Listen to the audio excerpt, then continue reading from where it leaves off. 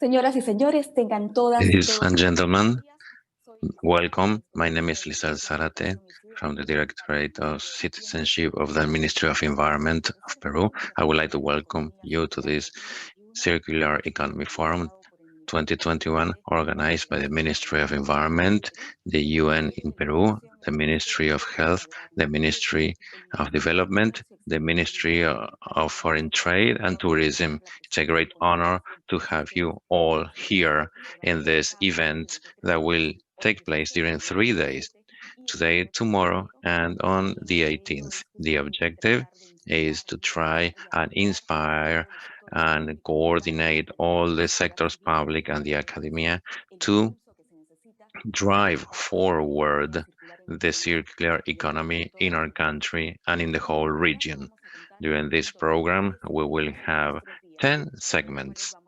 Among them, we will have plenaries, private public sector dialogue in which you will be able to participate, and of course, national and international experiences about circular economy and workshops, which are very interesting for people who are interested in circular economy, and many panels in which we will be having dialogues about food production, clean production, and also to be able to show the advances of circular economy in Latin America and the Caribbean.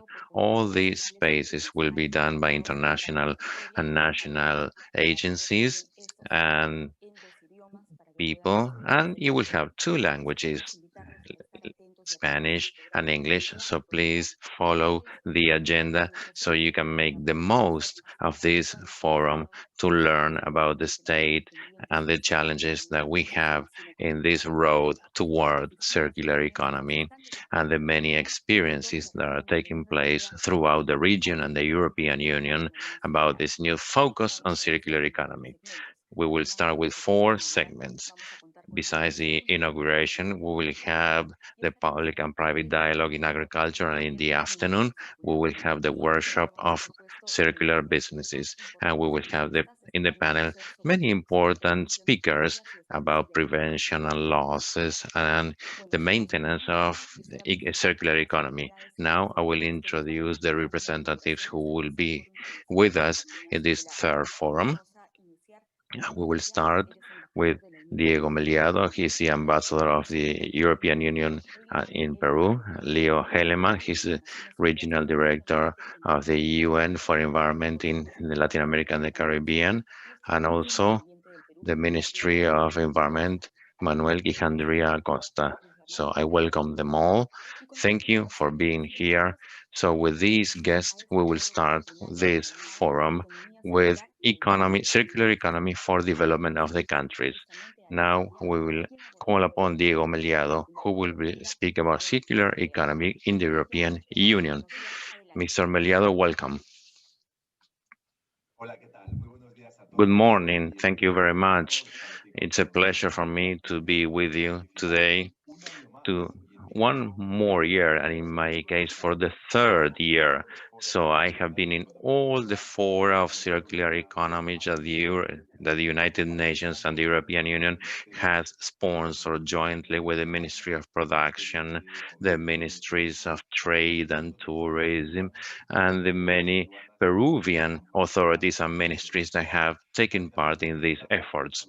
It's also great to be able to say hello to all the representatives from throughout the world, from international agencies, from the UN and other agencies from the world, and all the people who have been working for in the last 3 years and who have seen the evolution of the growth of circular economy. It has always been very important for us to work with the region in circular economy. When we speak about circular economy, as we have done, we are speaking not only about something that is theoretical or an idea, an abstract idea, but something that for us in Europe is a reality in business, in competition, in our day-to-day lives.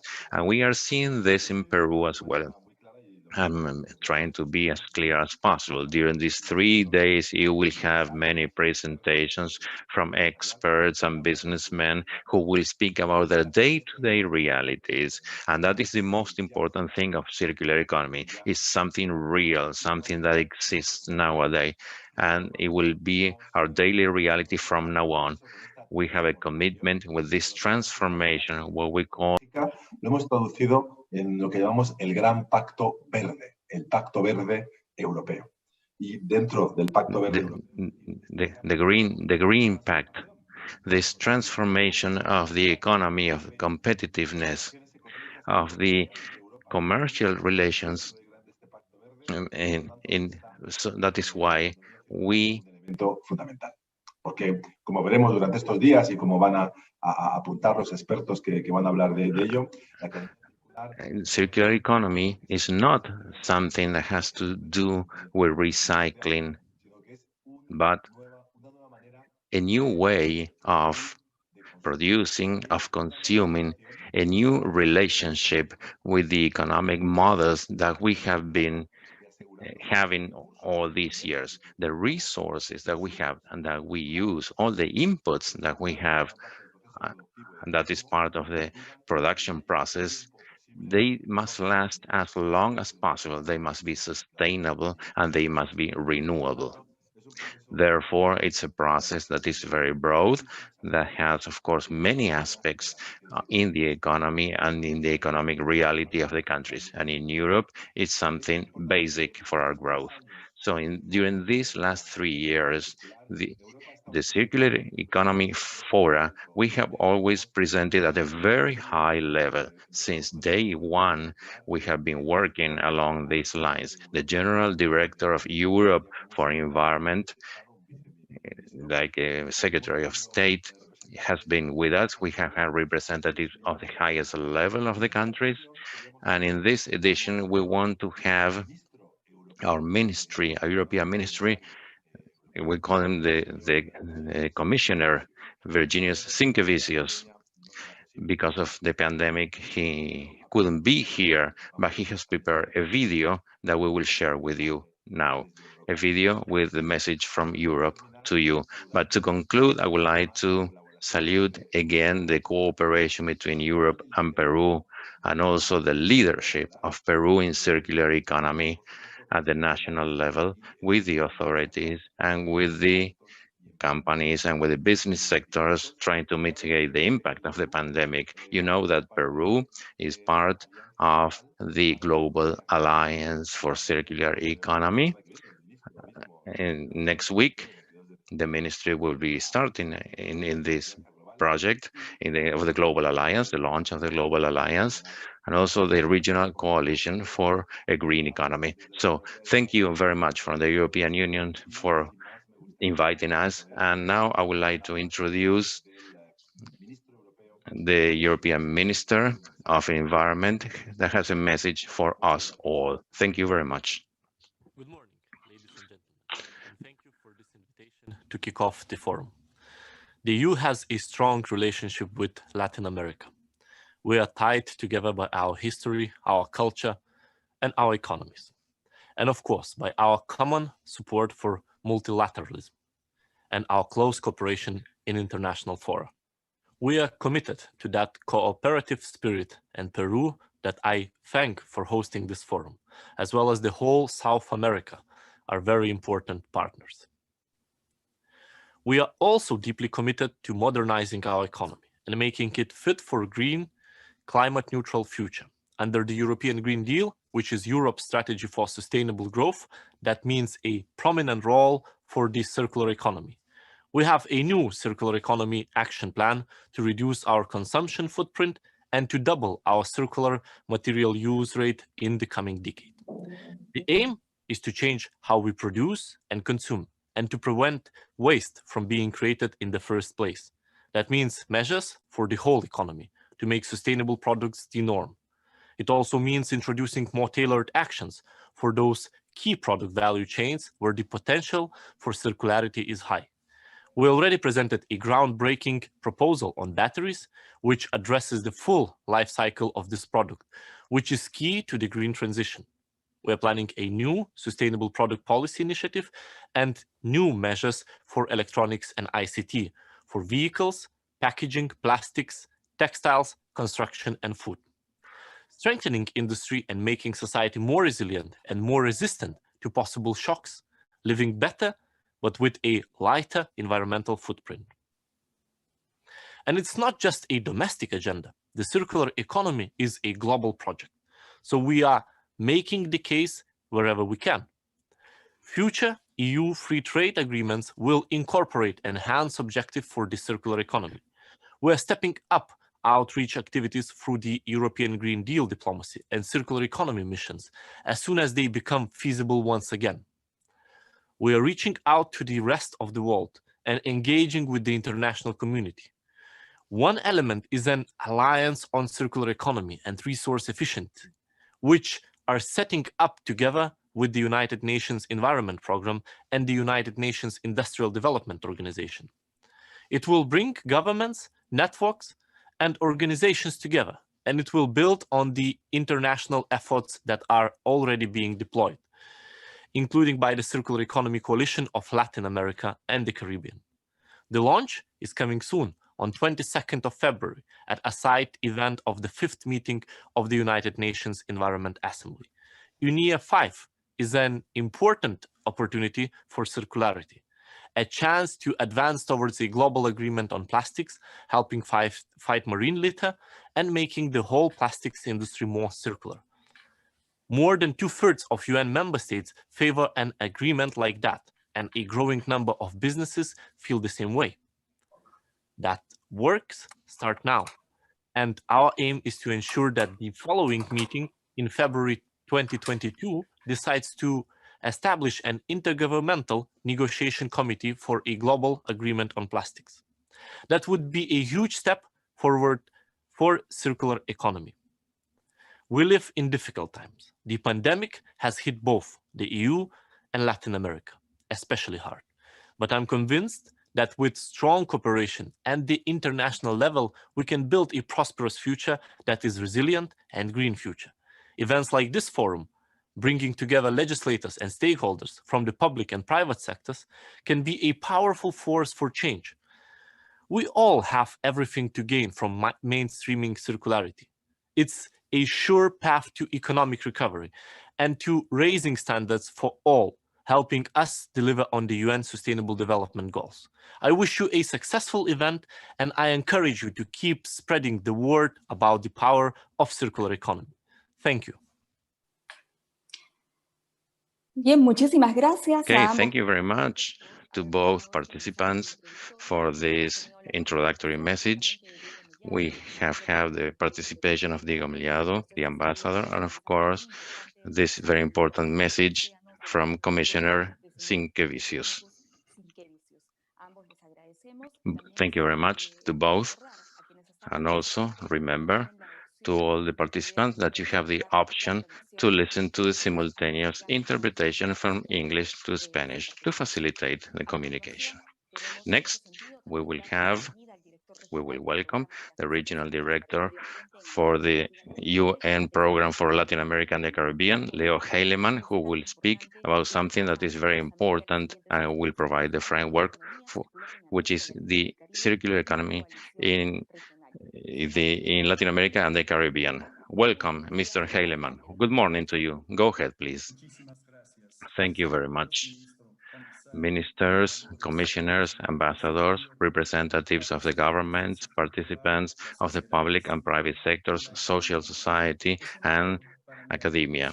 It's an honor for me to be here in the opening of this International Forum of Circular Economy, organized by the government of Peru and the European Union. I would like to salute and thank Mr.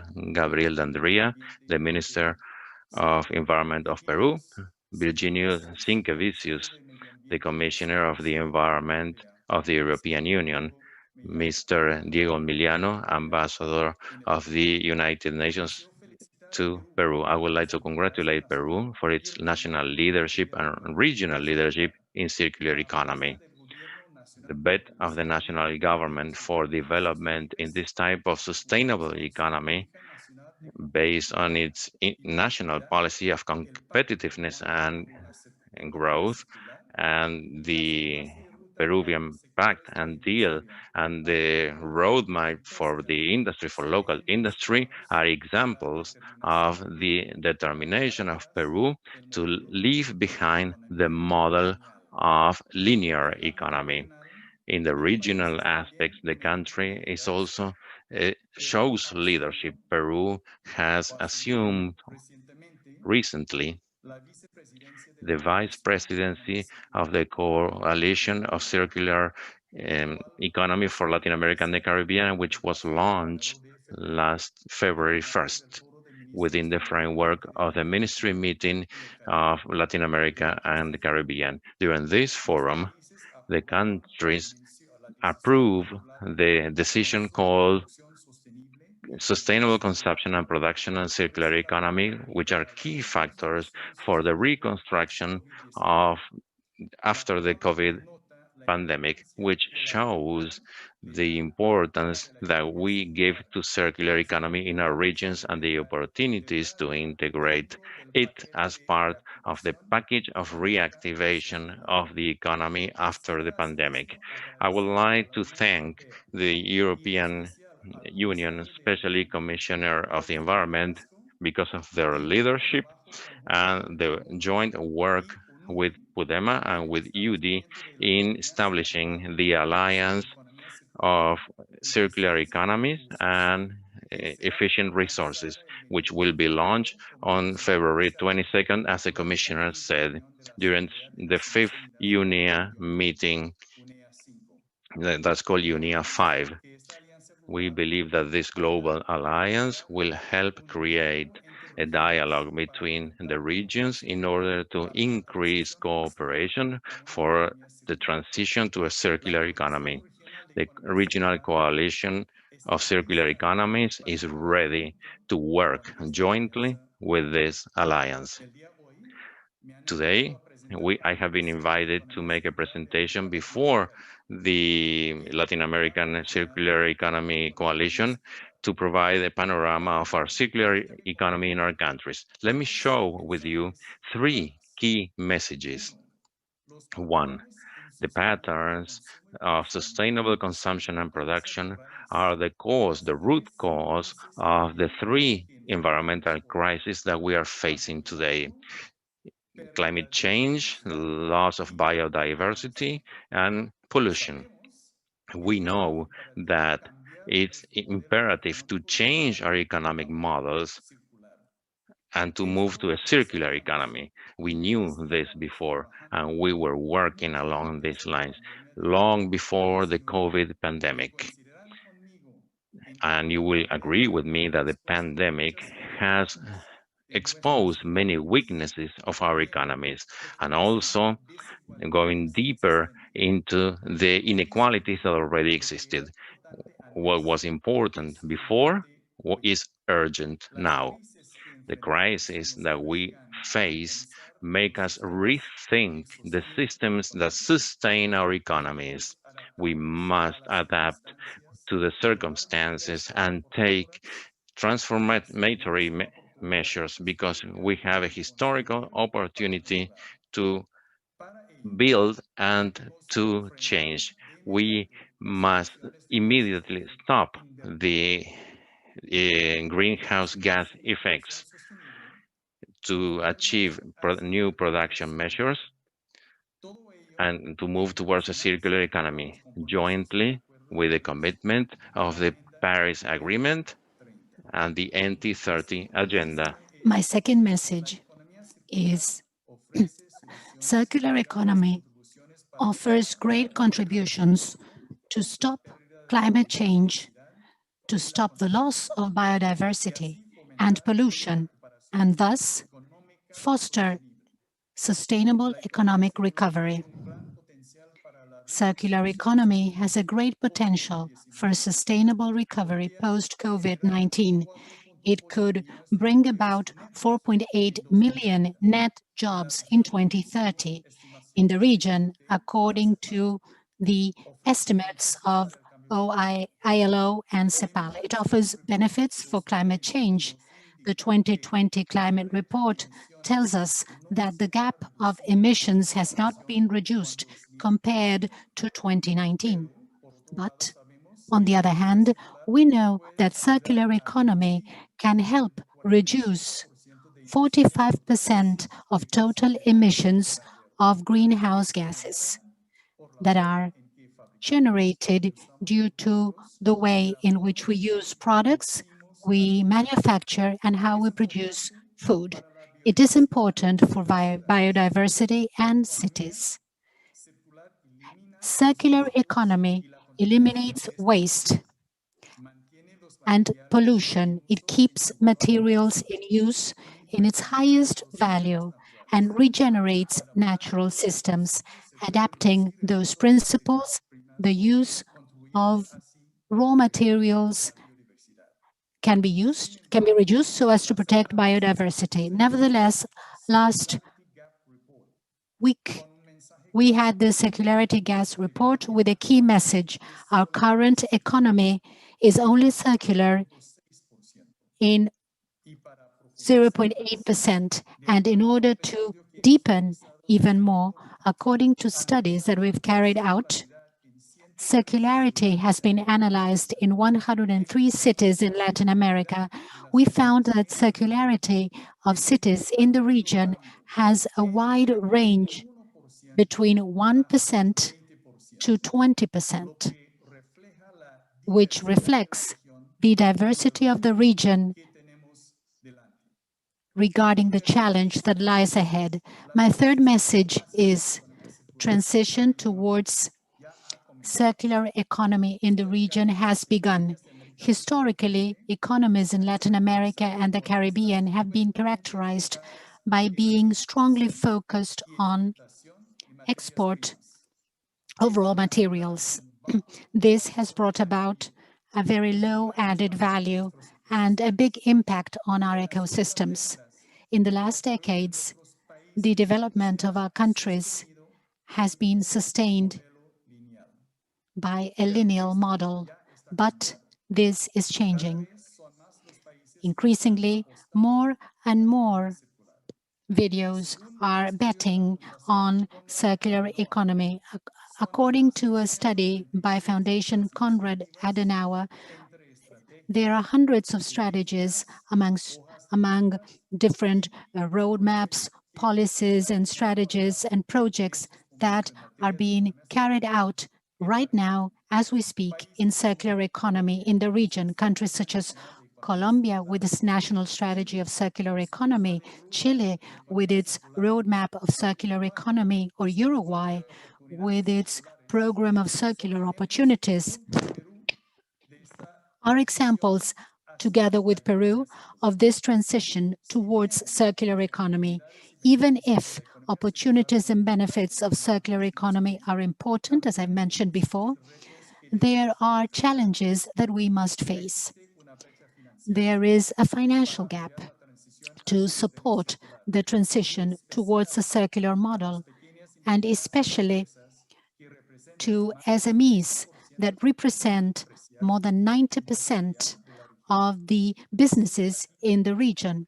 It is imperative to foster dialogue with the financial sector to help develop innovative financing mechanisms for innovation and technology. This is an area that must be approached through a dialogue with the banking sector and the private sector. It is necessary to explore the trade relationship with circularity. In our ministerial forum, we held a dialogue about the role of sustainable trade to foster circularity.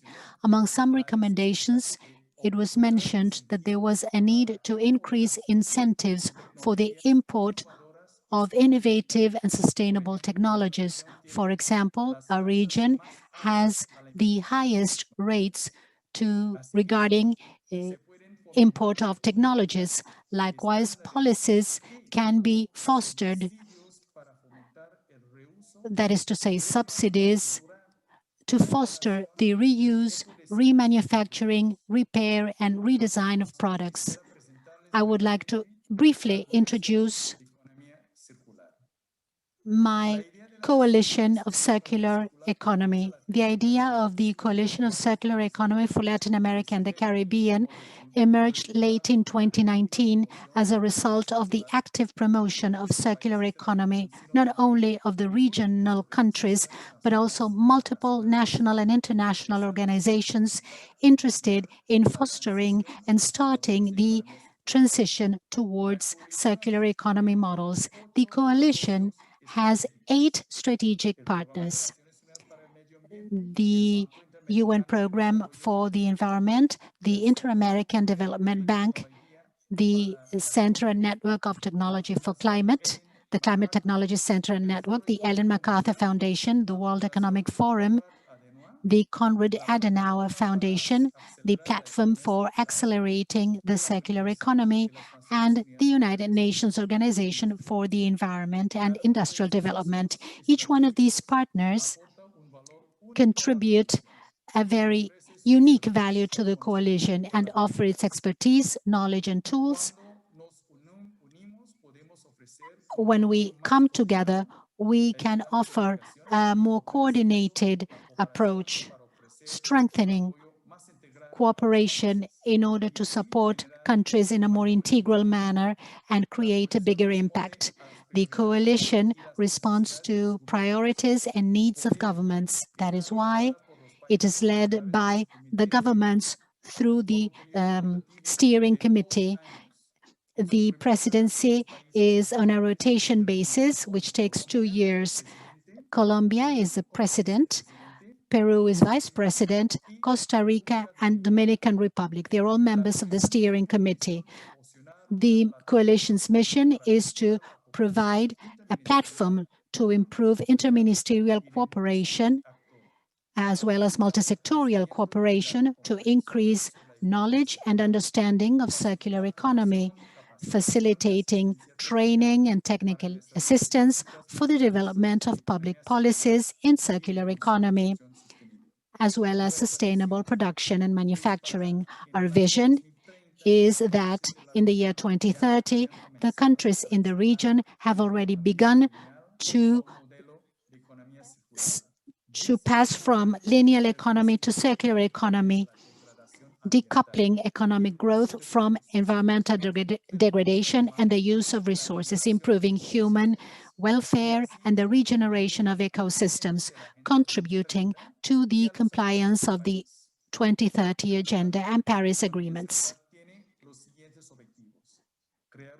These are the goals: create a common regional vision in circular economy, to promote and sensitize regarding circular economy at all levels, foster South-South and North-South cooperation, development of tools and indicators to facilitate and offer opportunities for training, pilot projects and strengthening of alliances and cooperations to support the mobilization of resources to adopt circular economy in the region and sharing knowledge with other players. In order to obtain these goals, the coalition will be working in 6 areas, which you can see on the screen. It's going to be focused in key sectors. Those sectors have been defined by the countries members of this coalition based on the regional needs and priorities. The groups are plastics, electronics, food and agriculture, cities and construction, industrial symbiosis, and tourism. For each sector, different task groups will be created. They're open to countries and institutions who are interested and who are working in the fostering of circular economy. Finally, I would like to highlight that the regional coalition is an open platform to all countries and all ministries, the private sector, and all institutions who are working on these issues. We invite you to join us.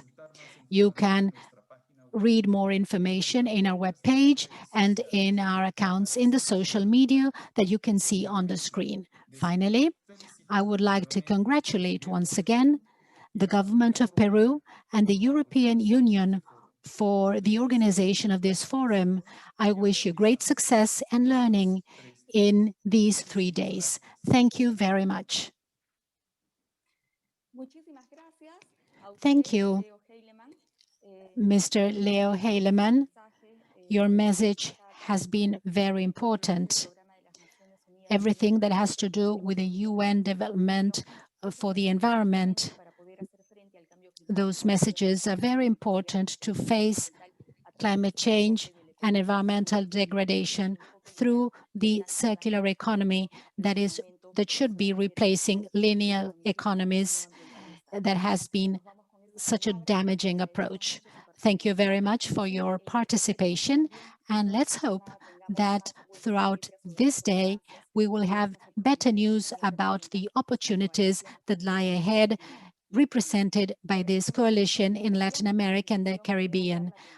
We would like to welcome and introduce the Minister of the Environment of Peru, Mr. Gabriel Quijandría Acosta. He's going to talk about the transition that Peru is undergoing towards a circular economy. Welcome and good morning.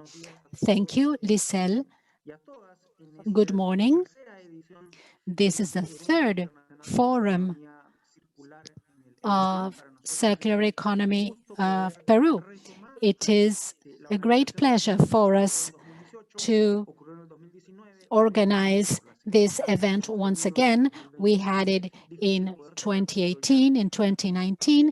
We couldn't organize it in 2020, but now we are recovering our rhythm, our pace, and we are relaunching it in order to give more information, because even if we didn't have an event, a forum last year, some things have happened in spite of the complicated pandemic situation we've had in the country.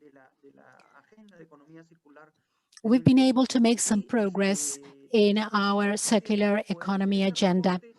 It is important for us to report on our situation and renew our bond, our relationship between the different actors, the different players, the different organizations that should all be aligned in order to create a new model, the model that has to do with relating and linking society, economy, and nature. As Leo said, this will bring about a bigger sustainability level and will allow us to be better prepared to face challenges that can be even larger than the ones that we've been facing in the last 15 months. We should remember that this is a challenge related to a dysfunctional relationship we have with nature. We must review it. We must overcome it. We must be able to overcome the big challenges lying ahead. They are related to the pandemic, to climate change, to the effect of the loss of ecosystems. And vis-a-vis all this, we have to reformulate the model that has to do with the use of resources and space in order to start with the transition towards the circular economy model. So now I will share my screen. Please confirm if it is clear enough. Muchísimas gracias. Muchísimas gracias. Thank you. The presentation is called Peru's Approach Towards a Transition Towards a Circular Economy. And we would like to try to decouple, to separate economic growth, which is absolutely necessary for our countries, especially in a situation such as the one we are in. The pandemic has strongly affected our economy and our social dynamics.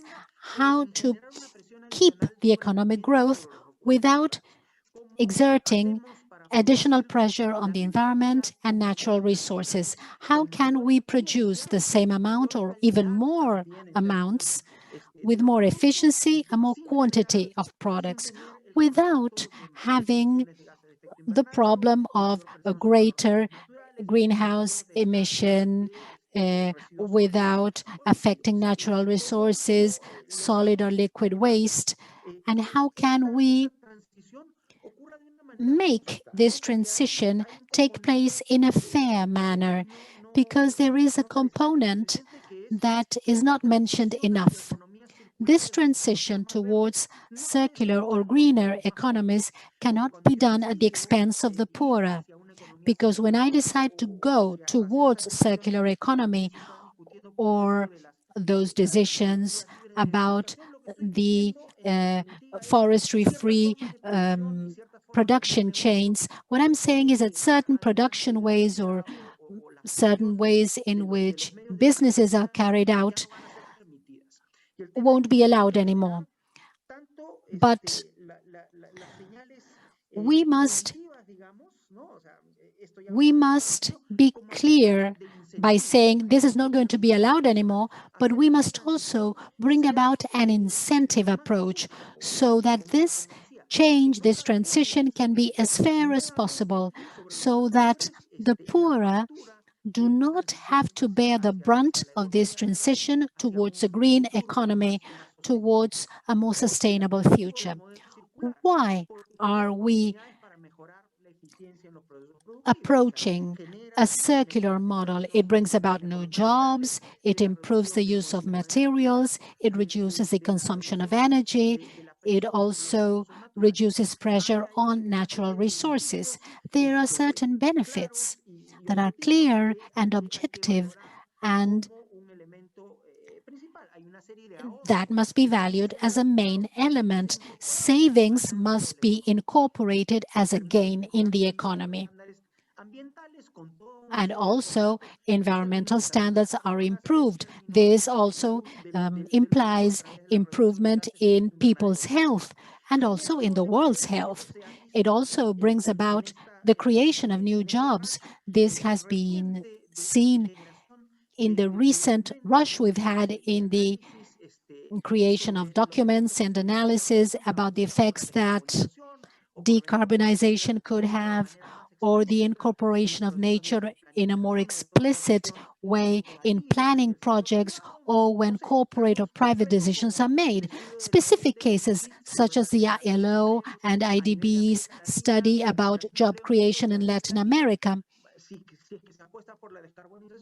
If decarbonization is the goal, that shows that 15 million new jobs will be created if the region strongly undertook this direction and this transition. The reduction of raw materials and improving productive processes and the opportunities of having an access to more demanding markets. How can we have clearer transition, but also taking care of what the current demand, the international demand and internal demand demands, requests, products with smaller footprints regarding the environment, the water resources, and the proposal to foster this transition and to give a boost to it is focused on three big principles: handling of waste, the offer of economic players, and a reduction in demand and consumption. There are different variables, different lines of actions that are associated to these three pillars: the reduction in the use of raw materials, industrial symbiosis, the use of responsible disposal, and taking into account that the state is a big buyer. It creates and generates goods and services, and it can also bring about important signals for the transition towards this economy, which can be taken of economic actors with a lower environmental footprint and the reduction of energy consumption, solid waste, and the deployment of technology for final disposition and technology to substitute the products that are currently being used.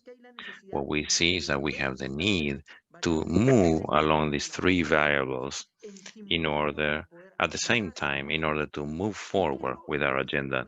And what is the interesting thing about this in the case of Peru and in the Peru agenda, that our agenda goes beyond the environment. It has to do strongly with politics and with the plan of competitiveness and productivity. Understanding this connection in order to drive forward the economy and to reduce the energy consumption and to create savings and benefits, potential benefits and savings for the future that could be created as part of these developments. So in summary, this is the construction of a roadmap for circular economy in which in Peru we prioritize the industrial sector, the agricultural sector, the fishing sector. So, and this is deeply connected with the clean production agreements that we have. These agreements we sign between the Ministry of the Environment, the Ministry of Productions, the unions, and specific industries that are willing to participate and to have commitments in this regard. So what we are trying to do is to turn things around in clean production, and we have been moving forward in solid waste, but also new agreements must include energy efficiency, reduction of greenhouse gases, which are other components which are very important for our clean agreements, which are clearly detailed in these efforts. And here we can see how we have moved forward specifically in the industrial sector, what I was saying before. This event is an opportunity to tell you what we have been doing during 2020 in spite of the situation we have faced.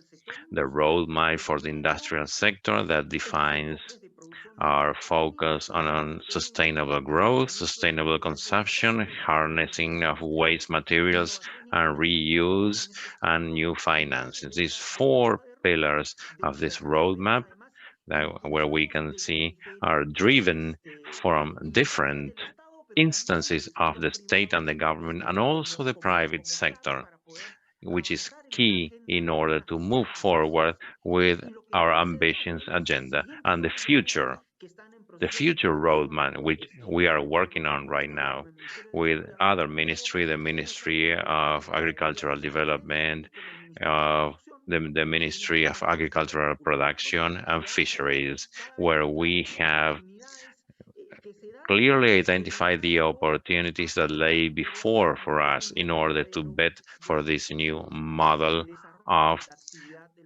clean development and how this can and must be consolidated in the future by means of two initiatives that have been launched. The Peruvian Deal for Circular Economy, which is the space to express the will of all the actors of the process, the public sector, the private sector, academia, international agencies. And for example, there we have the relevant role of the European Union and PNUMA, who are key for these processes to create conditions to have a commitment to reach national commitment about circular economy and how we can work on this and to connect this with a platform called the Circular Peru platform to implement it so that the deal is not just a deal, not just an expression of will, it must have a specific implementation in actions that can lead to clear evidence, which we call hard data, meaning results of the decisions that have been taken. So we are working on that, And we, as an administration, we want to leave this in a very good position so it can be taken up by the next government in July next year. And finally, how all these efforts in Peru have to do with a global effort, and we support the creation of results from other parts of the world, of the region, sub-regions such as the Pacific Alliance or the global stage, such as the Global Alliance on Green Economy, which was mentioned before by the representative of the European Union, who was here in the opening section. So we see here how this global dynamics, this regional dynamics, comes hand in hand, and we as a country, we cannot be left aside. We need to be aligned in our work in order to build upon the efforts of the Latin American countries, of the Pacific Alliance, and the global efforts for building a new model that will allow to connect economic growth and protection of the environment. I understand that now I have to open this third international event on circular economy, which I do. I'm very proud to do so.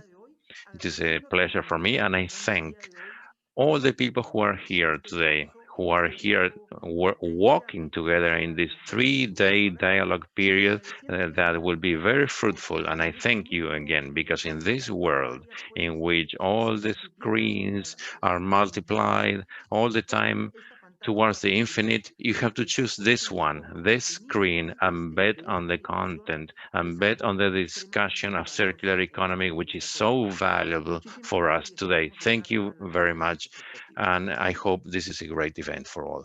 Thank you.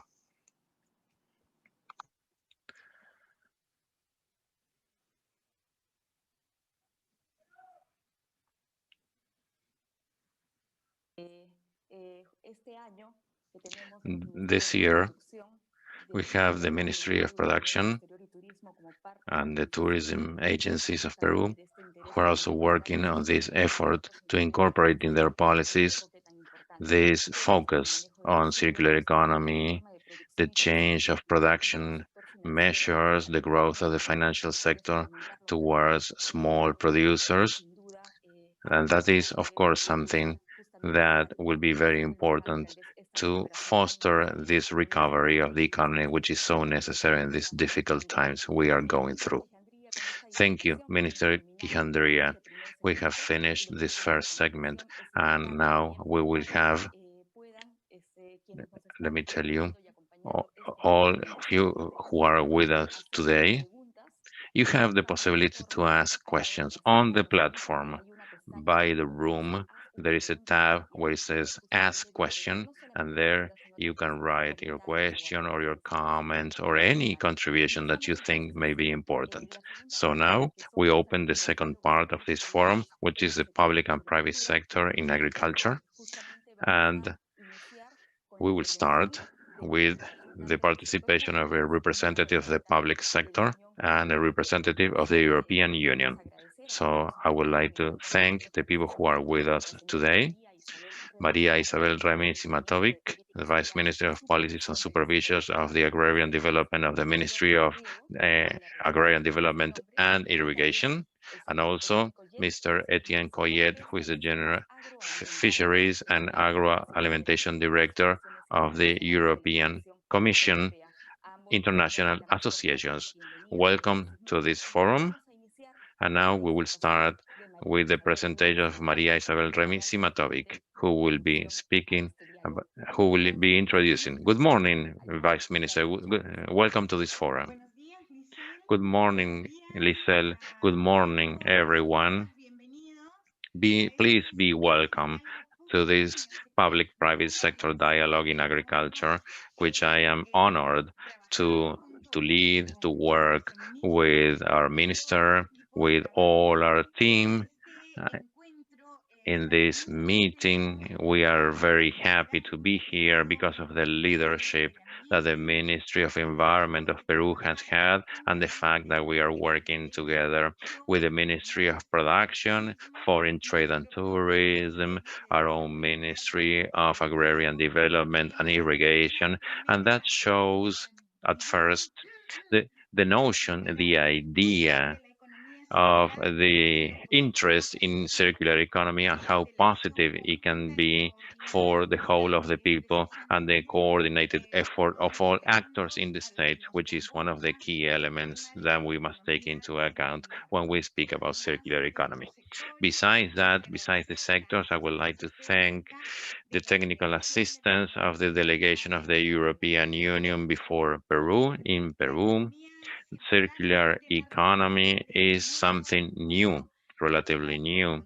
It's something that is growing, it has been growing, and as many things, we come a little late in Peru, but in spite of that, we can quickly adapt and we can quickly have initiatives with entrepreneurs who provide innovation, who work with us, and who try to put us on track again with our peers in Latin America and the rest of the world before the challenge of the green transition, the transition to this new circular model. That is why this space of dialogue is devoted to agriculture, and the idea is to have an exchange of knowledge, of learnings, in order to get to know and to understand the national and international experiences and that use circular economy in production activities. What we propose is to showcase 8 important initiatives that are being developed both in Peru and in other regions of the world, 4 of which have to do with the importance of circular economy in agriculture and forestry, and the other 4 have to do with the handling of cattle raising, which is also very important in environmental change. These initiatives have to do with the production change, the agricultural value chains to ensure the efficient use and the harnessing, sustainable harnessing of products in the processes of production, harvesting, and the post-harvesting process, in which there are lots of savings to have in the processing and transformation and distribution of the production, mainly in food. The idea to share all these notions in agribusiness, sustainable agribusiness associated to circularity of the economy as a model for the development of our people is to inspire and to connect, to coordinate many sectors, the public and private sectors, the academia, the civil society, in order to drive forward this transition towards a circular economy in our country. As an advance of the public sector, I am pleased to tell you that we are working jointly in the creation of the roadmap for the agricultural sector for a circular economy. Besides, we have subscribed a commitment to lead the coalition. As was mentioned before, it will be led by Peru, this commission in Latin America and the Caribbean, the regional initiative that drives us forward towards a new system, a new economic and socio-economic system that is sustainable and that is part of the recovery after the COVID pandemic. We are convinced that the model of circularity in the economy generates positive impacts in our environment. That is key. But also we would like to show through these experiences that it also generates opportunities for the transformation of the production of the efficiency in agricultural and forestry business, and also new opportunities for businesses, as I said, for entrepreneurs from our country who are developing new initiatives. And that implies, of course, the need to be accompanied with research and innovation, education and development from the country, among other aspects, in order to enhance the life of the products before they are discarded. We come from an economy where discarding, where waste is seen as economic growth, and we have to change that mindset. We have to move towards an economy based on prolonged use, on reuse, recycling, so that we don't have the levels of waste that we are witnessing today. Finally, we are sure that with the participation of all of you, all the unions, the regional production associations that will be our important allies, academia, companies, businesses, civil society, and all the sectors of the state working together, we can again revalue our resources from the point of view of agrobiodiversity as an opportunity to achieve a rural development within the context of a circular economy.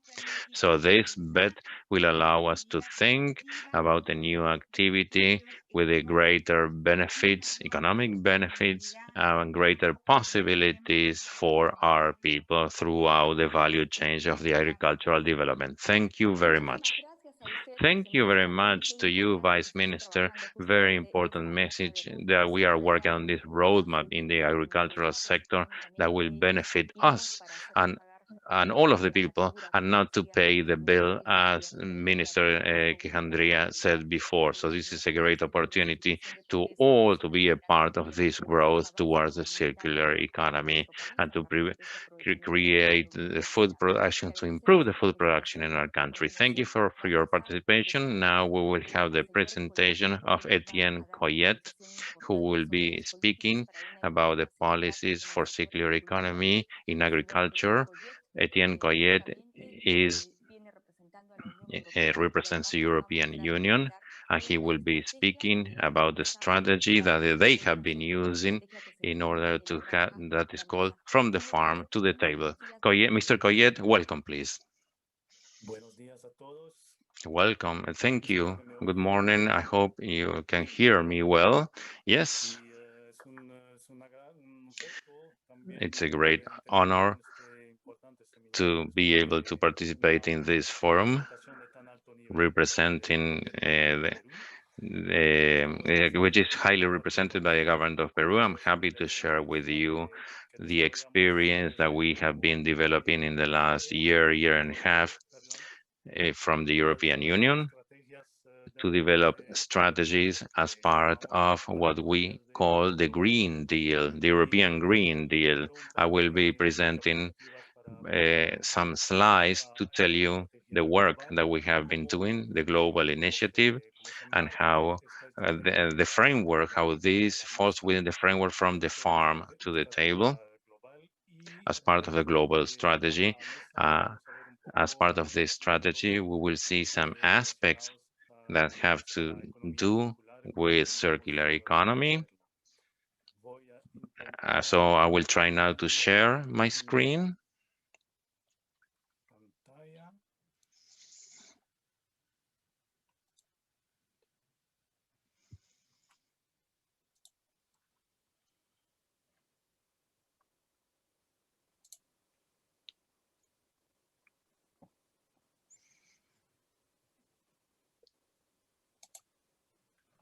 No sé si se ve bien.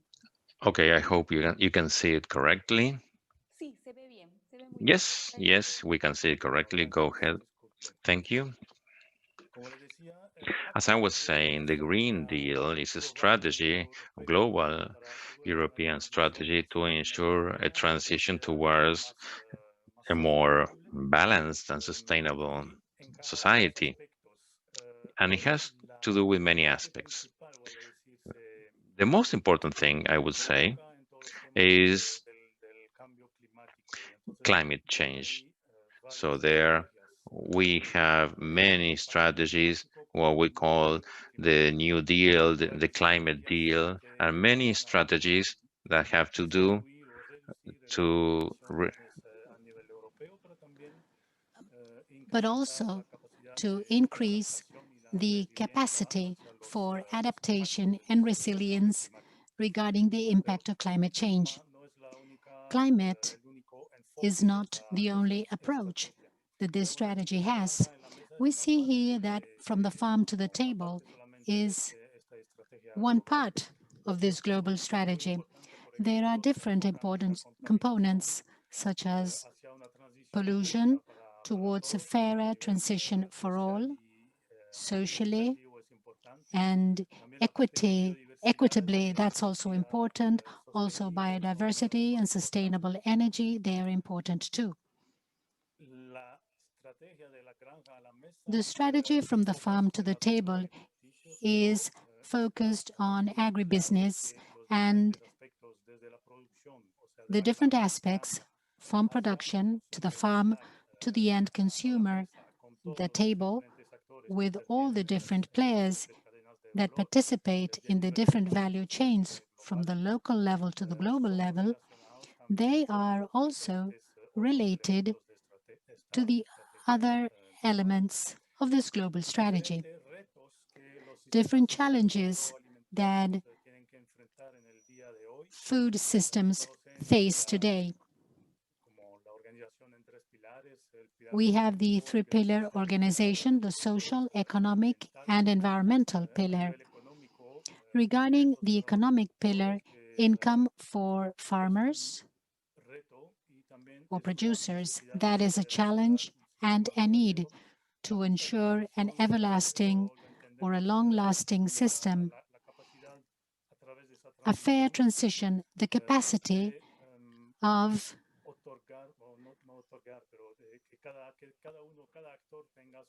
having each player share and benefit from the system. As we saw in the previous presentation, that transition can entail new economic opportunities for companies and also new jobs. Regarding the social pillar, there is a global problem regarding diets. There is still hunger in the world, and obesity is also gaining ground. This is a problem that has to be faced too. Regarding the environment, obviously, climate change, the protection of the environment with all the contamination and pollution problems, the agriculture is sometimes presented as the main cause for a reduction in biodiversity. And another important element here is the transition towards a bioeconomy so that it can be as circular as possible. The COVID-19 pandemic has taught us, has shown us the importance of solid and strong and resilient food programs, but it has also made evident the interrelationship between health, the health of ecosystems, the different value chains regarding local and international standards, consumption patterns, and we go back to the consumer, and all this is faced by the planet limits, the access to natural resources, and the long-lasting use of these resources. We can see the importance of ensuring sustainable subsistence means for primary producers. In Europe, this is a problem, but I believe that this is a problem elsewhere also.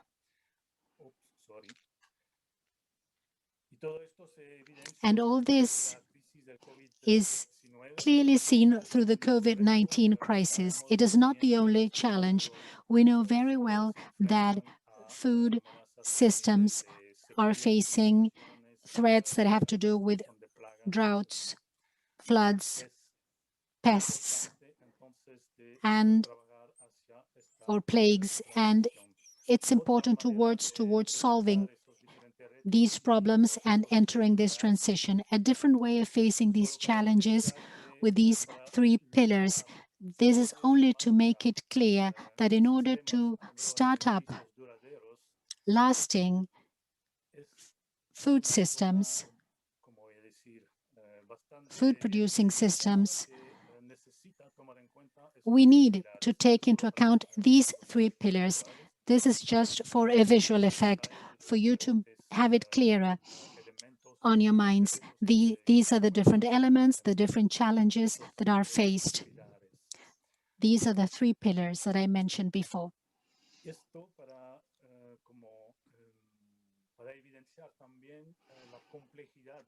In order to make the complexity of these systems even more clearer, if we have citizens or consumers at the core, in order for them to get food in a sufficient manner and with a high quality, we see that there are different kinds of players, primary producers, the inputs, transformers, food producers, retailers, restaurants and hotelier or hospitality systems, and different services that have to do with finance, research, advisory and consulting in different levels of the value chain. And we finally get to the global level. We have the European Union, because these strategies have a focus first on the European Union, but each one of the strategies that we've seen has an international and global chapter, which is very important, and it's necessary to achieve these goals. Obviously, this is something that has been said before. We are very interested in our interaction with Peru at this level, not only because it's important to have a relationship with Peru, but also to learn from their experiences. Foster world transition. These are some of the elements that I mentioned that have to do with the strategy, that have to do with the farm to the table approach, which we have identified for this global strategy. International cooperation, as I have just mentioned, and also trade agreements. We have the intention of including in the different trade agreements that the European Union will be developing with different counterparts. We want to include chapters on sustainability. They should be ambitious and be able to respond to the different needs mentioned today. International standardization and cooperation in multilateral fora. We are preparing the United Nations Summit on Food Systems, and this is important for COP on climate and COP on biodiversity for this year. The tagging and labeling, that's important for the different players. Peruvian players, for instance, that are exporting products to the EU, and it's also relevant for the trade of inputs. Circular economy elements adapted to the food sector. At the European level, there is also a strategy that was presented last year about circular economy, which comprises different general principles. Some of them are here today. And here we have different examples that have to do with implications in the food system, the design of sustainable products, machines, equipment, but also input and products. The incorporation of recycled materials is something that we would like to increase, and of course, to reduce the carbon footprint as well as the ecological footprint. information of users and consumers so that they can understand the kind of product they are buying or consuming. And obviously, regarding farm production, circularity of production processes, trying to analyze the flow of materials and products, trying to get out of the farming system, and we can extend this and we can value waste. For instance, for some products, they can be interesting sources of raw materials for other sectors and maximize the use and recycling of materials and products. Particularly regarding the agricultural and food sector, we would like to develop an integrated approach regarding strategies and development of solutions. An important element here is the relationship between the production of food as well as the management of water resources and the consumption and production of energy. In this case, we can also develop very important and interesting strategies in order to reduce the impact on the environment and climate. The reduction of food waste. In Europe, we are at around 20%, globally 30% of the products that are being lost or wasted. Therefore, the analysis regarding the value chain flows, as well as the distribution of consumption and the storage of food is also an important element of this strategy. Regarding the packages and the use of plastics. In Europe, we want to reduce and ban towards 2025 single use and foster the recycling or reuse. Regarding hydric resources, water resources, we would like to foster water efficiencies using water resources to their maximum levels, and once this is achieved, we can try to clean and use polluted waters to the maximum level, and the management of nutrients in the system of farming production. First, regarding the fact that we can precisely measure nutrients in precision agriculture, in micro agriculture, that is to say the nutrients to be used in the fields, and try to reduce the use of synthetic or chemical nutrients in order to maximize the use of recovered or organic nutrients. Sometimes this can be done by valuing the different waste in the farm. All this can be integrated in the strategy from the farm to the table, as well as the circular economy strategy. These are very recent strategies. They were published last year. And obviously, regarding implementation with the COVID crisis, we are still working on it. But priority, of course, lies with overcoming this crisis. The important thing here is that the Green Pact strategy and the other strategy I presented here are important elements for the European plan for the COVID crisis recovery. We want to move ahead with a new basis. These are some of the sources for further information,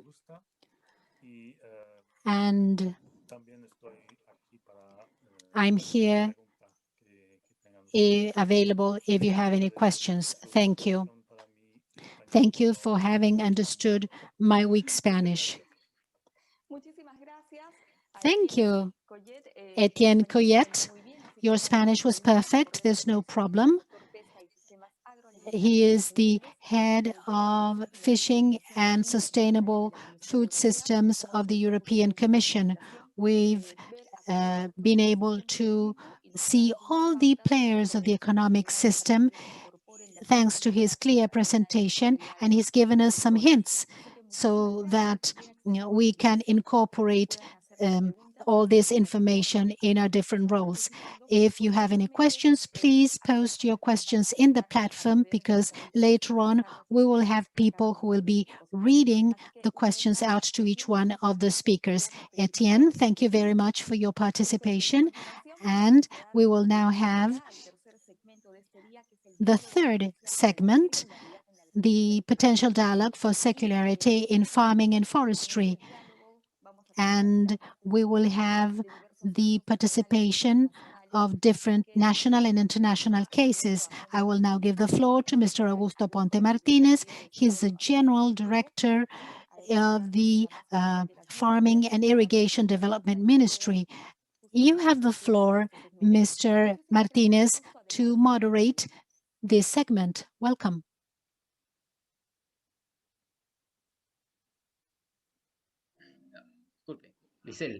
Muchas gracias, Lisel. Thank you, Lisel. Welcome. Good morning to all the participants of this forum, as well as to speakers, and to all the people who are following this streaming. It is a great pleasure for me to start with this dialogue, and we will have 4 important experiences: 2 are international experiences and 2 national experiences. We will have a person who will also make the conclusions. So we will have the following guests. We would like to welcome you all. We have Ms. Rika Jokio, Senior Vice President of Climate and Circular Economy of Metsä Group, Finland. We also have Mr. William Pofle. He is the Public-Private Coordinator of the Network Solidarity Sustainable Coffee of the Netherlands. We also have Mr.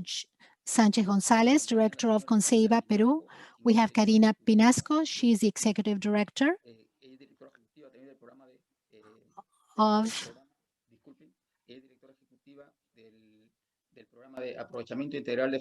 the integral use of cocoa and forests of Amazonia, Peru, and Alejandro Fuentes, President of the unions of AVAP, Peru. He's going to have the different conclusions in this segment.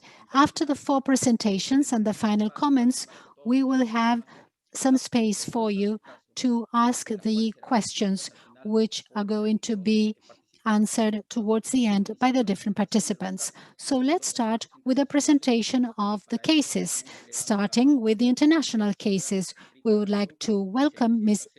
Rika Jokio. She's a Senior Vice President of Metsä Group, Finland. She's going to share the experience that they have in the forestry sector. Ms. Jokio, you have the floor. Thank you. Thank you very much. Just a moment and I'll share my screen.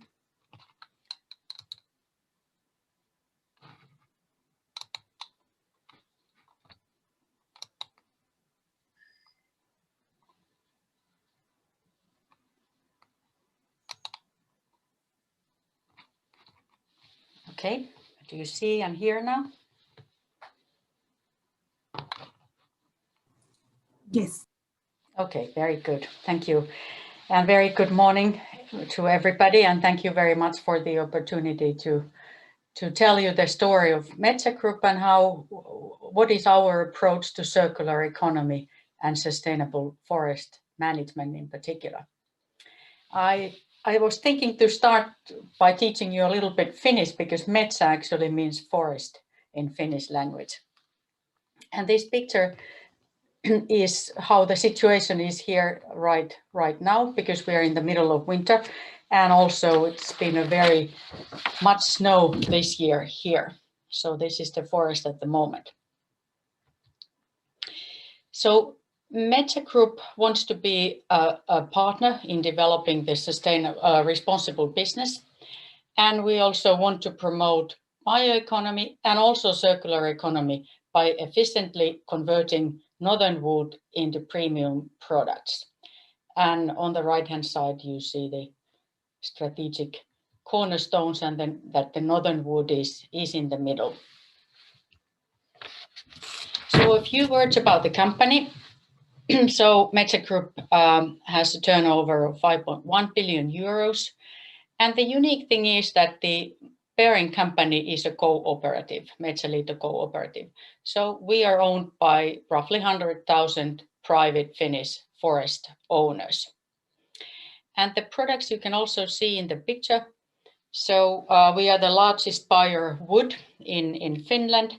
And also we've been strongly developing services for forest owners to increase the value of their forest property. And then we manufacture wood products and sawn timber for construction use, pulp, which means wood fiber, and is a raw material for paperboards and papers. And then we are a large producer of paperboards for packaging, as well as consumer products in tissue and greaseproof papers. And these products we are selling all over the world. And the Metsä Spring is the 3 years ago grounded innovation company whose purpose is to bring innovations and also commercialize new products and technologies. And one thing still is about this renewable energy.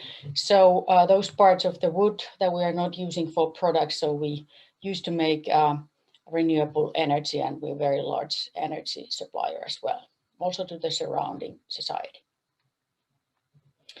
So Metsä Group has been in a very strong investment path, and since 2015, the investment sum is 4.5 billion euros.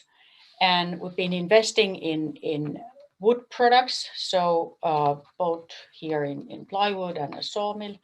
And then also what I would definitely like to tell about circular economy point of view is this bioproduct mill concept that we have been also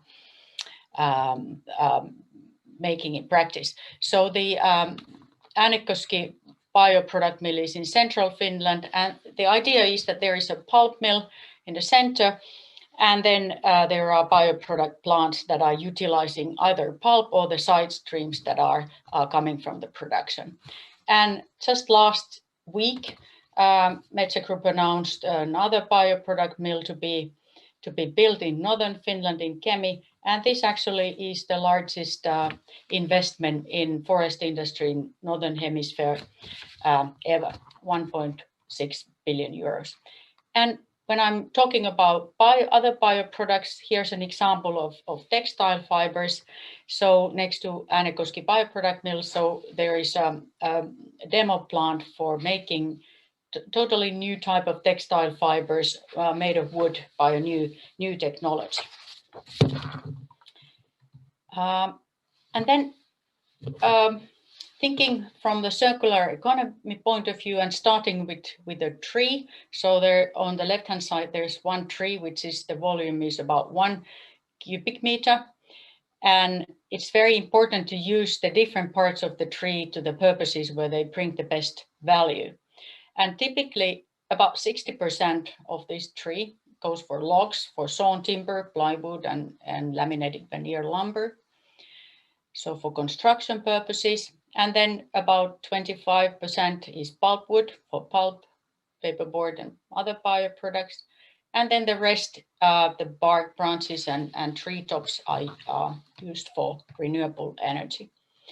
And in the circle picture, you see that there are already today very vast variety of different type of products made of wood, and there are like endless opportunities to innovate new products as well. Then a little bit more about circular economy in total. So this is a picture that I drafted to try to put in one page all the key circulations in our processes. And how this is read is that this big circle is the so-called biological circle that starts in harvesting the forest and ending then in the biodegraded products going back to the earth, and you can kind of plant a new forest in it, so to say. And then inside the picture there are a lot of technical circulations, which I'm not going to go through very much in detail, but just would like to point out the titles so that you can get an idea what the issues there are. So here are the three streams that I showed from the tree picture. And if we are following this pulpwood stream, so we're really working hard to closing and narrowing the production loops, for example, when it comes to the water used at the mill, so that the same water circulates in the processes and is purified in between. Also, one point of circular economy is the factory life cycle planning, so that we're not just scrapping old machines, but trying to update and make them work somewhere else or at our premises also for a longer time. And then if following this pulp production, so 50% of wood is fiber, so that is the pulp. But so there is another 50% that is other streams of wood ingredients. And those side streams we try to valorize and make new and also existing products out of them. So circulating that part. And then if we are following the pulp part, making paperboard or for packaging, so those used packagings are recycled, collected in society and recycled, and new packaging is made of it. Or then the products that cannot be recycled, like tissue and greaseproof paper, are typically biodegraded, and those will then be composted and then used in landscaping, for example, or agriculture again. And renewable energy is produced in many steps in this process. And also I would like to point out still this is our bioproduct mill concept, where we want to further develop the ecosystems and partnerships and then create high value added new bioproducts. Then I was asked to little bit tell about the forests, and I thought that maybe it's worth of showing a bit where we are in the boreal forest zone here in Finland. And Finland is really 75% covered by forest. And as there is quite a lot of water, lakes and rivers here, so the land area is roughly 10% units higher coverage. So very much forest in this country as well as in Peru. And Metsä Group has its wood supply 79% from Finland, and the Finnish forests are sustainably managed, and 85% of all forests are certified, mainly by BFC certification. And the origin of wood is always known. And what I mean by my title, that forests are growing more than they're being used, is here that in 2019, the growth of the Finnish forest was 108 million cubic meters, whereas the use was 71 million cubic meters. So every year there will be more wood in the forest than in the previous year. And this has been the case since the 1970s. And also, like to tell that the Finnish forests are nature-like, even though they're planted, they are not like plantations. And also that we only use natural tree species, which are basically tree, pine, spruce, and birch. And over half of the protected forest in Europe are located in Finland, so 13% of the forest area is protected. And private ownership is the main ownership mode, so 60% of the forests are privately owned. And also, maybe it's interesting for you to hear that it takes about 80 years from a seedling to grow to a regeneration-ready tree. So we are in a cold northern country. And the last picture is a Finnish forest in summer. And I wanted to also link this to the circular economy and how to regenerate renewable resources and what it means in practice. So after harvesting, of course, active regeneration, also high quality seeds and seedlings are important for the growth. And then the timely management of young stands, for example, the thinnings of the forest. Metsä Group wants to develop further the forest services and provide information and advice to forest owners. And also we are developing all kind of digital tools to make things easier and better for the forest owners, and also to forecast and plan the resource efficient use of all wood assortments. And one tiny little thing about the fertilizing, of course, it's important for the growth of the forest, but also this is an example of the circular economy because we can also fertilize forest by using wooden ashes. So basically bringing the nutrients from wood back to the forest. And last but not least is safeguarding biodiversity. And that is, of course, important for the vitality and also for the growth of the forest. And in Finnish forest, the key things to do are to increase volume of decaying wood, which is a home for many organisms. And also we need to identify and take care of the valuable habitats that could be, for example, some deciduous groves, because basically our forests are coniferous mainly. So this was the short presentation from Metsä Group and Finland, and I thank you for the opportunity to be with you.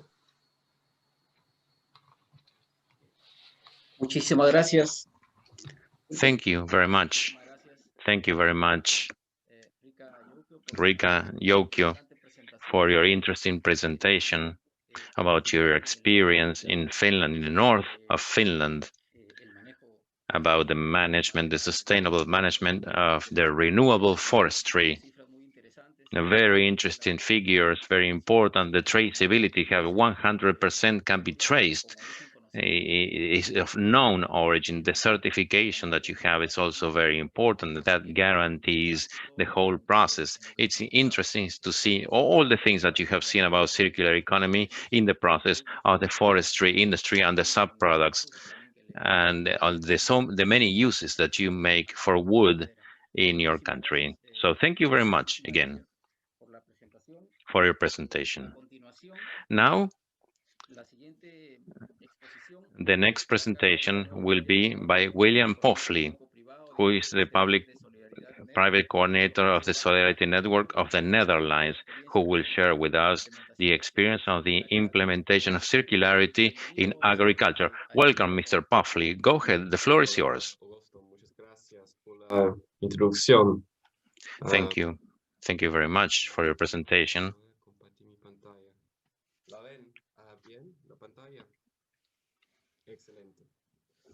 Okay. First of all, thank you very much. Good morning. My name is Will Poffley. I work in the organization of the civil society. It's called Solidarity. We have our objective is the organization to work in the sustainability of commodities towards a production, sustainable trade and production. So to give you an idea of what we do and how we work, what is Solidarity, our organization, and what we want to achieve as an organization. Here you can see a timeline of history, we have over 50 years of experience in the development of sustainable productive chains.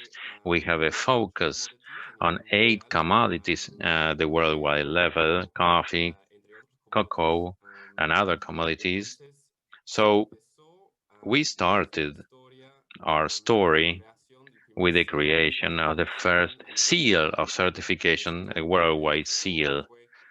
At that time, it was Max Avelar, and so Solidarity had an important role in the creation of other certifications and seals in the world. For example, Cooperation, Fair Trade, Foods, and ISPO, BCO, RSDO. So these initiatives, this is what we have been doing as an organization. And you can see here that we are trying new models that go beyond the certification. As you can see here, we have the model that we climatically intelligent coffee and some alternatives for field technicians and for small producers, and also the role in the creation of round tables, both for banana production and in Piura, where we have, and the Coalition for Sustainable Production, where we work hand in hand with our partners. So the idea of this presentation, we have a project that is the circular economy. Circular economy is a new model that goes beyond the old tradition, and the idea is to achieve sustainability throughout our processes. So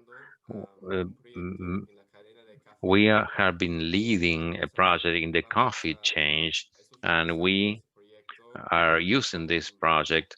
We're implementing it jointly with the United Nations of the Netherlands funds, the NEA, and also Selfood, Olam, and JDR, which are important producers in the world of coffee, small producers, which is Solidarity and Arcoyaga. And we have Minagri, which is the Ministry of Agriculture and Irrigation of Peru, as one of our partners. But before speaking in more detail about the project, I would like to show you a video. I hope it runs, so you have an idea about the context and the management of the coffee chains at the worldwide level. So I will play it right now. I hope you can listen to it. Coffee companies defined big sustainability commitments for 2020. Unfortunately, the Coffee Barometer concludes that most commitments are not being delivered. Is it because they don't have money? ¿Se escucha? Disculpa. Sí, se escucha. No se ve la pantalla, pero se escucha. We cannot see the screen. We cannot see the screen. Okay, but we can listen to it. Okay, and now you can see the screen, right? Okay. Here's the thing. Coffee companies defined big sustainability commitments for 2020. Unfortunately, the Coffee Barometer concludes that most commitments are not being delivered. Is it because they don't have money? Well, the largest part of global coffee revenues is earned by the top 10 roasters, who received $55 billion in 2019. In the meantime, coffee farmers only get a fraction of this amount, are hardly able to cover their basic needs, and are under constant pressure to cut costs at the expense of the environment or by reducing wages. The coffee sector loves to talk. In roundtable events, major sustainability issues are frequently discussed, but this does not translate into meaningful change. No higher farmer income, no better labor standards, no adaptation to climate change. It's time for action. There are plenty of ideas and tools to make coffee production more sustainable. Even if there is uncertainty about the outcomes of our actions, this is not an excuse to do nothing. The industry has to take collective responsibility and live up to their own commitments. Want to learn more? Go to www.coffeebarometer.org. Ok, perfecto. Ahora voy a regresar a mi presentación. Okay, perfect. Now I will go back to my presentation. Excellent. So, the message that this video has is that we need action. We must try new models and help the sector and small producers. In this case, Will, we still have the video? We don't see your presentation now.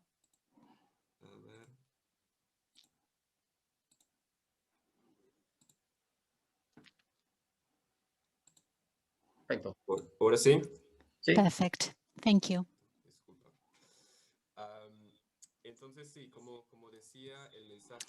As the message said, we must try new models, we must take action as a sector. So the circular coffee project we are working from Peru to the Netherlands has several components. What we're going to do with small producers in Peru is promote 4 practices that I will explain later on that incorporate the circular economy principles. We have 4 practices that we are working with producers. Practices that have to do with management of soil, that is to say, our natural resource, which is so important to incorporate to our practices. It's a key practice within the framework of circular economy. Then we are fostering the promotion of coffee under the shade, that is to say, regenerate ecosystems. We explain this to producers, in this case in San Martín. We will also foster the 3rd practice, which is compost. I will explain this a little bit further on, and also the general management. I don't know whether you know or not, but this is the coffee bean. This is the tree, what the tree offers. When it is harvested, you keep the grain, the coffee bean itself. This is what the company Olan buys. So this is 80% of the fruit. We have 20% of organic waste that could be made use of, and that is where we bring in the compost practice. It's important to mention that there is a layer, an acid liquid.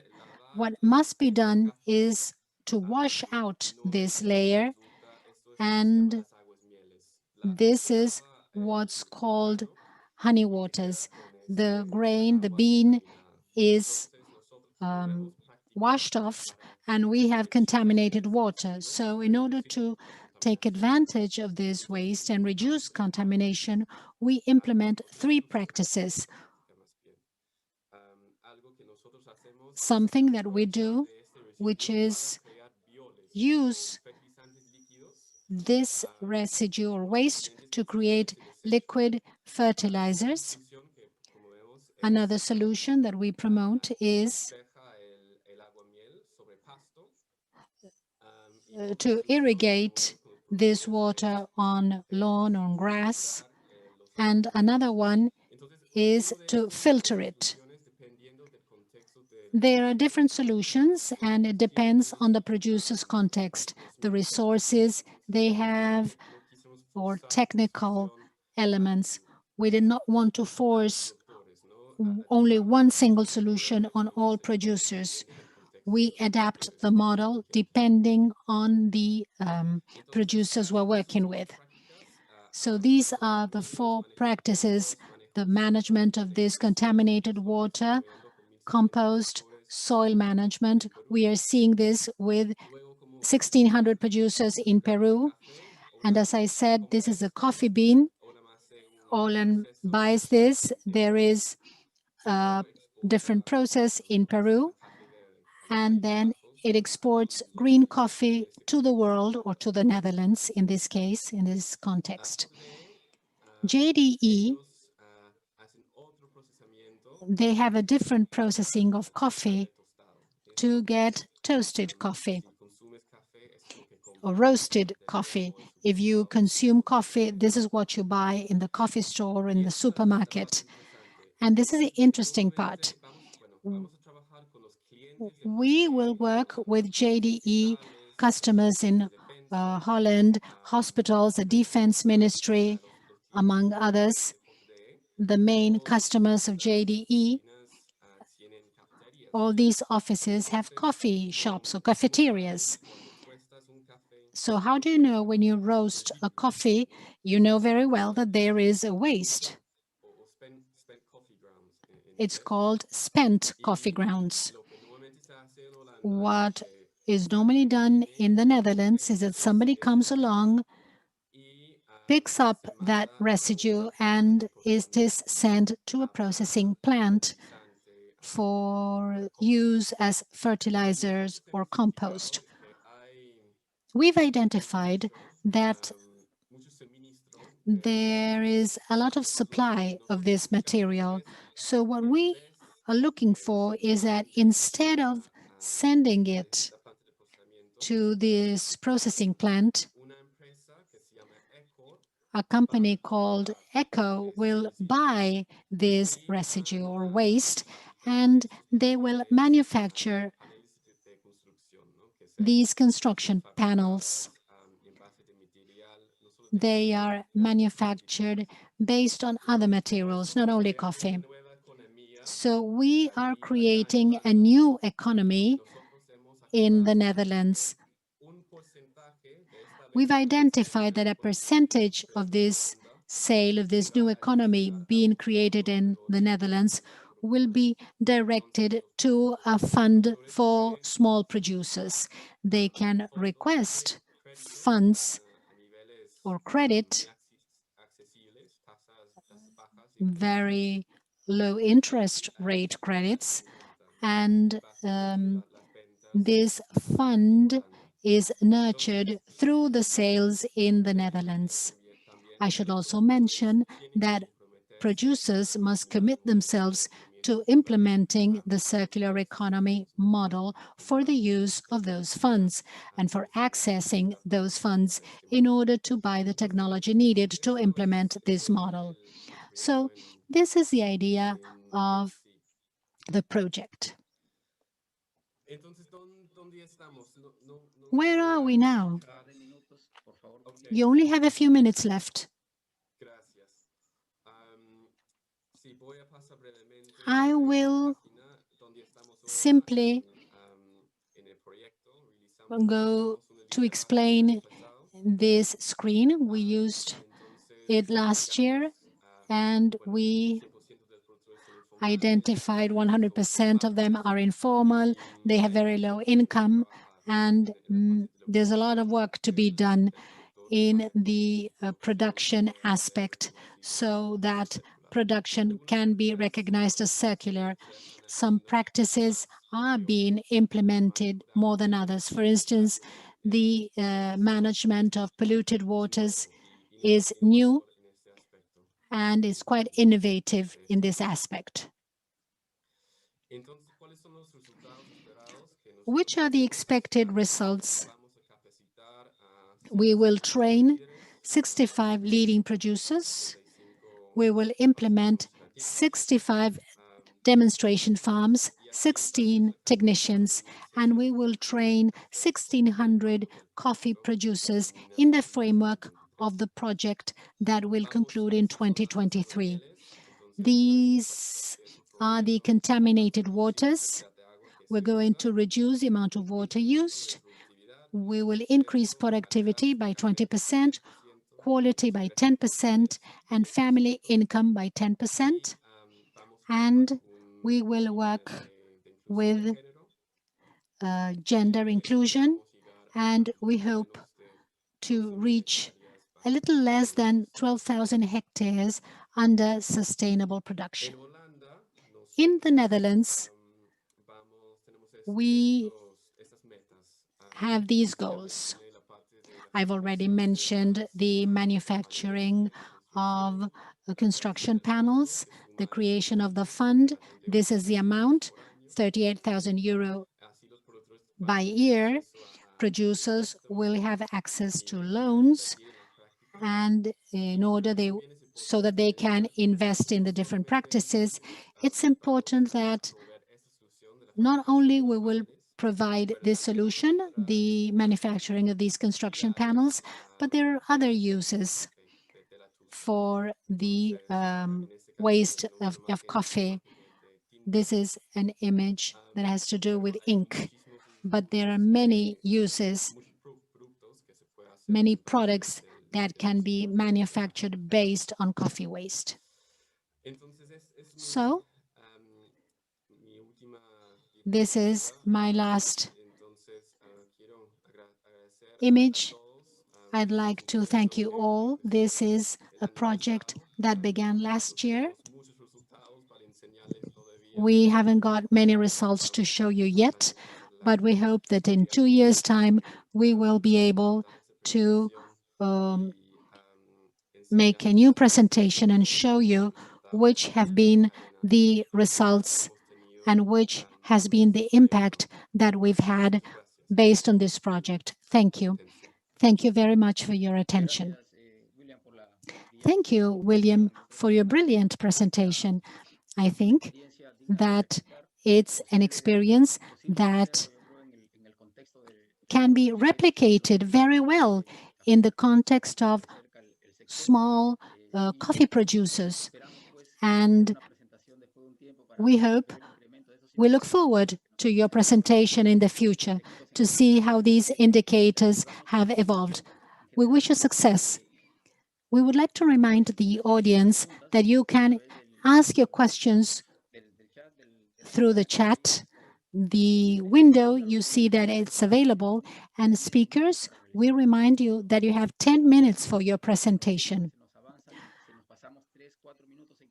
We cannot extend 3 or 4 minutes in each presentation. We don't want to be out of sync. So we will continue with presentations. Let's go to national cases. I'd like to invite Mr. Jonathan Sanchez Gonzalez, Executive Director of Conceiba. He will share with us his experience regarding the use of fibers for biodegradable products. Mr. Sanchez, you're welcome. You have the floor.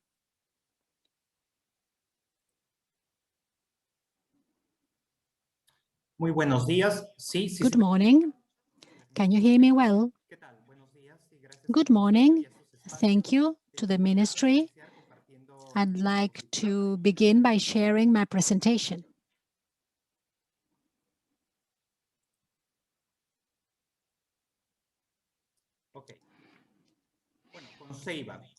Conceiba. It's called Nature in Your Room. We've been working due to 2 problems that we have. One, allergies that existed and that are caused, especially the allergies that have been caused by mites. And then the problem, that is to say, the forest fighting against forgetfulness, that is to say, the fruit of the ceiba tree, the trees that exist in our northern forests. This is a respectful of the environment approach. We can use this fruit very, very well. We can use it in the stuffing, for instance, of pillows and cushions. There are two important characteristics. It's antibacterial and hypoallergenic, and there are many other characteristics. This is a fruit I'm talking about, the fruit of the ceibo tree, as we see it in the nature environment. The use, although it is known, it is used in the world for the stuffing of vests or acoustic plaques, the absorption of oil substances. We've used it in the stuffing of cushions, mattresses, and our developments have always been developed based on a circular economy. As we can see, this is a line of pillows. It's 100% of stuffing made with this fiber, and we have diversified because we are benefiting a whole community. The Bolivar community has used the honey not only at the textile level, but we're also making this product that we can use, we can manufacture with the fruit of the ceibo tree. We create jobs, we transfer knowledge, and we revalue an ancestral habit that lives in the community of Bolivar and that has been there for ages. And adults pass it on to children through knowledge transfer. We also have the SDGs, number 12, which is responsible production and consumption, and 8, which is decent work, as well as number 15, the life or the living of ecosystems. Based on circular economy, based on the husk, we manufacture different fertilizers. We also use it as carbon. And regarding seeds, the seeds are black, but it's 90% of it is oil. That is why we've used it in soaps, oils, and also we've used it for the consumption of hamsters. We see that the seed has a high protein value. I would like to conclude my presentation with one saying: taking care of nature is taking care of ourselves. I'd like to show you this forest, which is the Bolivar forest, which has around 20,000 trees.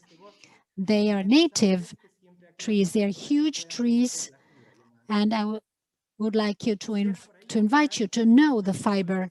And I'd like to show a small slide so that you can see the work that we've been carrying out in these 3 years in which we've been working with this initiative. Jonathan. No, el collage no se ve, Jonathan. We cannot see it. Can you see it now? No, no.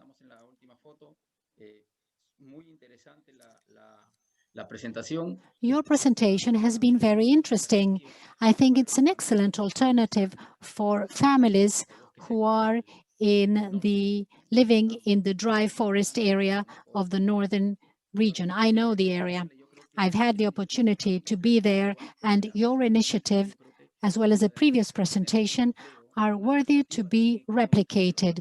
Job creation, an economic alternative for families, and the use of the different parts of the material that the ceibo tree offers. Thank you once again for your presentation from Conceiba, and we would like to continue with Karina Pinasco. She's the Executive Director of Amazonic for Amazonia. She's going to share the experience that has to do with the integral use of the cocoa fruit and conservation of forests. Welcome.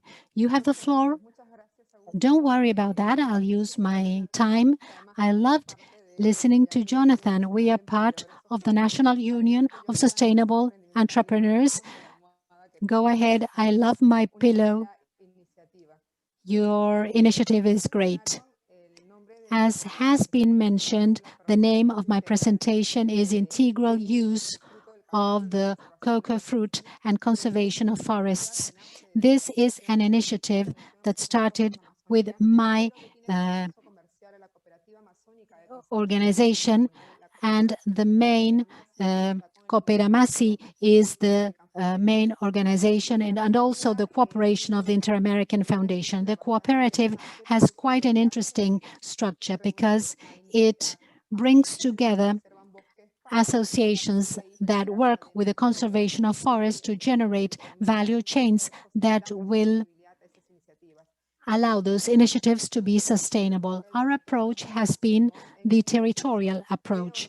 We were born in the process of ordering the San Martin area, and we have worked very strongly with the conservation of forests at the community level, making communities organize their own territory. They can manage their territory and with the political component. And as part of the economic process, we have seen two ways. One is the stabilization of economy, in which we believe this is a transition to which we must always try to achieve, learning about forests where nothing is laid to waste, where nothing is a residue. So we have been trying to move to the new initiative, which is the full use of the cocoa fruit. The initiative is made by 40 associates, partners, and associations, but the focus is on 4 provinces in the province of Huallaga for conservation, the Coalition for Conservation in Cáceres with 4 associations, and Tocache with 1 association, which at the end of the day, they account for 170,000 hectares of wood. And we work in all the regions where we are present with over 1.5 million hectares of woods as an organized civil society. So we realized in the process that unlike coffee, where we use 80% in cocoa, we use less than 10%. Only the grains of cocoa are used to make chocolate, and the rest is laid to waste. The fruit itself, the bark, the juice, the nectar. So we started identifying what possible uses we could have for them, because cocoa is much more than chocolate. So literally trying to take the juice out of it. And that is why we started with this initiative, in order to try and help the associations who are working with forestry preservation for surveillance purposes. And we know it has a huge potential beyond the grain. The juice itself will allow us to work to add it to honey when we reduce it by heat and by cuts. That this is being done in Ecuador and in other countries, and it has fructose, which is a sugary substance, which is natural, and we are running all the tests to make sugar out of it. So at some point, chocolate will be 100% cocoa, not only from the seed, but all of the fruit that is available for us. And I mean, the fruit is inside in what is called the vein of the cocoa, and we use that, we dehydrate that, and we use that, and also the bark itself can be used for cocoa meal. Now, how should this work? We know that with data from 2017, how much we are wasting our potential, around 50% in terms of soles, to one of the most important crops that Peru has, not only in Amazonia, but in other regions. So we are wasting a large amount of our production and sub-products of this fruit, because we are not able to harness them. So we have to use the circular economy in order to optimize our economy based on forestation, we have a problem because productivity is very low. As it's very low, people continue expanding the agricultural frontier, and that leads to deforestry of many woods. So we have to work on to prevent this, to concentrate, to focus on cacao, how to add value to it. And that's where we're working on innovation, on investigation, on research, to have an added value production and to come to a market with a product that can be a substitute product and not a single product, a single crop. So as to have so as to work towards responsible consumption. I have a lot of data from 2017.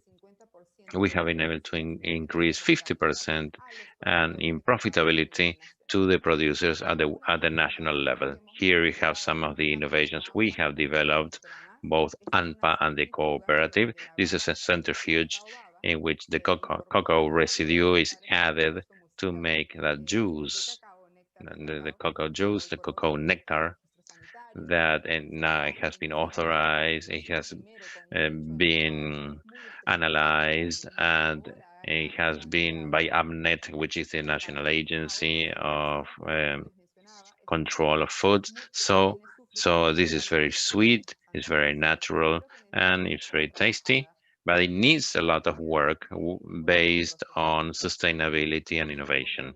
Here we have the cocoa honey, which is for the communities where they have no access to other types of honey, so they can keep this product.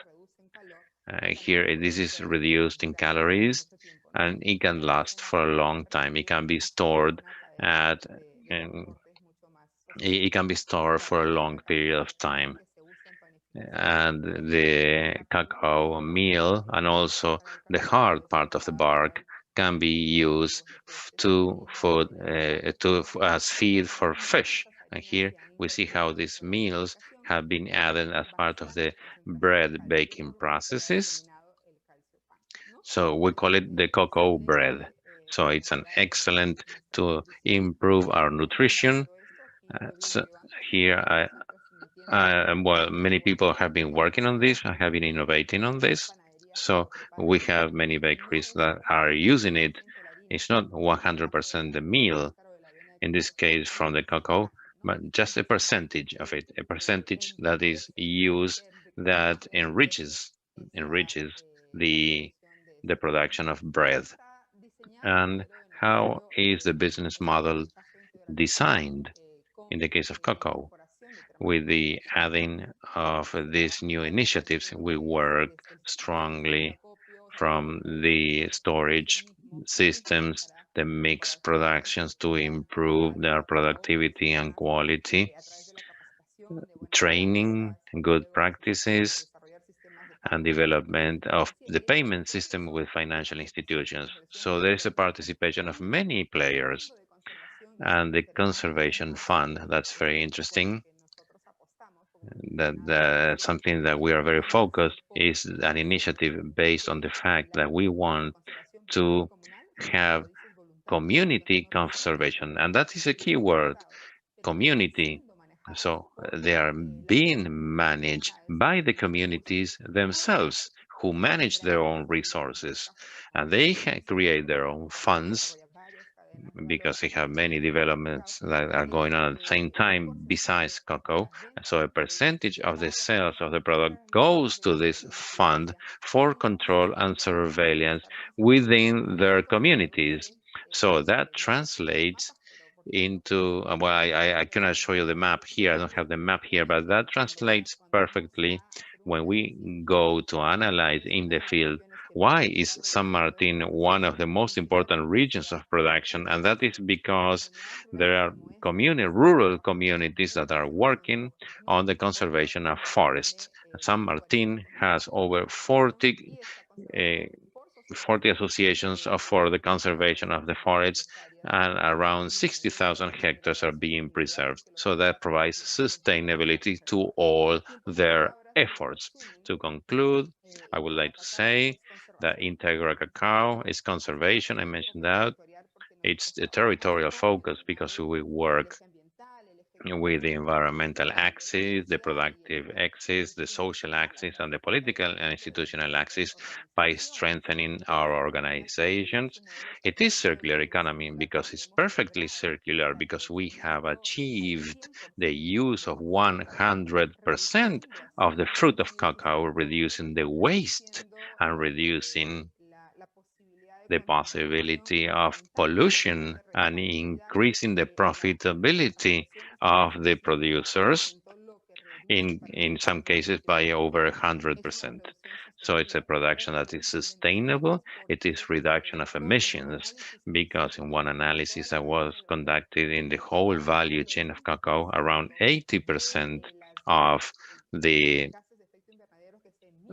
greenhouse gases were represented by the bark and all the residues of the fruit. So we are reducing all the emissions of greenhouse gases and contributing to the preservation and mitigation of the environmental problems. So development of capacities and leadership with gender equity. We have these new variables, the participation of women, which is very strong, and young people as well, because of the use of technologies, new technologies, and it's a business model that is very specialized, and it requires specialized labor.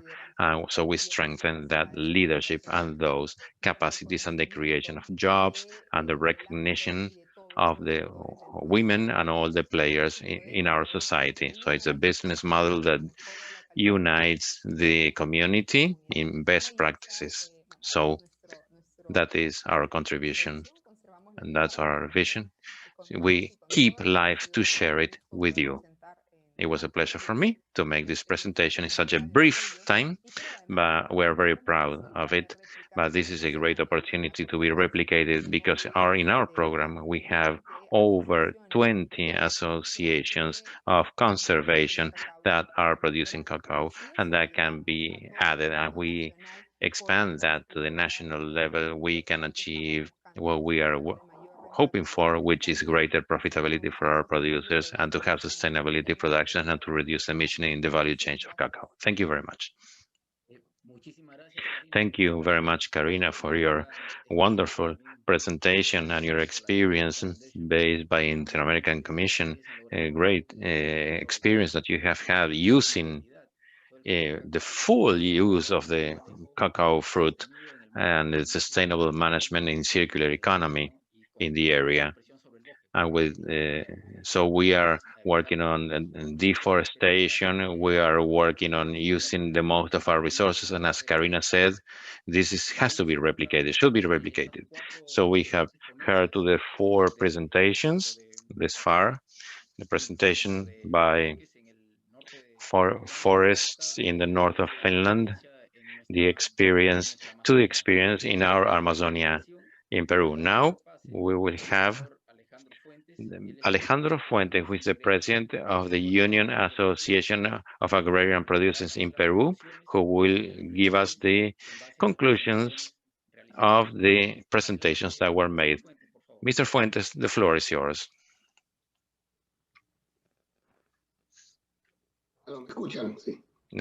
Yes. Good morning, Augusto. How are you? Good afternoon. I would like to congratulate the 4 speakers. I would like to mention as a conclusion, it's good that the circular economy is no longer a fashion, but something that is being implemented, that is here to stay in the world. Consumers in developed countries, in Europe, for example, they are concerned about the impact of environmental problems, of the activities, of human activities on the world, and that goes beyond climate change. And I think that circular economy means using the most, not only the most of our production, but the whole value chain to the maximum level possible. So that is an obligation, a moral obligation, and a legacy that we have to take into account and to leave to the new generations. That is our obligation, to leave them a better world. And this happens at the agricultural level because of a process that is an integral process where we have to add all the factors that come at play. For example, water, soil, energy, sub-products that are derived from the main product, as all the speakers mentioned, the importance of adding nutrients, organic nutrients to the soil. Many times, a bad management of the soil will lead to abandonment of land, and as a consequence of that, deforestation, and it has a huge impact on all of our countries through climate change. I think from the private sector, there are many things to be done in order to reduce that negative impact. One of the ways in which we can do it is by circular economy. From our point of view, to make it successful and positive, as the speakers said, we need to cover some common aspects, covering the needs of the consumers. So that could be an idea, but if this is not aligned with the needs of the consumer, it will probably not be very successful. So that need is a real or perceived reality. So personally, I think that I work I work in the mountains, and I know that we have to work with the producer, and we need to know how to find solutions for the problems of the producers. Another key aspect is transparency. With the technologies that we have nowadays, it should be more transparent the way we work. Unfortunately, in many cases, we have abused the small producer because of the lack of transparency in value chains. I think that there are some initiatives that are helping making more transparent what happens throughout the value chain. This must come hand in hand with certification processes of good agricultural practices. I think it's an important work to do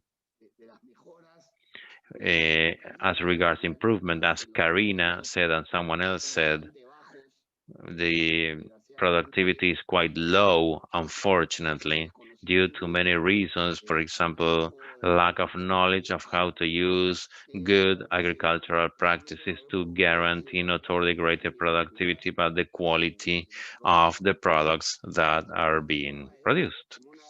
So I see that there are a myriad things that we can do, and when we analyze the results of what we have been doing, for example, in Paltajas, in Catibamba, in Ayacucho, we came to the surprise that the borders of the products are above the allowed levels. So lack of knowledge from the producers by using a chemical product such as that, will bring consequences. So consequences about which markets will be open for their products, and therefore lower profitability for their efforts. So that could have been avoided if they had had knowledge about what type of chemicals to use, if they had been aware of good agricultural practices, which unfortunately was not the case. And nowadays, we are facing this dilemma that their products cannot be placed in many markets because they have not many people who can buy their products from them. That happens all the time, unfortunately. They have to go to low profitability markets such as the Chilean market. So transparency is key. Is key again. Is key not only for consumers but also for the small producers. Another thing is the way that we can have efforts to reduce the length of the chain.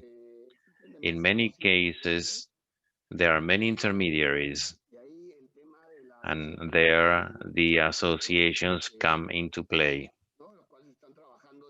And they are working, trying to group together producers in order to have economies of scale, so they can have access to a shorter value change. That would be important to be able to have access, for them to have access to a higher profitability. I think that the state and the private companies have an important role to play in order to foster this association. I think there are many examples: sustainable coffee, the use of cocoa, and the use of fibers. And taking advantage of the use of sabo and cocoa are making efforts to reduce that chain and have better return for producers. I'd like to congratulate them all because they're trying to empower small producers with knowledge. It is not coming along and imposing formulae or different strategies, but together with small producers, respecting their traditions, their habits, seeing how a sustainable business can be developed that will be adapted to their realities. Not being intrusive, but rather inclusive, respecting traditions.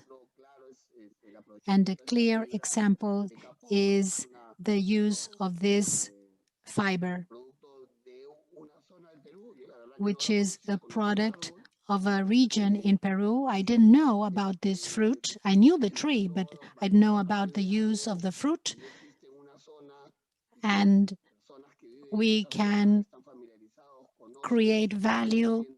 The people in the area know the fruit, feel it as their own, and I believe that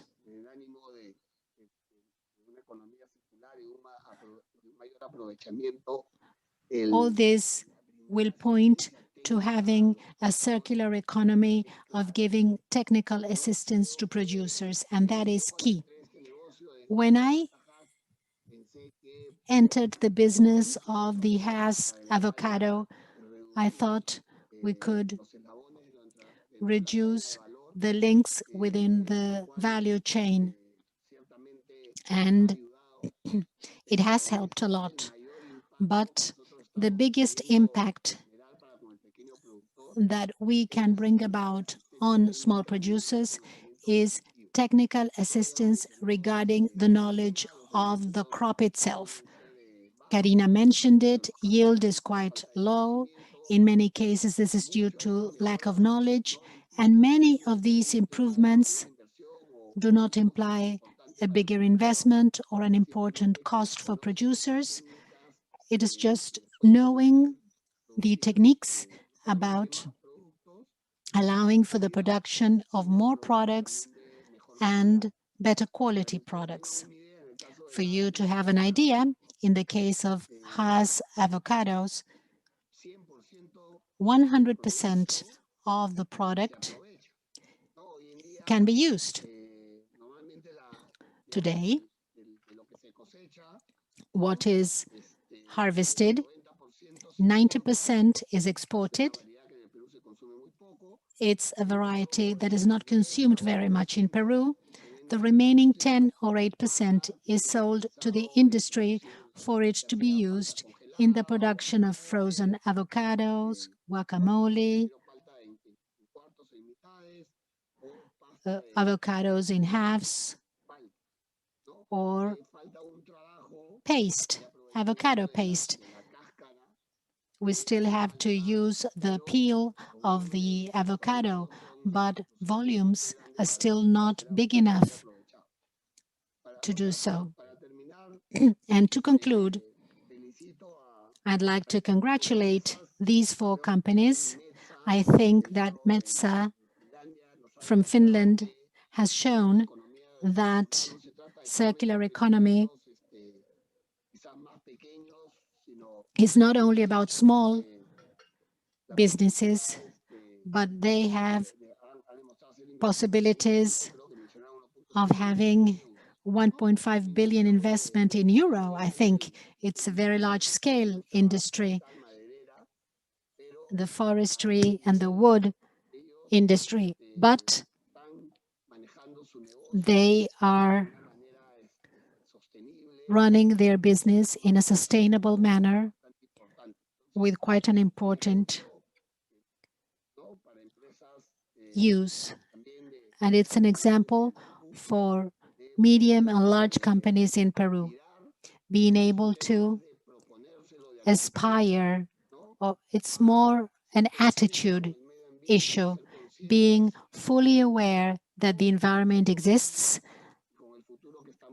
being fully aware about the future that we're leaving behind to our children. Alejandro, thank you very much for your final conclusions. In order to conclude with this segment, we have chosen a few questions. I would like to ask you to answer these questions in a very specific way. For Ms. Rika Yoko, for Metsä, Finland, what is the procedure you use to obtain the ashes of trees without, and for William Palfrey from Solidarity, the question is, which are the advantages of managing shade in coffee production? From Mr. Jonathan Sanchez, Conceiba. When the life cycle in a pillow, what strategies do you use so that this pillow returns to the producer? What can users do with the pillows? How do you control that the cycle is closed in this final part of consumption? Could you please answer your questions to the point? Thank you. Ms. Rika Yokio, please, you have the floor. Okay, thank you. So actually it is so that we have some power plants, which are so-called biopower plants, who are using forest residues and burning them for energy. And that ashes is then kind of wooden ashes that can be used as a fertilizer in certain types of forests. And it is distributed, at least in my forest, it's distributed by helicopter.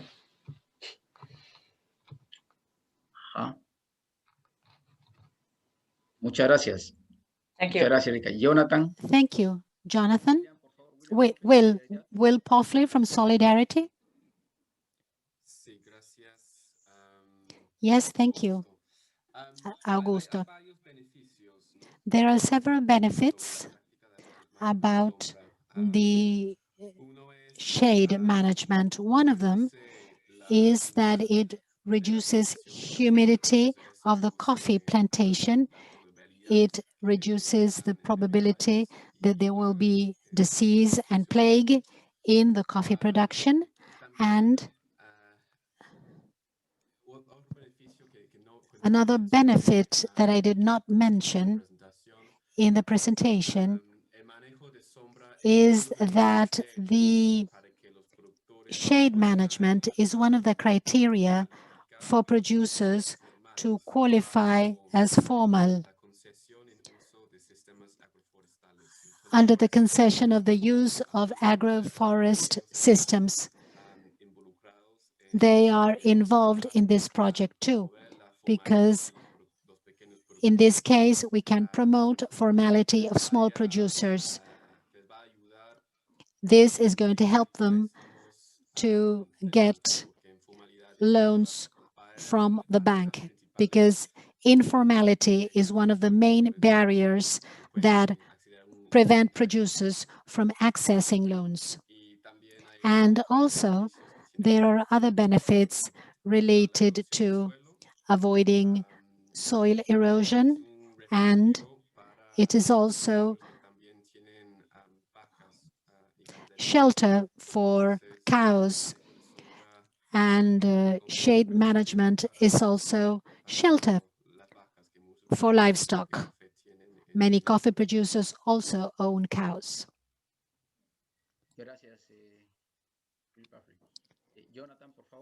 Thank you. Jonathan, you have the floor. I'd like to mention the following. We've been working with FORO regarding forest management. That implies that all the trees that are used have georeferencing, geolocation, and this benefits the craftsman. That is to say, that plot of land is protected. The product has 8 years of shelf life, and towards the end of these 8 years, you can compost it.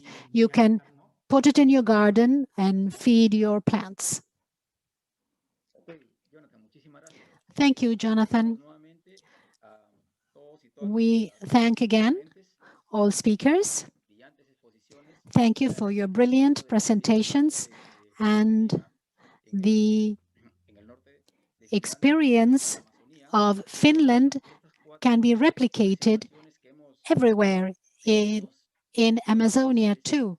We have participated in 4 presentations that re-strengthened what was mentioned at the beginning of this forum, what the environment minister himself said, and what the UNDP's representative said. Circular economy is a new way of producing and consuming, and this is done without affecting economic growth. On the contrary, we have seen through these experiences that the economic growth is potentiated, making it more sustainable and more inclusive.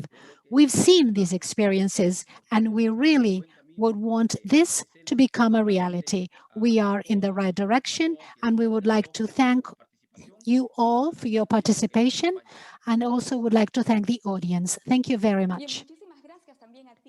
Thank you, Augusto, and thank you all speakers who have shared wonderful presentations with us. They've been quite inspiring in the case of Finland, especially, and the forestry approach. We already have some examples in Peru, in the case of sustainable coffee, in the case of the Netherlands example. It is important that there is no waste or residue, but byproducts in all productive processes. We would like to highlight the Conceiba case, which has been awarded the national prize due to this interesting project, the interesting end product that they've given us. And also would like to thank the Amazonia example about the cocoa fruit and byproducts, so that production can become sustainable and also can become circular, including gender and intercultural nature. We would like to thank Alejandro Fuentes, who highlighted the importance of small and medium entrepreneurs who must get together so that they can get better opportunities. This is the conclusion of the importance of circularity for livestock production, and we will now share new experiences, the potential for circularity in livestock. And without further ado, I would like to welcome Cristian Barrantes Bravo. He's going to be the moderator of this section. He is a General Director of Livestock of the Farming Development and Irrigation Ministry. We would like to welcome you. Welcome, Cristian, you have the floor.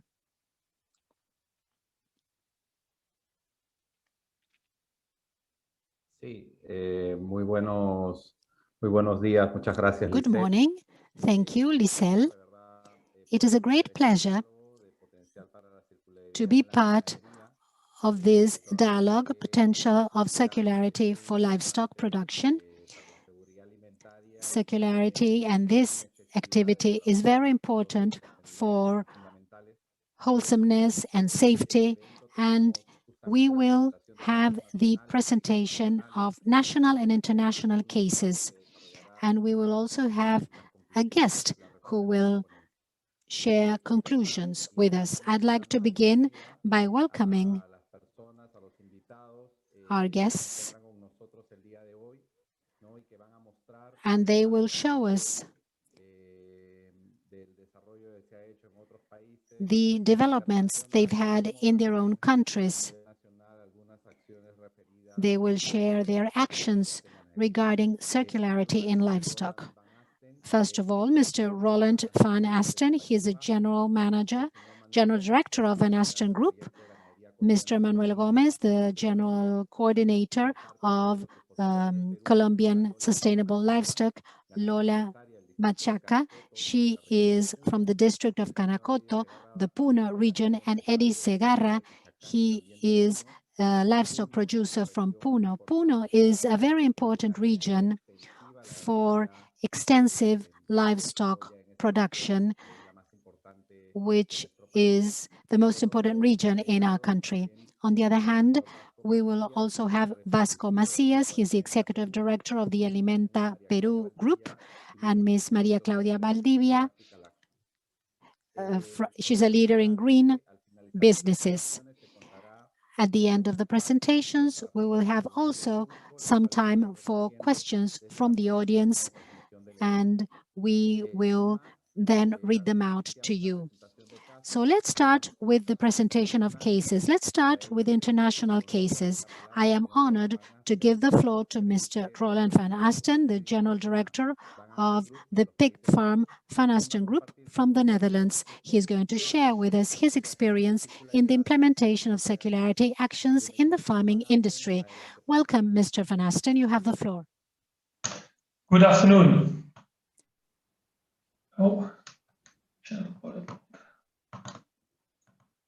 Buenas tardes, adelante. Yes, good afternoon.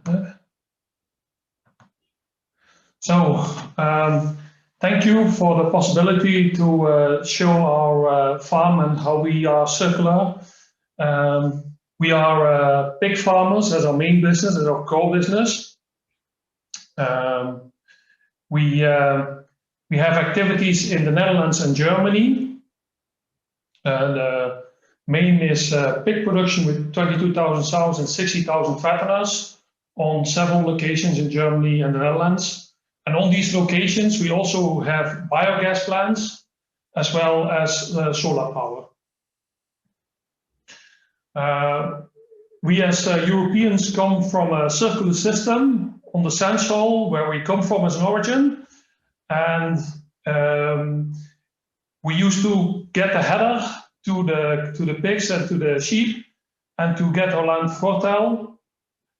But due to intensification and input, we got welfare, and the main reason is that we got NPK, we got nitrogen, we got a harbor where we got products from over the whole world to feed our pigs, and we got the state helping us information, the OVO3-like, which is the Dutch collaboration of advice, education, and research. And yeah, that's how we got off circular. But the pig has always been the base on circular economy. As we can see all over the world, pigs are exceptionally well adapted to utilize waste. And the manure has been used to put on the field. But we as a farmer now use the biogas to use heat and electric to operate our farms. And as the biogas is taken out of the manure, we get what they call digestate, which has a better available ammonium for the plants that we adapt to the plants. And the plants we use for feed, but most of the feed we use on our farm is actually our waste products. So the biggest advantage is the other liquid waste products, which are usually made by a large industry that uses products to produce food. And in this process of producing food, there are all kinds of waste products which are created, and we blend our diets with liquid products, dry byproducts, and additives to make it a complete feed for the pig and feed us to the pigs. And that's how we do circularity, and that's how we get a pig that's almost CO2 neutral. So to be maximizing of the liquid and dry byproducts, that's one of our goals. Then we use the process of fermentation. Fermentation makes the feed better digestible and also disturbs the anti-nutritional factors. To make it simple, you can make out of cow feed, you can make pig feed. So what we do with fermentation is make a product, get a better available of the product. The processing of manure and applying manure at the right time is another way to improve our circularity. We use the manure through the biogas. It's better available. And in Holland, where we have an excess of fertilizer, of animal fertilizer, we now are working on building a plant to take all the parts, NPK and the carbon part, to make all fertilizers and dry it so it can be transported. So in that way we can get back to circularity.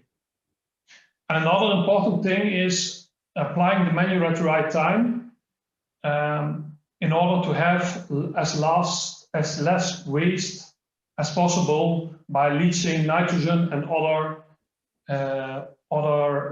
components into the water while the plants are not using them at that time.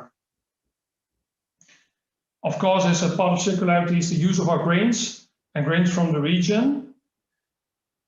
And we are also working on using more and more peas and other products by the fermentation to feed to the grain in order to reduce the soya. As biogas, we produce heat and electric, which are then used for heating our farm and also for using the heating of the fermentation. And as we have a lot of roof on our farms, we use that to produce solar panels. With solar panels, we use to produce electric. And the next point, which is also very important, is improving our efficiency. So all measurements, so making an optimal feed blend and investing a lot in breeding over the last decades has made our animals way more efficient with their feed. So the input that we don't need is the input that we don't use. So that's the best way to get more efficient and more circular. In the wild bio-based center in Zevenelle, that's why we're trying to get recycling for manure to make nutrients for plants. And the main thing is that the slurry of the pigs only has 5 to 10% dry matter, and so it's not transportable. And what we will try to do is separate the different nutrients and make it dry so we can transport it back to the regions where they are coming from. So we can only be circular when it's economically viable. We are trying to improve efficiency and reducing costs.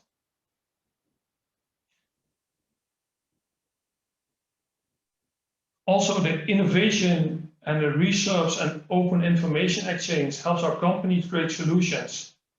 So the basis on our approach of being circular is an open mindset. We have a lot of information exchange with partners and on colleagues in the field. And it's important that you have to know that if you do things together, that it's more than what you can think of yourself. So don't be afraid to share knowledge, because together you have more knowledge than you will have alone. And of course, we are driving for continued improvement of our farm. And with the help of state-funded research and knowledge transfer, we improve our circularity. So the whole fermentation process is a process that we innovated, but we constantly had partners who helped in this innovation, as well as support from state governments and other partners. What is important to know is that circularity makes our company more complicated, and it makes it more harder to manage it, and we need to hire skilled workforce to do the job. And this is very important to know, because certainly when companies get bigger, they are very much lined up at being lean, efficient, and simple. And one of the things that with the implementation of a circularity, we use systems that are more complex. So it's important to invest in knowledge, education, and in training of our employees so they can handle the more difficult situations that we are confronting them. For instance, in order to feed liquid byproducts, we use liquid feeding machines. Liquid feeding machines are more difficult to handle than dry feed machines, where you only press a button, walk through the stable, and you're done. So liquid feeding machines means that you need somebody to manage it. We are not circular because we are intrinsically motivated to be circular. So we are circular because it's economically viable, and because state funding makes it economically viable. So we never would have invested this far in biogas or solar panels when there was no state funding. On the other hand, we have legislations and taxes who forces us to be more circular. So manual applying and storage are forced upon us, but they make sure that we are more sustainable, as well as air scrubbers, where we get the NH3 out of the air. And but at the moment, you see more and more that it's because of a combination of those measurements that we work on electric efficiency and hot cold storage and heat pump, so that we heat the farm with the heat from the soil, which we put back, or put in summer for cooling, we put the cold back in the soil and use this in the winter again, as well as using a heat pump to get the heat out of our air scrubbers, so out of our air that come from the pigs, and use this heat to heat our farms. So we are not circular by intrinsic motivation, but we happen to be circular because it was viable or an available option. So for our future, we believe that we need to be intensive and circular in order to feed the world. And I thank you very much for listening to my presentation.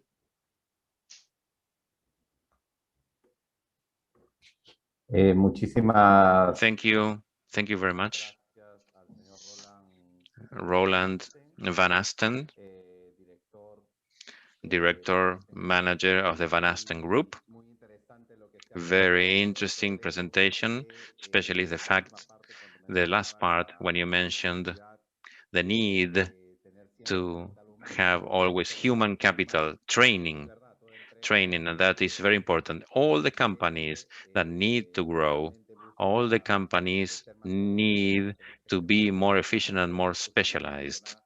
And you were saying that circularity drives complexity in the management, and that drives the need to have a well-trained human capital. Also, what you said, that a company becomes circular because it's more efficient, because it makes sense from the cost point of view, and that provides circularity because it's viable.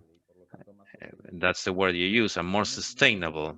So very interesting your presentation. Very interesting your presentation, Mr. Van Asten, about in the pig farms. There are many things that can be improved in our regions, can be replicated around the world in the management of the manure and the feed, and how to improve the production efficiency by using renewable energies. Thank you very much. Now, we will continue. We don't have our representative from Colombia, so we will go directly to the speakers of Peru, of our own country, what we have been doing. So now I will introduce to you Mrs. Lola Vilca, who is a businesswoman from Caracoto in Puno, and Eddie Segarra, who is also a businessman from Pichacani in Puno, who will be speaking about the use of harvest waste in the elaboration of balanced feed for cattle. So welcome you both. The floor is yours. Good morning. Thank you very much for your invitation, for giving us this opportunity to share with you our experiences in our part of the country. We represent a group of producers. We have been working in trying to use the residues of the harvest in creating feed for cattle. And we are all interconnected in a way. So I will tell you about some of the technologies that we have been using. What we are working right now is the use of harvest residues for creating balanced feed for cattle in Pichacani and Caracoto in Peru. I will tell you about our experience,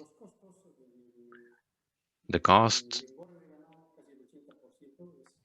of the growth of cattle. Around 80% is feed. All the producers, we have to struggle to find feed for our cattle in all our regions.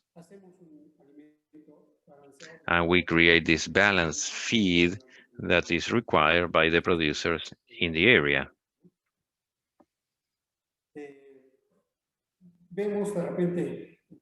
We can see here, these are the residues of the harvest. I mean, how we produce it.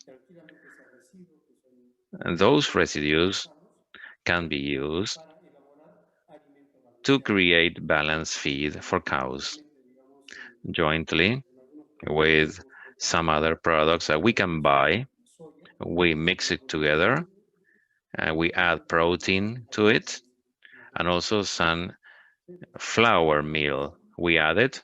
So we take it, we make a balanced feed, we mix it all together, and afterwards we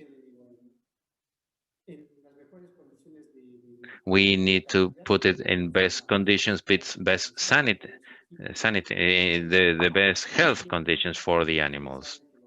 As you know, that the feed has to be transported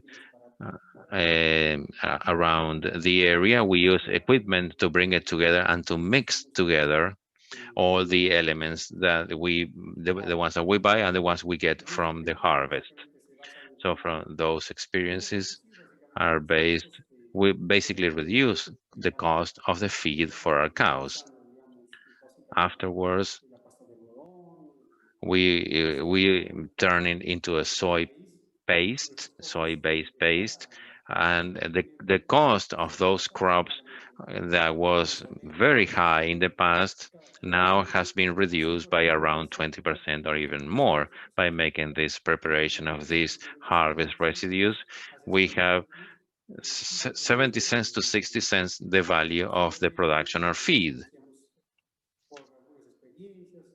Due to our experiences and some projects that we have with New Zealand, we are exchanging information with them.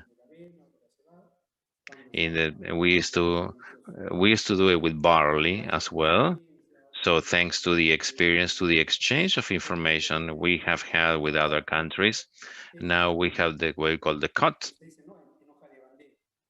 The cut in the leaves, what we call the flag leaves. The flag leaves, that is a better technique to complement what we get from the harvest with the added, and we also do intensive grow of mixed feed, and that is what we are working on right now. And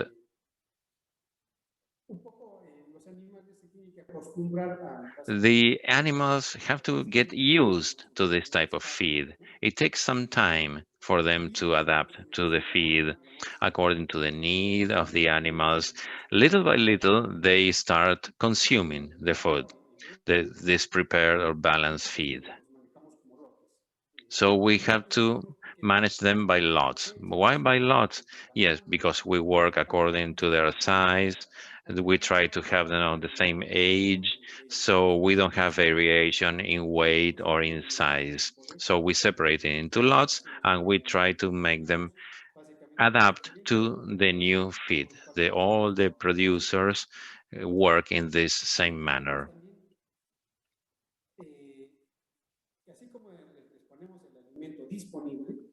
We put the feed at their disposal, and the water is also available for them. That's very important. In the past,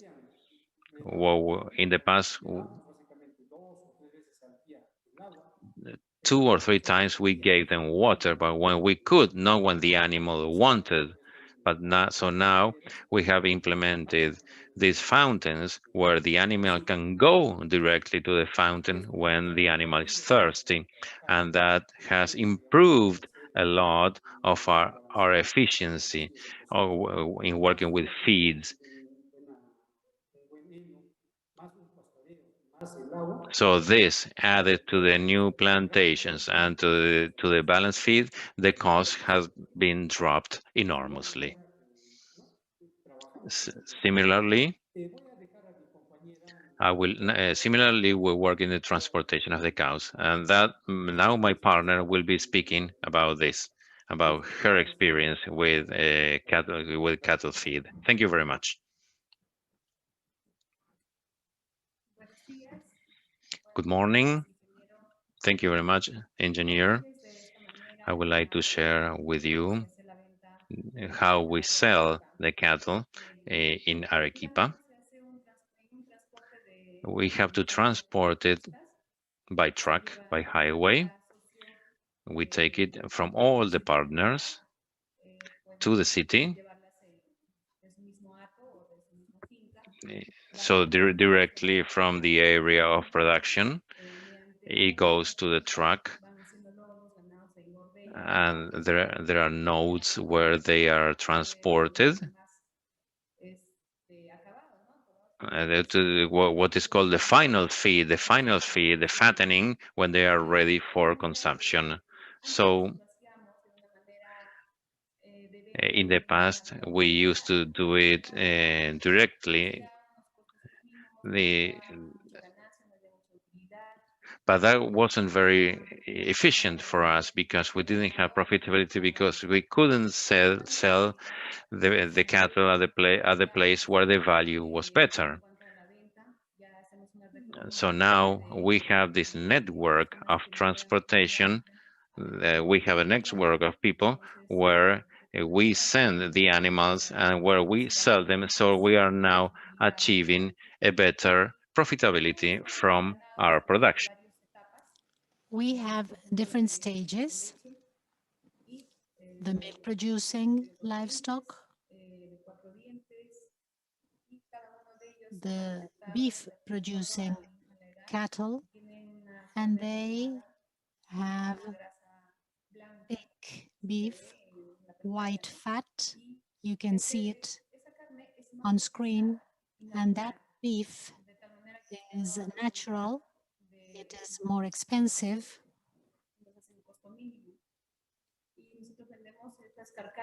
And we sell the carcass in pieces. The hide, the innards, they have a different cost.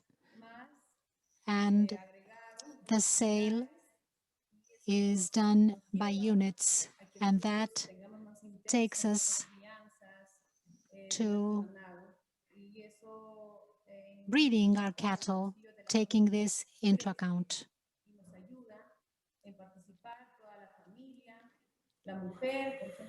And the whole family participates. Women breed cattle. It is not so difficult. We can do it. We classify cattle according to age. And beef has different characteristics.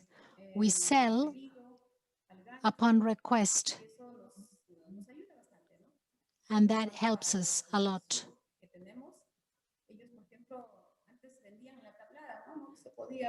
They used to sell in a different way, but now we can sell in Arequipa, and a lot still has to be done.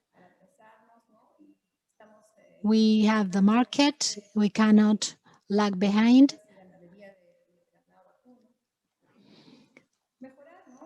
And we want to improve our earnings, especially for the families. We have a natural beef. The beef that especially helps us for nutrition, especially for children and women. We have malnutrition.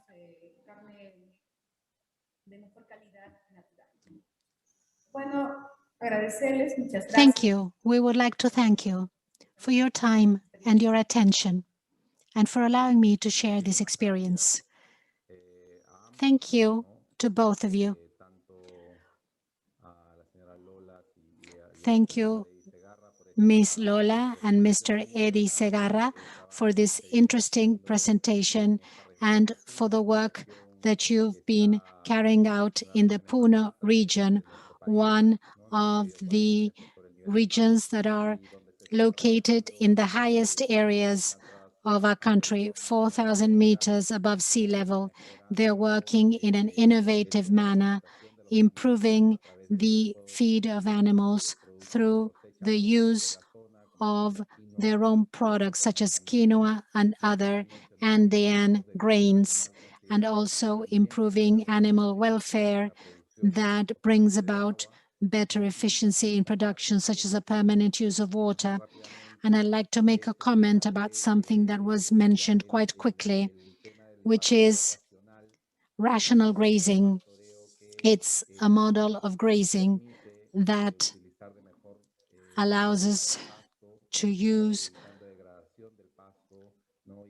the grasslands in a better way, avoiding its degradation, so that feeding is done in a more homogeneous way.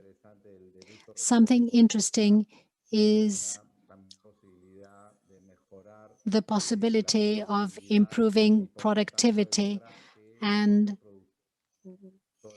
having producers send their animals to the market themselves, something that did not happen before. It is true that many other aspects need to be worked on. An important one is to point out that an animal that is better fed and better nurtured reduces greenhouse gases emissions, and that is an advantage. Very well. We have Mr. Manuel Gomez with us. He is the General Coordinator of the Sustainable Colombian Project. Please share your experience with us about the Sustainable Colombian Livestock Sector Demonstration Farms. Thank you very much. I'd like to share the Sustainable Colombian Livestock Project and the elements that we have in order to have circular economy. Are you seeing the presentation? Great. So I'd like to share this project with you. It is an example that we have for the world from Colombia, an example of transformation.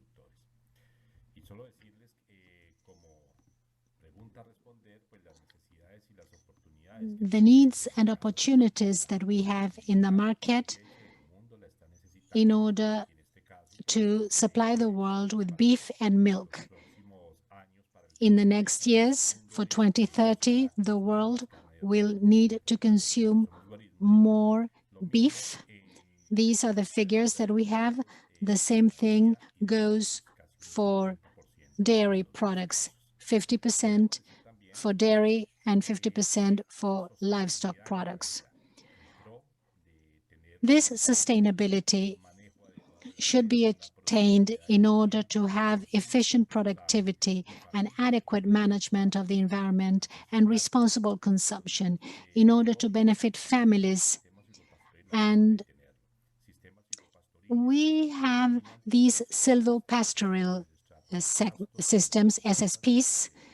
There is a combination of grasses, and we have different tree species that are consumed by the cattle, and this allows us to increase productivity, efficiency, and it also provides different environmental services, biodiversity, flora, fauna, and carbon capture.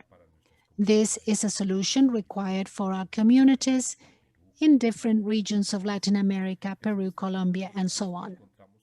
Here we find three important factors that we've tested during 10 years.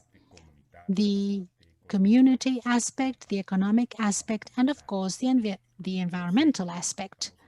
The axes are increase of production, operational efficiencies regarding dry matter, reducing emissions, but above all, increasing capture. Our hectares can capture up to 9 tons equivalent, and if our bovines issue 1.5 or 2 tons a year, we can easily have 3 animals per hectare emitting the greenhouse gases, but we have the lands or the soil absorbing this carbon, resilience and resistance to environmental transformations, welfare in the producer and stability of income. And as previous speakers said, the lack of resources and availability of assets to have our communities live better, improve ecosystems and quality of production. The project is an alliance among these institutions that you see on screen. There's a cooperation by the UK and GEF. It's a successful alliance in 5 zones of Colombia. And these are the results. 4,100 producers have been benefited. We have 1,500,000 tons of CO2. It's one of the targets that Colombia has as a government. More than 18,000 hectares in conservation and biodiversity rates that have exceeded 1,410,000. Our producers and farms have increased the animal burden in a remarkable manner by 32%, 1 unit of livestock or cattle per hectare, and increases in milk production are around 25%. But in order to make this a reality, we had to establish a network of greenhouses and strengthening in producers.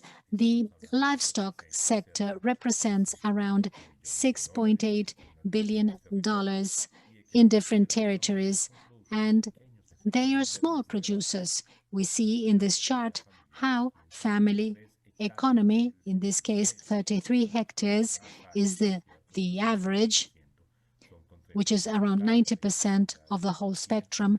Then we have a group of 100 and 332 and 672. But we have the biggest amount of livestock producers among small and medium-sized. Technical assistance is fundamental. The access to these services is also foremost, and we work with incentives such as bioenvironmental incentives and management of changes under the principles of graduality. Small and poor communities that have received these benefits, and we have designed tools so that they can calculate the amount of carbon they can absorb,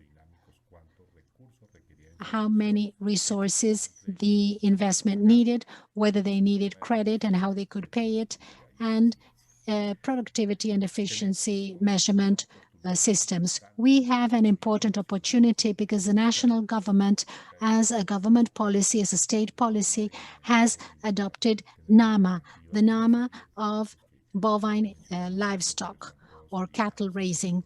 They're all aligned towards productivity and efficiency. What can we say? In environmental benefits, here we have a chart so that you can all bear it in mind very clearly. We have the coffee union.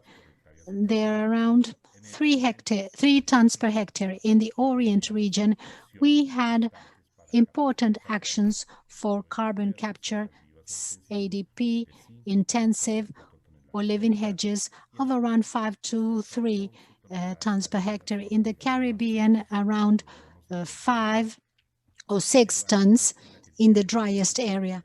But in the ones with more conditions to capture carbon, around 12 tons. We see that the emissions per kilogram of beef can also be in around 48 kilos. But it can also capture up to 4 tons per hectare. And in species of birds and acceptance to change eroded areas, there's an important alternative.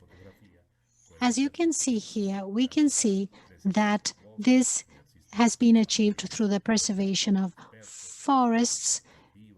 We have live hedges, intensive, and we passed from these areas, desertified areas, such as an excess of agrochemicals of cotton. So from these degraded areas, we've passed on to these areas with excellent coverage. And all this because we've had 3 steps. We had payment for the conservation of forests. We paid them for capturing carbon, and we measured the carbon. And the one that worked the most was PSA Hydric. What does it mean? It means that we tied not to the private sector, but the private sector in order to capture water as a water potabilizing plant or water cleaning plant. We entered into 10-year contracts regarding solid dissolved in water and their elimination. Our producers visit these demonstration farms. They have a dialogue with producers, and you can see how the earnings have increased, and we can say that up to 2 minimum wages can be achieved per hectare. It's $150 per hectare in poor producers who are no longer losing money, but they are also creating jobs. We've delivered these tools. They can use their cell phones, and they know how much carbon they're no longer emitting. And of course, they also deal with biodiversity. I'd like to close by saying that in NAMA, the actions have been taught and they are a lesson learned. In Colombia, we are willing to reduce emissions, and we have around 28.8 million bovines. And it is becoming sustainable in certain aspects. All this is tied to markets, trying to respect the farm to fork concept. We are getting closer to becoming sustainable. And in this last screen, I'd like to show that I'd like to mention the learnings of rural extension. 30,000 people were trained, 900 technicians who become a very active member of farming communities where they find, they dialogue, and they heavily participate. And of course, we founded the Andean region. We created the Chamber of Sustainable Livestock Production with producers, businessmen, industry, consumers, the banking sector, and the community in general. And we have the seal of confidence of sustainable livestock producing. Our producers can become certified by working for export and for a healthier consumption, having cattle that emit fewer greenhouse gases. Families are improved also, and we all learn from a sustainable livestock. Lots of social media. Thank you. Thank you for your attention. I'm open to questions. Thank you.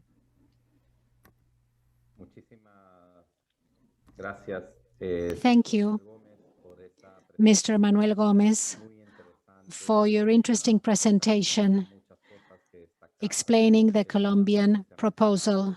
Many things to be highlighted. Your work mentioning that technical people become part of the community, the promotion that has to do with paying for environmental services, and the water resources as one of the best strategies. And I also would like to highlight the charts you presented. It's important to see how you're working in the mitigation of effects through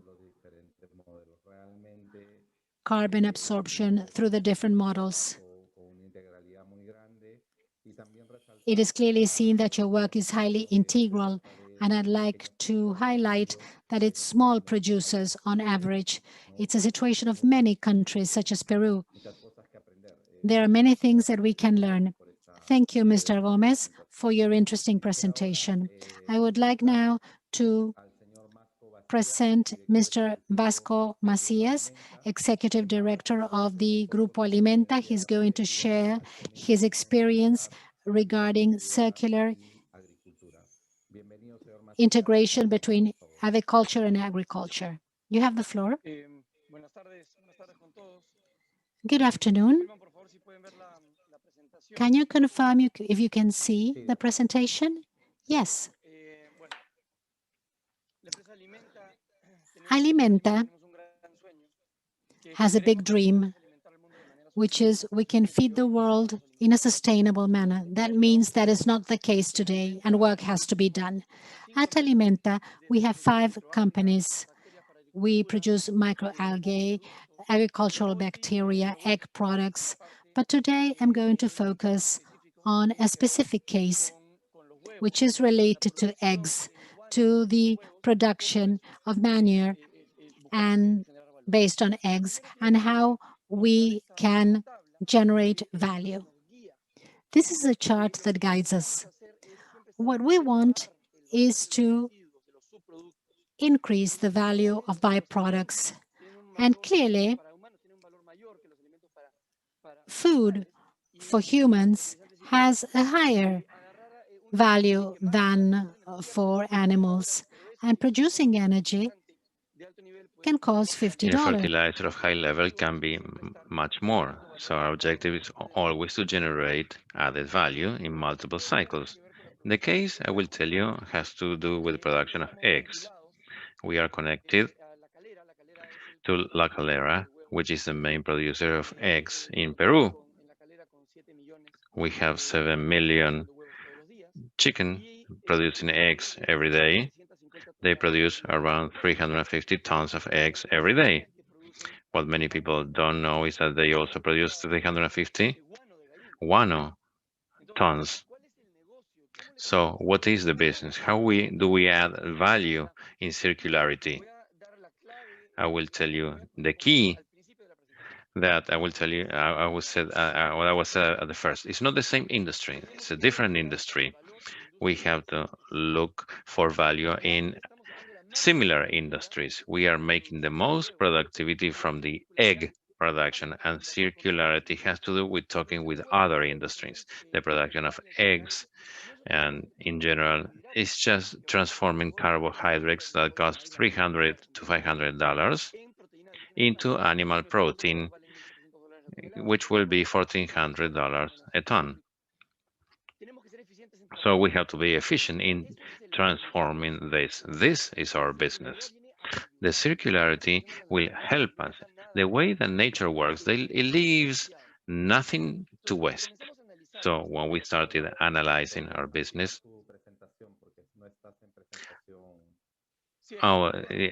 could you enlarge your presentation because we cannot see it clearly? Okay, now it's better. Okay, because yes, now it's better.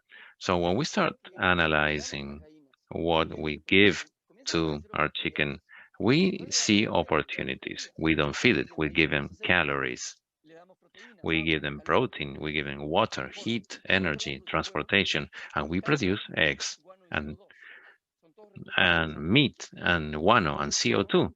So we produce with a genetic line that is adapted for our type of production for the United States, for the production required in the United States. So we are producing from 15 to 16. In latitude 55, we are consuming fossil fuels. If we analyze this, the guano we create is nitrogen, carbohydrates, general cellulose, and water that can be transformed into energy to reduce our energy cost. But we can do more with it. We can also, through different techniques, transform it into fertilizer. So we are speaking about fertilizers and energy. How can we do that efficiently? For over 25 years, we have a plant of biogas that is no news, that is an efficient investment. But the only thing it does is taking energy from it. I mean, decomposing something that is organic into something inorganic and to try to capture the energy. But we can do more than that. So when we started analyzing a similar industry, we see that agriculture is totally inefficient around the world. The fertilizers that are being used are chemically based. 25% are absorbed, and maybe a little bit more for potassium and phosphorus. So we dream of having fertilizers, natural fertilizers, be more efficient than chemical fertilizers. How can we do that? That is our dream, and that we have to do in this generation. We cannot produce food so inefficiently as we are doing right now. So we have been doing this, we have been doing agriculture in the desert for around 35 years. Agriculture in the desert has taught us to work on the soil. We start with the soil, like the one we have on the left. We add chicken one, we have bacteria, and little by little, we create a soil, and we have a soil that is the one that you see, that's the production of avocado on the right. So now there is a soil where there was nothing. So with that mindset, we start understanding agriculture in Amazonia, in different areas of our country. And we realize that we have a serious problem. In Amazonia, you start with 5% organic product, and because of the techniques, the traditional techniques invented in the 50s, in a few years, we destroy the capital of the soil, the capital, the capacity of nutrition, of natural nutrition of the soil, and we get to a very poor organic matter level. So what people does in the producer of papaya and cocoa, they chop more wood in order to be more productive. So analyzing this product, we needed three things. Not only we needed nitrogen, phosphorus, and potassium, but also life to the soil. We started developing a whole circular economy scheme to try to recover these soils and add value to our guano. So we studied the use of bacteria. We have doing it for 6 years, biomimic, copying the natural system, not one, but 40 bacteria that are fed back one to the other. But the poor soils in organic matters are poor in capacity and exchange of bacteria. So you put the nutrients in there, you have the rain, and they'll be washed away. So we need to strengthen those soils. How do we do that? We learn about biocarbon. We innovated, we created this machine used by the consistent, and we developed a production of biochar from residues, from waste. So biochar, if you don't know what biochar, you should analyze this. You look for it. Bacteria, DNPK coming from guano. And we developed a pellet. A pellet, we call it precision agriculture in one pellet. Instead of selling our guano just like that, we are adding value to it, and we created a company called Life Soil. So from a waste, that is circular economy. How to add the maximum value, how to save a product from waste, how do we generate value to revolutionize the fertilizing systems by increasing the absorption levels of nutrients. What we do nowadays, organic pellets of slow release, which have the same price or they're lower price than chemical fertilizers, so that we are creating a headache for the producers of chemical fertilizers. Why? Because the producer values the life, values bacteria, values the soil, their soil. And we can show you some examples. Rice production in San Martin, look at the roots on the right, compare to the poor with the fertilizer, with chemicals. Coffee, 19% increase production and 10% rate increase because the roundness, because of the nutrients coming from the egg industry. Tomato, 80% more production. Tomato is one of the crops that requires most chemicals. It destroys the soil. We use something, we call it an atomic bomb, to kill all the bacteria in the soil and all the viruses, destroys everything, and then it grows. But we are doing something totally different, adding life to it, and that life makes crops to protect themselves from disease. Granado, that's another example. What happens with this is that the recovery of nutrients has to be intelligently managed. Okay, we have one, we will sell one. No, we will sell an added value, innovation and science. This is a revolution, and a revolution means getting many industries together. The industry of metagenomics, to understand soils with physical of control release of biocarbons, biochar techniques that we are developing so that pellets will be slowly released. So that leads to the profits we get from guano are competing in value with the ones we get from eggs. So we are no longer in a linear industry, only the carbohydrates into proteins. Now we are generating many industries around our core industry. That's the way nature works. It works with many affluents of income. If an effluent goes down because eggs are no longer sold, we have the income of bacteria, and then we can continue. But I will leave you with just one concept that is important to us. This is the Amazonia in Peru. The connections are much more important than individual capacities. We cannot do this alone. Cooperation is key. We cannot know everything and do everything. We need to cooperate with other industries, small, large, medium size, and create an ecosystem that is much more resilient, sustainable, productive, and to drive forward our countries from poverty. Thank you very much. Thank you, Vasco, for your presentation. Thank you very much.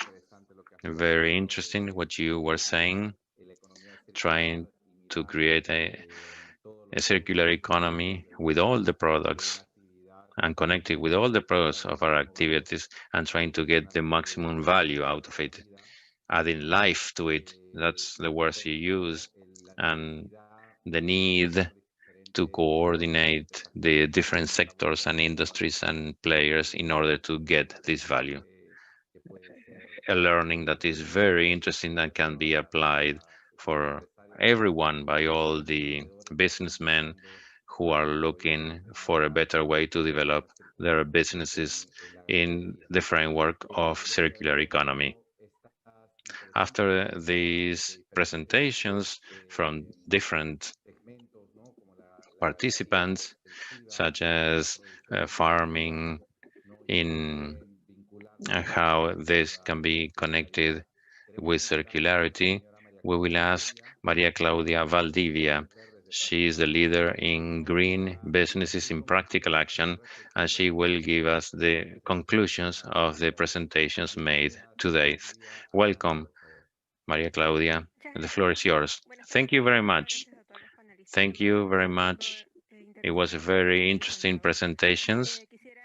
I would like to start my presentation to think about what the panel has mentioned by saying that in this context of COVID-19 that has had a huge impact on the social economic levels of the country, we have a new opportunity to drive forward a sustainable growth and also to improve the quality of life of our producers, especially agricultural producers, and to move forward in our environmental commitments within the framework of the Paris Agreement, taking into account that agricultural production issues around 16% of the total emissions in our country.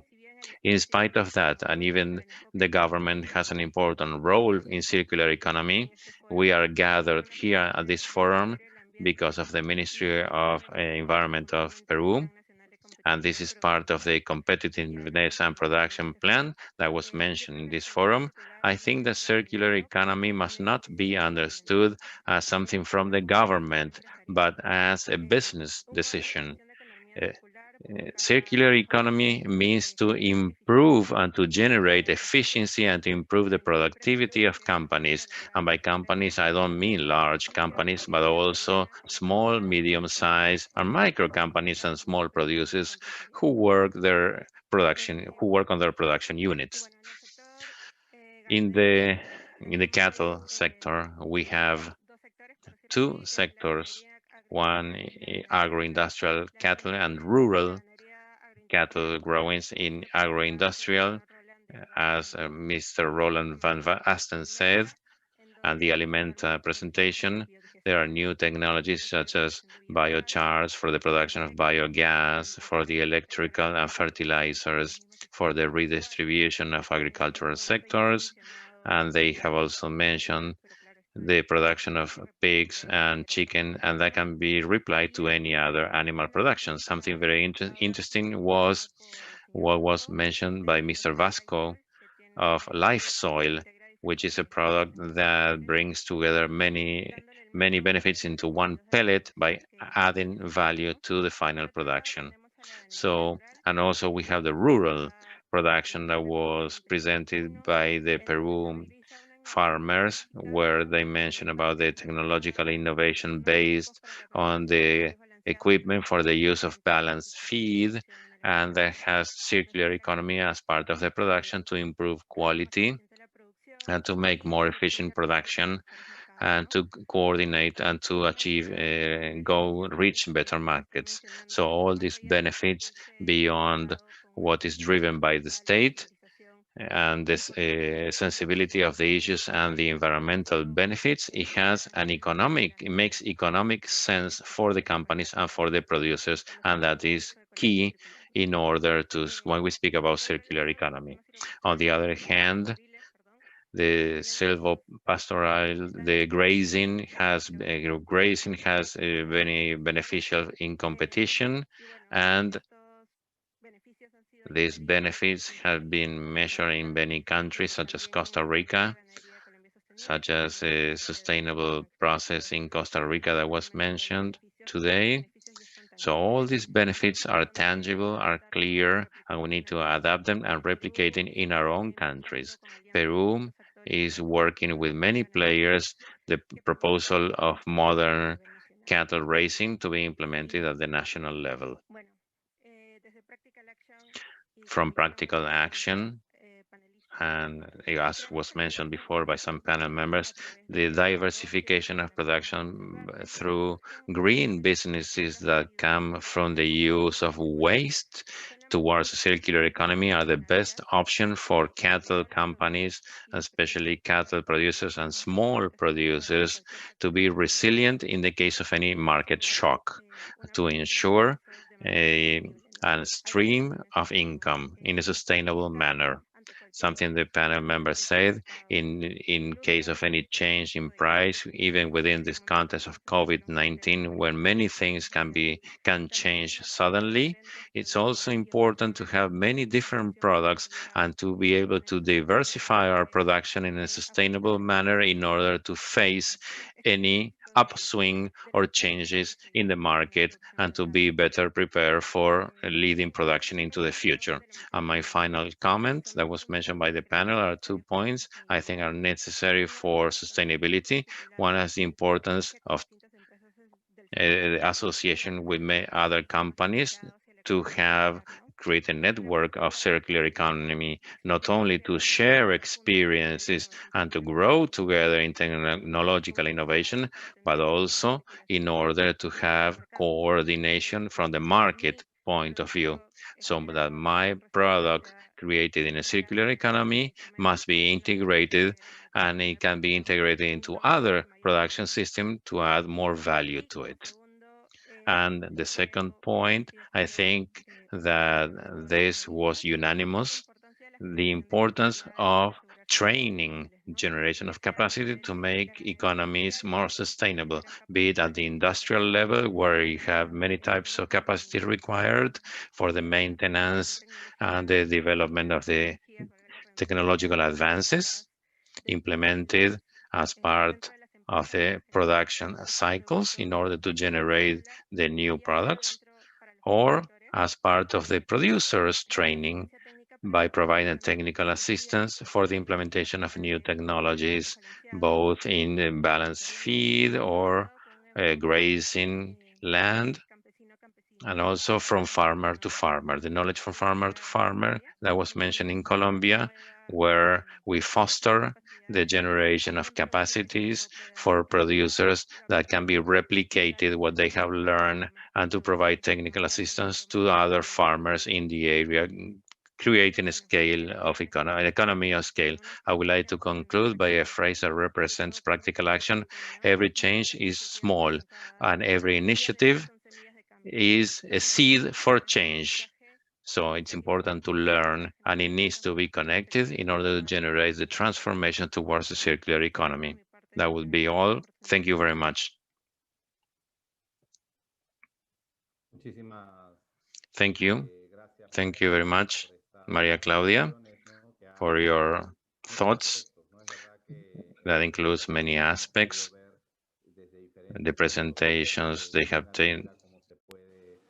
We have been able to see how we can approach circularity and everything that has to do with the potential for circularity in livestock breeding.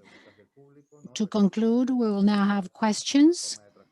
Remember to post your questions in the platform, and due to time restrictions, I will choose a few questions. We've had several questions arrive, but I would like to begin by asking Mr. Roland van Asten from Van Asten Group. How many processes of the circular economy you're using right now, and whether you can elaborate a little bit more on the kind of feed you use for feeding your pigs?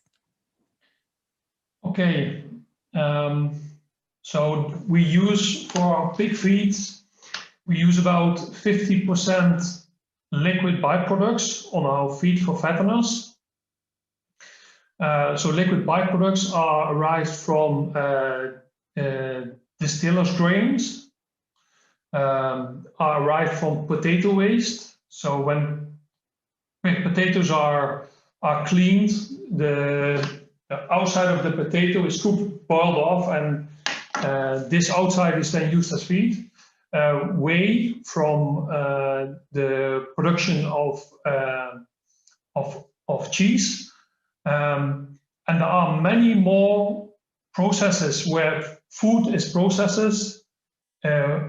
Always waste is created, and this is the waste we are using. And then on the dry side, soya hulls, soya as we use grain hulls, the byproduct of the oil production of rapeseed. And what we do on the process with fermentation is making these products more accessible for the pigs. So having a more accessible them to use in feed, and have their due to the process of fermentation, our need to add phosphorus to the feed is no longer there, nor do we need to use feed tails to set free the phosphorus in the feed, because the fermentation process of the feed is setting free the phosphorus in the feed. Another option as well is fermenting soya beans pure. So as a farmer, you can use soya beans without they have to be processed in a faraway factory, and so you can use your own soya beans without having the problems of the negative factors when you feed soya beans to pigs, anti-nutritional factors. And on the other questions of what do we do, other things that we do to get more circular is then using so putting heat in the earth in the summertime, while we then try to cool our stables so our pigs stay productive. And this heat that we put into the earth, we take out in wintertime to heat up our stables and put it back the cold into the earth so we can use it later on in summer to cool the farms again, and so we are neutral in heating and cooling. Yeah, and in the biogas we use our slurry, but we also use other byproducts which we are not able to use for feed for pigs. So cacao hulls, which can be feed to the pigs, but which are processed in Europe, we use as a part of a component for our biogas in order to create biogas.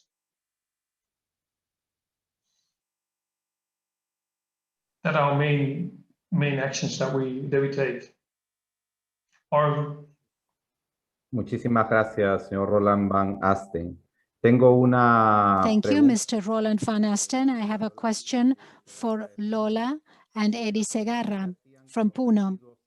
What did you do with waste before you started giving them some value? Have you thought about the possibility of benefiting different centers on site for animals?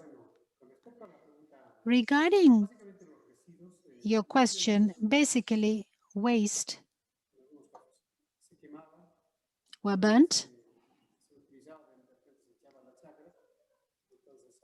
or they were used on the farm. They were not used correctly. So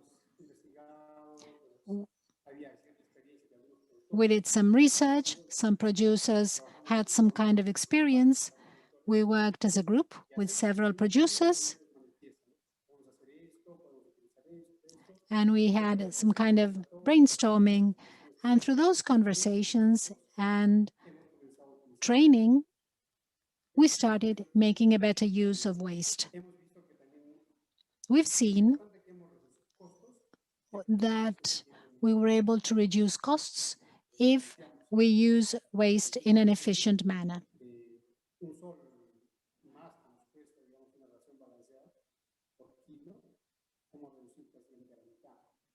We were able to reduce up to half of the waste that we produced.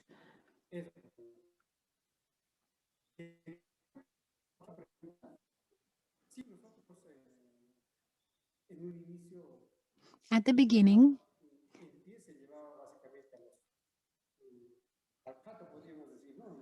livestock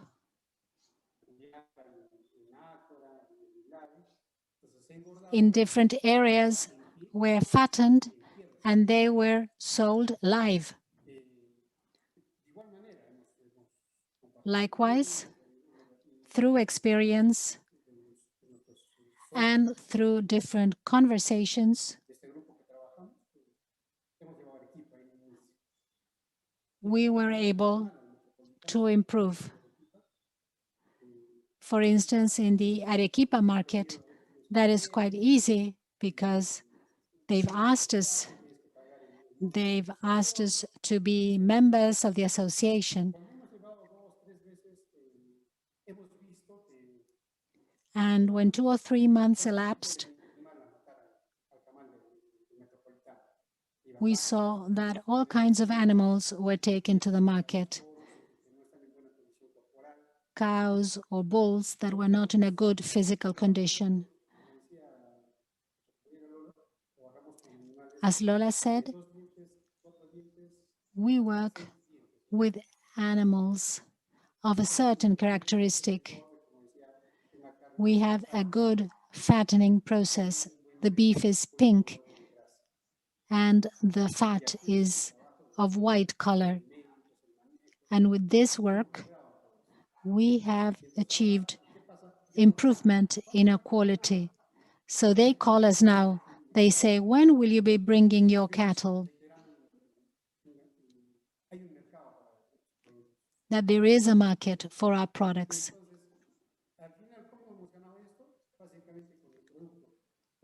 We've earned our position through presenting our product.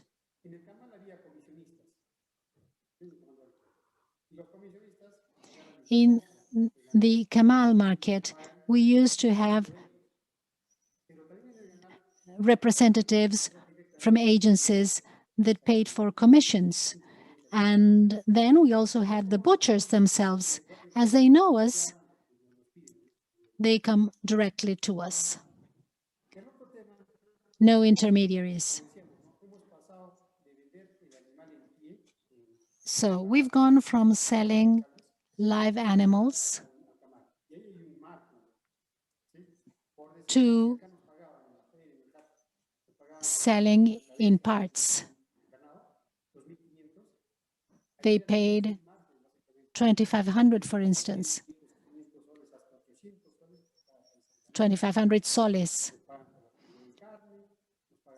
Now they pay us for quality, for effectiveness. We want to strengthen also our position because the state requires that we present a certain amount of animals per week, 2 or 3 times a week.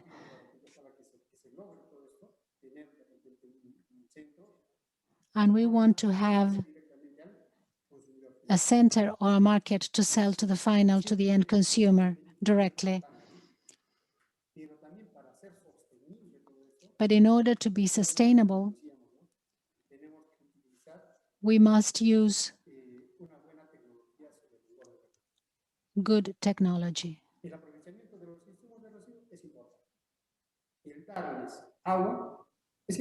We must also consider that taking full advantage of waste and using water efficiently and having mixed feed or mixed grazing and feeding them with hay is important. It's not only having the market, but also working. And in different meetings that we have, we learn from each other. We are progressing little by little. Thank you, thank you. Thank you, Mr. Eddy, for your answer. I have a question for Mr. Manuel Gomez. Which were the main challenges for producers of different livestock farms participate of this project, and how could you get them to cooperate and participate? Thank you. The main challenge we found was convincing them of a young group of extension livestock producers. They were highly traditional. And those producers were non-believers regarding our actions. How did we overcome this? Undoubtedly, we started setting up demonstration farms because our producers were not convinced. They wanted to see in order to believe. We needed 1 year to set up these farms. Small producers had these green schools, farm schools. Producers went there, they took a look at costs, productivity, and efficiency. That was an achievement. But demonstration farms triggered the adoption by producers of these systems. The second challenge was to tie them to the market in order for them to be more productive. And maybe they knew that they were capturing more carbon, but their milk production or beef production did not add value to the chain. So we had to have these producers be linked to the last link of the chain. For instance, restaurants to cheese producers or cheese providers, and they will pay for sustainability, because in Bogotá, Medellín, Cali, or Barranquilla, these restaurants pay for quality. A person consuming these products, the beef or butter or cheese, organic milk, organic yogurt, different kinds of beef preparations, they already have specific characteristics of fair trade, zero deforestation. They are also organic, and we tell this in a simple language to producers. We invite producers to join our sustainable producers, and that was a second challenge. Let's say that the third one, after overcoming market, productivity, and efficiency and convincing, was scalability. Turning it into a scalable project, passing on from small communities to larger communities. We do that with the support of the national government. Today, our goal is to reduce emissions, 180 million of trees planted, 100,000 hectares, and we have to align the public sector, the private sector, the business sector, the financial sector, the trade and services sector, and the education sector. That is a challenge that we have today. It is an important challenge so that the project does not become just a theory, but it becomes a practical approach of different communities that will improve the territory, their families and children with a better life expectancy, a good life with livestock, of course, overcoming poverty towards more sustainable systems. Circular economy is here to stay. We find that in all services and ecosystems are very well valued, and we would like to remind you that the services are being delivered to the community and they're being highly valued. And we now find the challenge of carbon. We are already working with mining agencies, compensating with different systems for woods and forests, valuing our carbon and giving an example to our nationals, the world, and that we can export sustainable products. For instance, there are different industries, mining, energy. We are transforming landscapes, but we are compensating with water, sustainable environment, carbon capture, bringing about welfare to our cattle and our communities that today, during COVID and post-COVID, have suffered the effects of this pandemic, but we've given response to our communities, and sustainability is a special characteristic. These are the main challenges. Thank you, Mr. Manuel Gomez, for your answer. One last question. I would like to ask Mr. Vasco Macias, in the development of more value to products and based on your experience, how should this relationship be promoted between research and the company? How important has research been in the development of your products? That is a very good question. We started by thinking the academia, universities are highly theoretical. They don't know of practical stuff. That's how we began a few years ago. We went through different stages. When the funds of innovation from the government came up, that pushed us to say, let's try to talk with universities to see whether we came to an understanding. And we realized we needed a translator because the language that we spoke, the speed to do things was quite different to the timing of research. So the goal for us was very different to their goal. Little by little, we started coming to an understanding. We brought about different spaces and synergies, so much so that we ended by founding a company that only deals with that. It is called Bioactiva, and any researcher who wants to connect goes to Bioactiva. If they need help to have the right relationship with the right investigator, they go to Bioactiva. It can be done, and I'd like to conclude by saying, maybe in the 20th century, when things progressed slowly and scale economy was interesting, was a differential, innovating by myself made sense. But today, when innovation is super speedy, and if I take a year and a half out of the market, if it's 2 years, I'm completely dead, it makes no sense to do it by my own. It makes a lot more sense to do it in collaboration with others. Within the academic world, there are researchers who are more prone to working with companies. They have that mindset. We have to find them and work in a collaborative manner, trying to understand the different objectives we have. Universities want to publish, they want to improve science, but they also want royalties to continue investigating. Companies want to do things for yesterday. They don't care about publishing. If those things are clear, we can reach a clear understanding, and there is a lot of value in working with the academic world. Thank you, Vasco Macias. Thank you for your presentations. It's been great.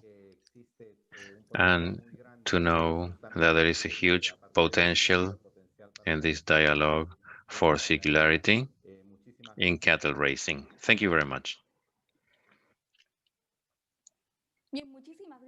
Okay, thank you very much to Christian Barrantes and to all the speakers who were with us today.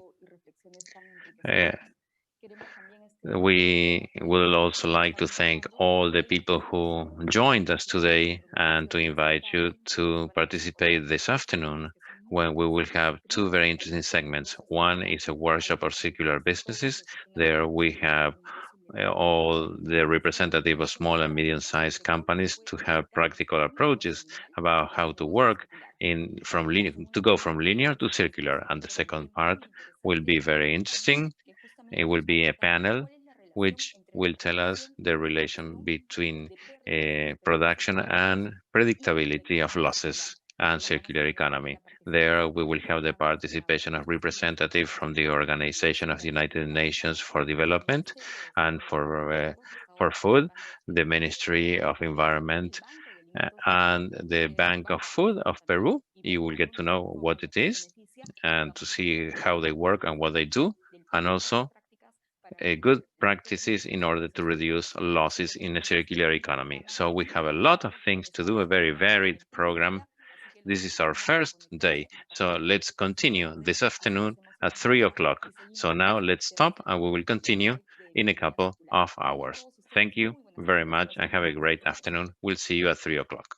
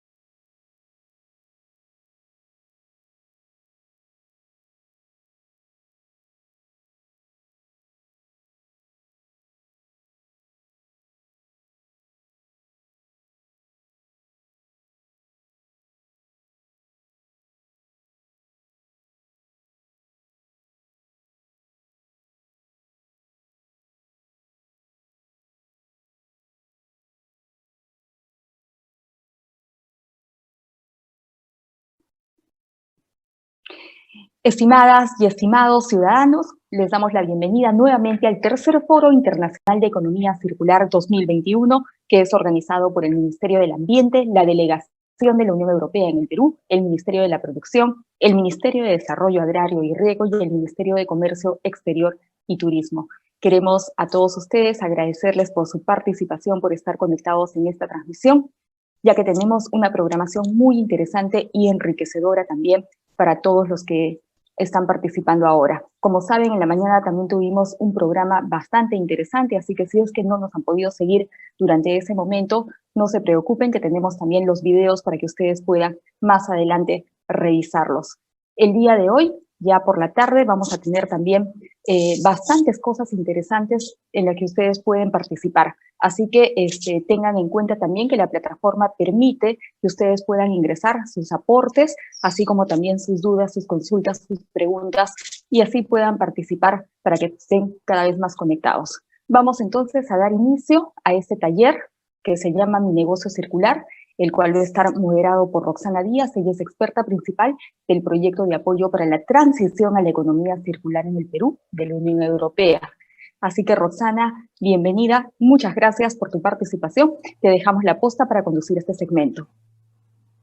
Gracias, Giselle. Buenas tardes a todas y a todos. Es un gusto para mí moderar el taller Mi Negocio Circular, el cual proporcionará valiosas orientaciones que responderán a la pregunta ¿cómo podemos transformar nuestro negocio lineal a uno circular? Sobre todo después de haber visto en conjunto los diálogos y los casos de modelo de negocio circular de los segmentos anteriores del foro.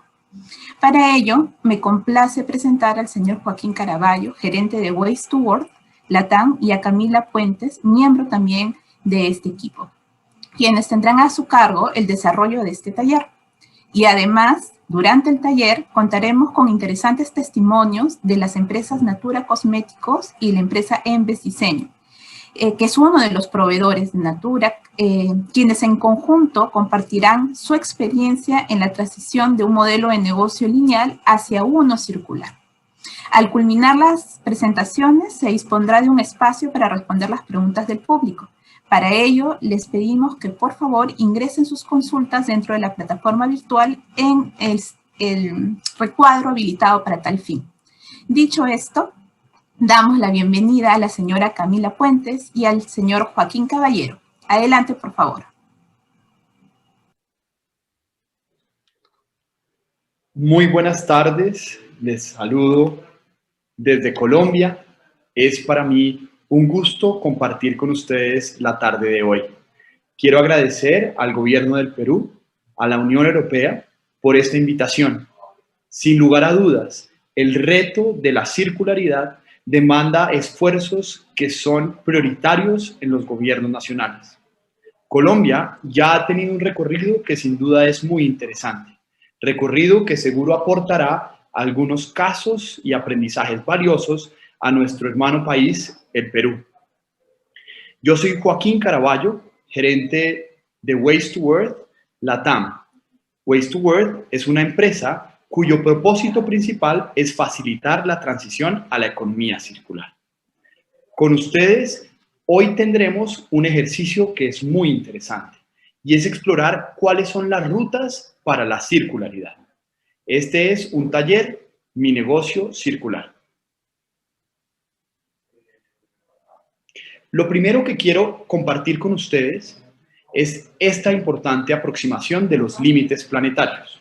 Quizás algunos de ustedes ya conocen este concepto, que es un concepto que se viene construyendo desde hace unas décadas atrás.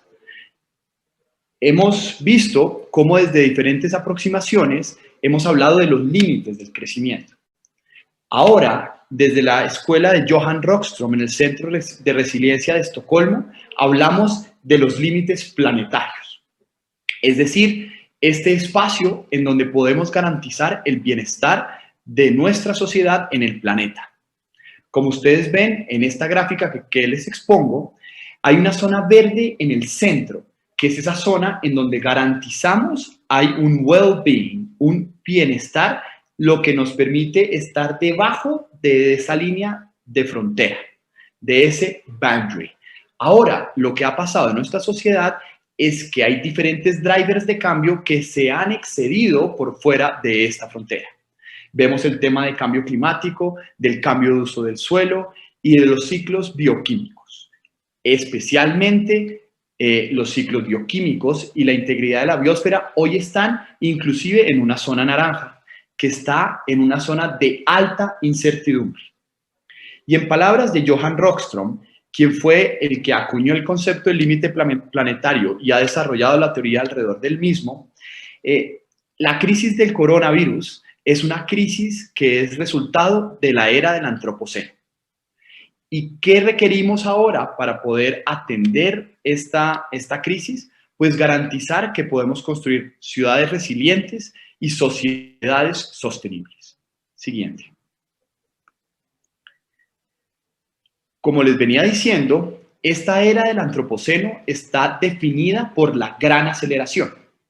¿Qué quiere decir eso? Quiere decir que desde hace 100 años nuestra sociedad ha venido acelerando el consumo de recursos en un planeta limitado.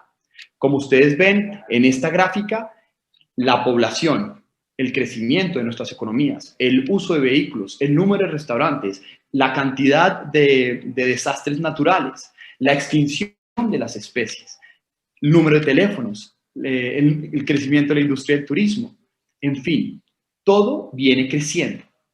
¿Hasta qué punto es sostenible este crecimiento? Pues hoy, el fruto de este crecimiento acelerado y de esta métrica de la era del antropoceno nos ha generado la realidad del coronavirus. Adelante. Y es muy importante entender lo siguiente. El crecimiento económico en nuestros países se mide por el aumento del valor de los bienes y los servicios.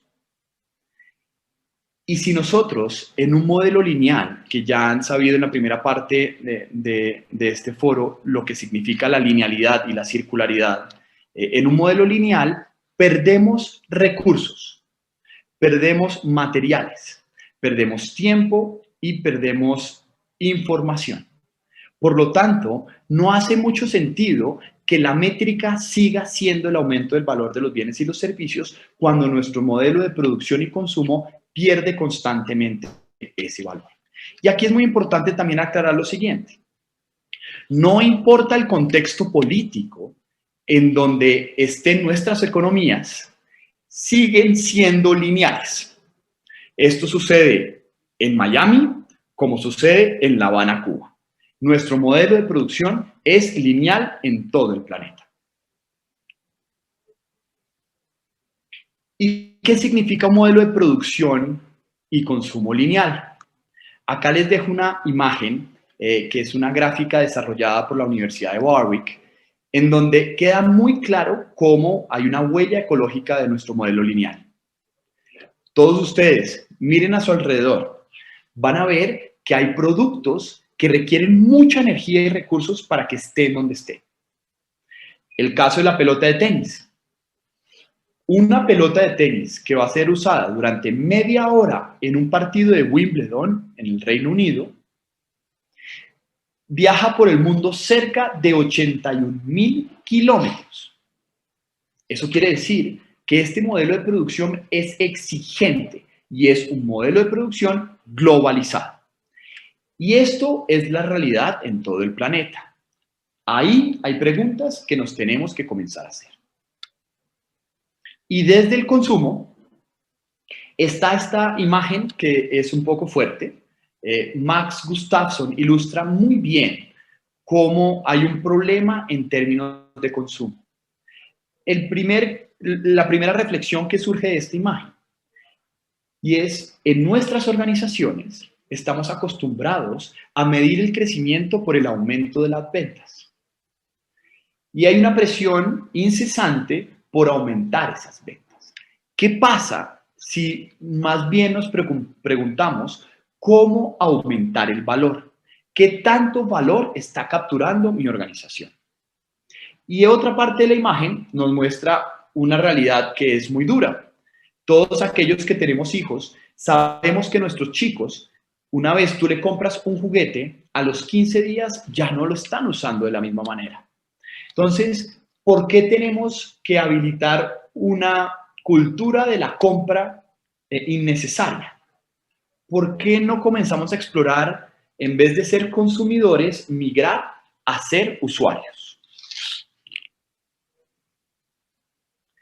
Y esta es la gran transición. Esta imagen ilustra una aproximación del Centro de Innovación de Finlandia, el primer país en tener una estrategia nacional de economía circular. Y si ustedes ven, ellos se han puesto las metas de los ODS como su tarea principal. Pero se dan cuenta que es a través de un proceso en el tiempo en donde se van desarrollando distintas capacidades que van a poder atender esas metas de los ODS, Objetivos de Desarrollo Sostenible. Y si ustedes ven muy bien, es a través de los modelos de negocios circulares que vamos a poder atender la mayor cantidad de objetivos y metas. ¿Por qué? Porque es el ODS 12 de producción y consumo responsable el habilitador de los diferentes ODS a través del esfuerzo mancomunado que es liderado por la industria, lo que permite aterrizar las metas de los ODS. Entonces, la economía circular es el mejor instrumento para que a través de los modelos de negocio podamos hacer ese tránsito que nos permita cumplir los objetivos de desarrollo sostenible. ¿Cómo lo vemos nosotros desde Waste to Worth? Este tránsito empieza por hacerse una pregunta inicial alrededor de la producción eficiente. ¿Cómo hacemos más con menos? Y otra pregunta que surge de la distribución equitativa. ¿Qué significa eso? Significa que todos tenemos capacidad de agencia. En nuestras organizaciones, sea privada, sea pública, tenemos capacidad de agencia. Por lo tanto, a grandes responsabilidades o a grandes capacidades, grandes responsabilidades. Y hablamos de cadenas, es decir, de esfuerzos colectivos dentro de las cadenas. Y esto debe estar acogido dentro de la equidad. Y tercer elemento crítico para este proceso de innovación, y es el consumo responsable. Si no nos preparamos para tener hábitos y estilos de vida sostenibles, es probable que no podamos cumplir las metas de la economía circular. Mucha educación y mucha capacidad para que dentro de las organizaciones ofrezcamos productos cada vez más conscientes sobre los límites planetarios. Esto es un proceso de innovación. Estamos creando capacidades donde antes no había, nuevas cadenas. Por lo tanto, ¿cuál es el mejor vehículo para empezar a hacerlo? Pues las diferentes redes. Podemos reciclar, pero hay que regresar, regenerar, rediseñar, reparar, recuperar, reutilizar. Y en el marco de la pandemia fue muy escuchado aquí en Colombia que necesitábamos reinventarnos. Seguro fue lo mismo en el Perú. La reinvención hace parte también de la capacidad de adaptarnos a los principios de la economía circular.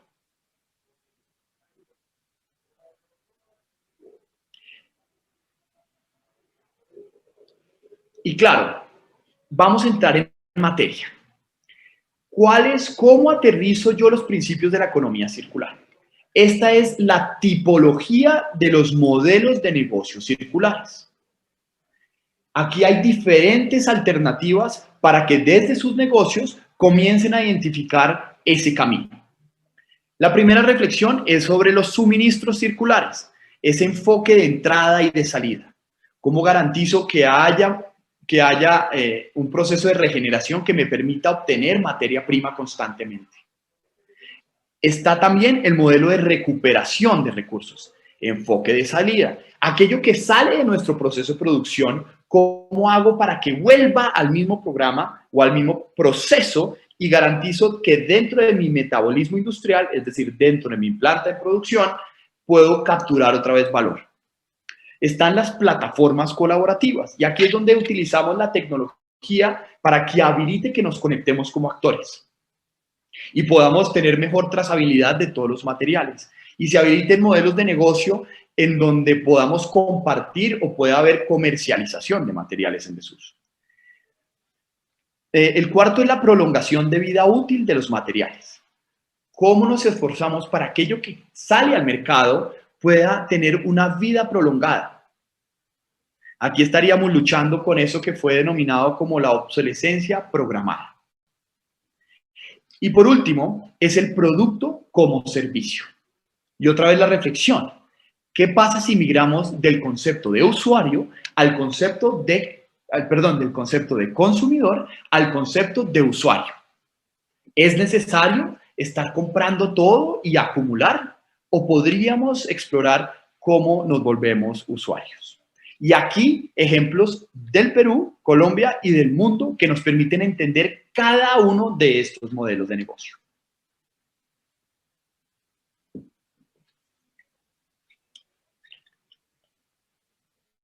El primero.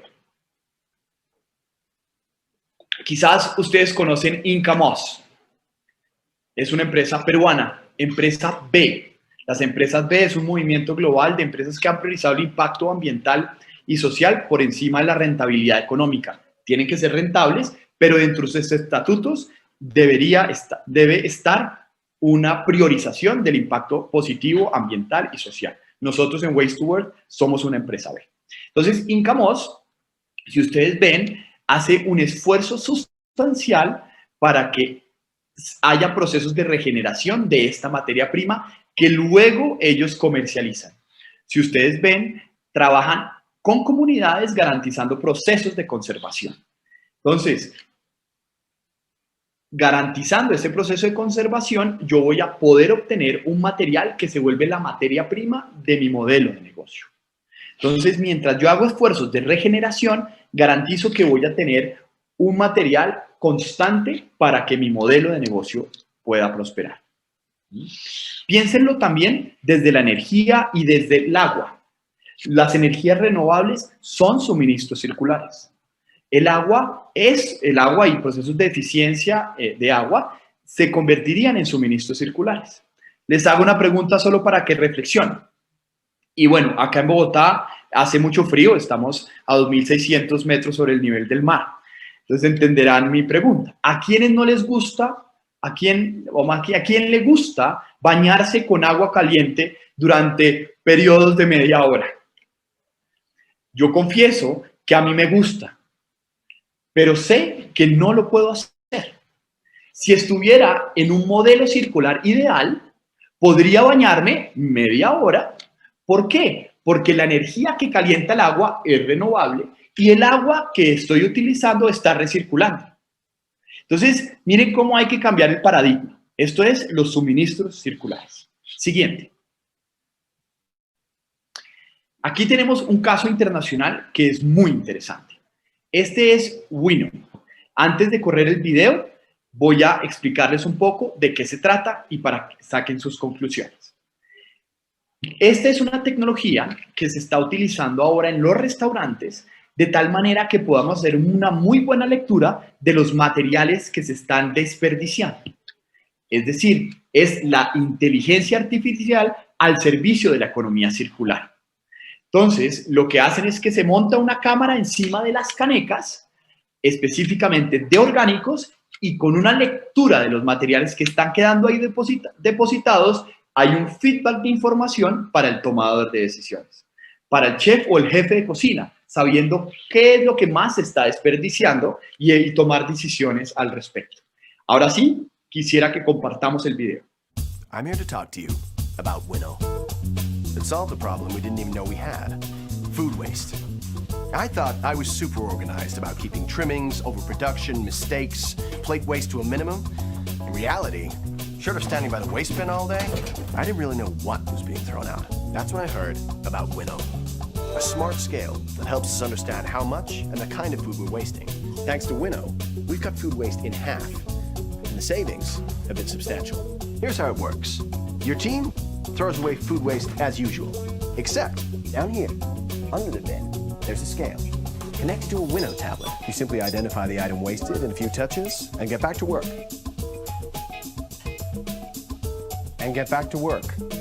Yes, Chef. From there, the cloud-based tracking system takes over.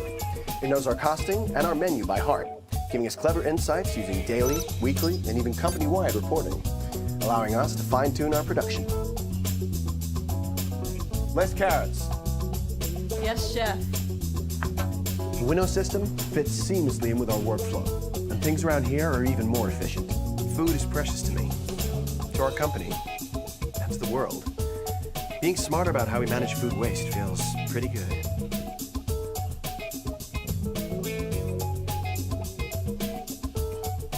You made this? Yes, chef.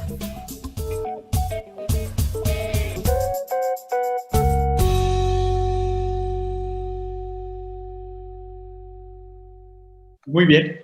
Entonces lo que ustedes vieron es un sistema que te permite encima de la caneca leer con claridad qué está siendo desperdiciado. Y eso, como lo decía el chef en el video, le ha permitido reducir al 50% la compra de sus materiales. Imaginen, el 50%. Entonces son eficiencias que se comienzan a materializar dentro de los diferentes modelos de negocio. Esta tecnología es una tecnología que sería muy interesante para el Perú. Sé muy bien de su gastronomía y disfruto muchísimo cada vez que voy a Lima o a otra ciudad del Perú a disfrutar, pues a aprovechar a diferentes cosas, y aprovecho siempre a tener una buena pasada por sus restaurantes. Siguiente. Siembra Viva. Miren lo interesante para el sector agropecuario. Siembra Viva es una iniciativa que por medio de suscripción permite que los diferentes agricultores puedan comunicarse. Esta comunicación ha generado una plataforma que permite que las prácticas se mantengan disponibles a todo aquel que tenga acceso. Esto ha logrado que no solo tengan eficiencias en su proceso de producción, sino que se generen dinámicas colaborativas entre los diferentes campesinos. Esta es una plataforma que permite que todos los actores puedan tener un aprendizaje muy específico alrededor de la agricultura. Sé que este foro tiene un enfoque especial en el campo. Por lo tanto, este tipo de iniciativas van a permitir que los participantes del agro, es decir, nuestros campesinos, puedan aprender rápidamente de casos de éxito y puedan lograr posicionar o digamos, promover sus preguntas en plataformas en donde pueden ser resueltas por otros campesinos. Adelante. Quiero también hablar de otro caso de empresa B peruana. Ellos ofrecen un servicio que recoge gratuitamente bienes usados en familias y empresas, ropas o electrodomésticos. Son bienes que han entrado en procesos de desuso y ellos han extendido el beneficio o habilitan que se prolonga la vida útil de estos materiales para que familias que están necesitando esos bienes o recursos puedan acceder a capturar valor. ¿Cómo lo hacen? Utilizan un modelo de economía circular donde estos objetos tienen una segunda vida. Mantenimiento y revalorización. Los capturan, miran a ver si pueden hacer un mantenimiento para garantizar su reuso. O pueden ponerlos en el mercado para capturar un valor adicional, generando un impacto muy interesante en la sociedad. Vamos con el video.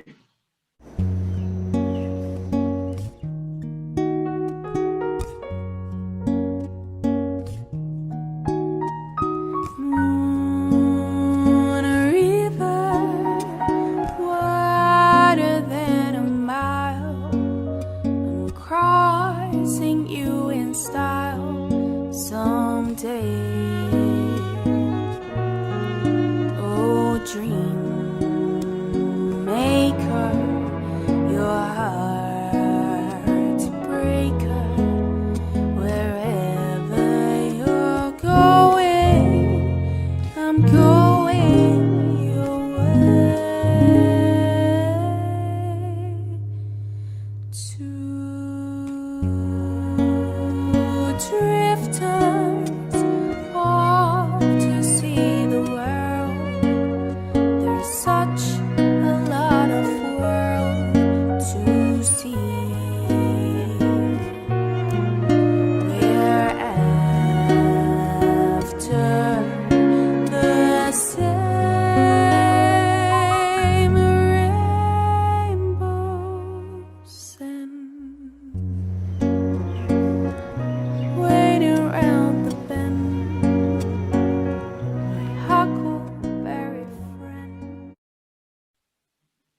Muy bien. Como esta empresa, están surgiendo muchas en Latinoamérica. El mercado, por ejemplo, de la ropa usada. No sé si ustedes han percibido que ahora hay cada vez más marcas o más empresas que tienen una marca que fomenta la prolongación de la vida útil. Entonces, ropa que está en desuso es capturada por estas empresas y las ponen a través de diferentes plataformas en el mercado de nuevo. Es decir, extendemos la vida útil y también recuperamos recursos. Y quiero compartirles este último modelo de negocio para que hubiéramos visto como los diferentes tipos de modelo de negocio en donde hablamos del producto como servicio. Este es un caso colombiano, un caso en el que nosotros hemos participado como Waste to World, apoyándolos en su crecimiento y en la métrica de su modelo de negocio, porque si están haciendo un claim, están mandando un mensaje al mercado de que son circulares, pues tienen que medirse y tienen que ser muy transparentes en cómo lo están haciendo. Esto es Toy Novo. Toy Novo cambió el concepto del juguete a la experiencia de juego. Ellos lo que tienen es una plataforma que les permite alquilar juguetes. Entonces, mis hijos que utilizan Toy Novo, hoy son conscientes que ese juguete que va a estar en casa durante un mes va a tener otra vida, es decir, otro niño lo va a utilizar. Por lo tanto, lo cuidan y saben muy bien que es una experiencia de juego que tienen que sacarle el máximo provecho. En Toy Novo también hay una capacidad para poner aquellos juguetes que no estamos utilizando en nuestra casa a que estén de nuevo en el mercado. Entonces, pasó en la pandemia y es que muchas personas estaban necesitando recursos. Por lo tanto, vieron en el closet de sus hijos una cantidad de juguetes que podían poner a disposición del mercado. Y a través de Toy Novo crearon el mecanismo para que en un marketplace uno pudiera alquilar estos juguetes que ponía, digamos, juguetes que uno tenía en su casa, ponerlos al mercado. Entonces, miren lo interesante. Como vieron, todos estos modelos de negocio están incorporando los principios de la economía circular y hay algo que es un común denominador y es la innovación. Es decir, son cosas que se están creando desde la nada, desde cero. Y esa es la gran invitación. Hoy, el siguiente ejercicio, vamos a tener un ejercicio. Les quiero invitar a todos los participantes a que por favor adelanten en el Mentimeter el desarrollo de esta pregunta. Quisiera saber si ustedes conocen alguna otra organización que se puede clasificar dentro de alguno de estos modelos de negocio. Solo alguno. ¿Conocen alguna? Por favor, entren al Mentimeter, nómbrenla y cuéntenos cuál modelo de negocio se relaciona. La idea es poder compartir con toda la audiencia qué otros tipos de empresas están aterrizando la economía circular. Pueden ser multinacionales, pueden ser empresas peruanas. Hay muchos ejemplos que vale la pena rescatar. Entonces, la invitación es para ustedes. Pueden entrar al Mentimeter. Aquí les damos código de acceso.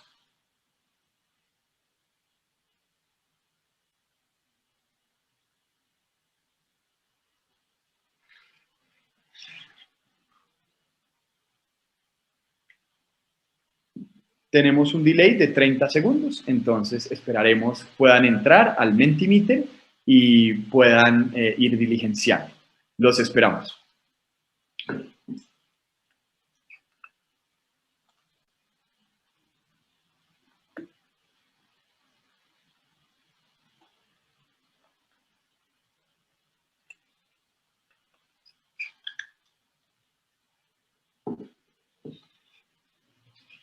Entren a su navegador de internet y exploren a ver qué encuentran.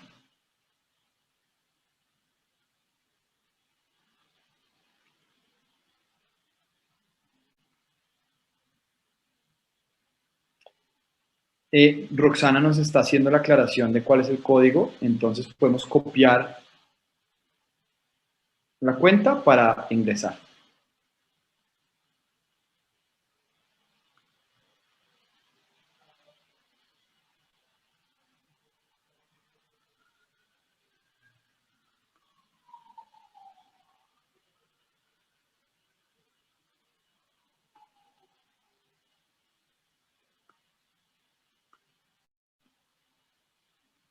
deben estar respondiendo en la plataforma. Vamos a ver.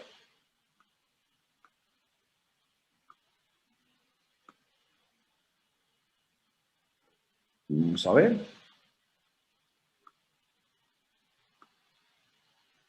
En la plataforma debe estar el código.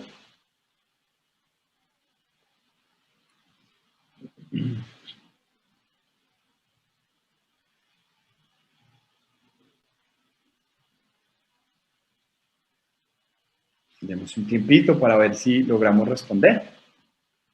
Les voy a dar algunas pistas. Hay una tienda muy famosa de muebles que se llama IKEA. IKEA es uno de los grandes abanderados de la economía circular. Van a ver que han migrado del concepto de consumidor al de usuario. Hoy IKEA alquila sus muebles y puede recuperar otros para hacer nuevos muebles.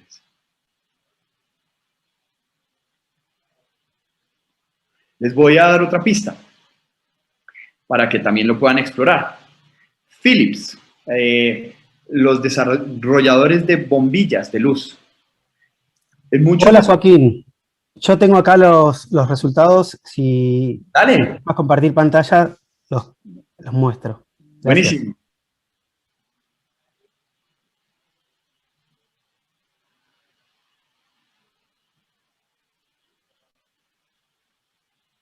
Muy bien, excelente. Simba recicla residuos orgánicos. Entonces, si nosotros decimos Simba recicla residuos orgánicos, es el modelo de recuperación de recursos. Acuérdense de que necesito que digan qué tipo de modelo de negocio de los explicados es. Patagonia es muy interesante porque tiene también dos puestas de modelos de negocio. Uno es circularidad en su cadena de suministro. Entonces, hacen procesos de regeneración y garantizan que sus proveedores están generando su producción con energías renovables.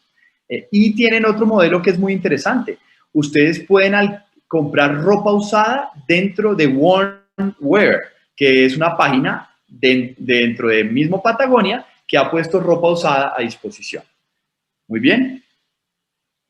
Tecobe es un emprendimiento boliviano que utiliza las hojas de plátano para la fabricación de envases biodegradables. Muy interesante, eso es recuperación de recursos. Reborn Perú, empresa que se encarga de convertir el aceite, seguramente es el aceite vegetal usado en combustible, y hacen biocombustible. Entonces también están recuperando. Miren, Kumir es una marca que vende productos de higiene personal como cepillos de bambú, champús y acondicionadores sólidos, de los cuales yo soy usuaria. Muy interesante. Entonces, Kumir, miren lo que está trabajando en modelo de suministro circular, garantizando que desde el ecodiseño ese material no se vuelve residuo. Veamos este caso, planta de reciclaje. Ok, miren, Perú, Coca-Cola. Es muy interesante. Hoy la mayoría de las botellas de plástico de estas grandes marcas de bebidas gaseosas están hechas en PET, que es un plástico que circula bastante. Entonces se han aliado con transformadores de plástico. Muy bien. Acá en Lima desde hace décadas hay mercados de venta de cosas usadas. ¿Eso puede calificar una economía circular? Sí, claro, estamos extendiendo la vida útil, estamos prolongando la vida útil de esas prendas. Y mira que lo que ha pasado ahora es que hay cada vez más empresas con algo de diseño y redes sociales que se dedican a vender esa ropa usada. Muy bien, Kayak recupera la piel del paiche, pez amazónico, y produce cuero para correas de carteras. Qué interesante, recuperación de materiales. Queroglass, Textil Valle, muy bien. Bueno, la economía circular está a la vuelta de la esquina. Hoy hay muchos modelos de negocio que se han concebido con los principios de economía circular, pero los invito a que de lo lineal pensemos en lo circular. ¿Cómo desde lo que yo hago hoy puedo aprovechar? Miren lo interesante de estos que aprovechaban la piel de Cuyac, que aprovechaban la piel del pez amazónico. Si mi negocio es la acuicultura y me dedico a la producción de ese pez, es probable que hayan algunos materiales que estén entrando en desuso. Entonces, esos materiales son susceptibles de ser circulados. Es decir, puedo crear un nuevo modelo de negocio. Y aquí es donde hablamos de la ruta de implementación. ¿Qué es lo primero que me tengo que comenzar a preguntar para explorar la economía circular? Esta es la ruta que nosotros recomendamos. Primero, ¿qué es lo que está pasando en mi contexto y cómo yo puedo participar?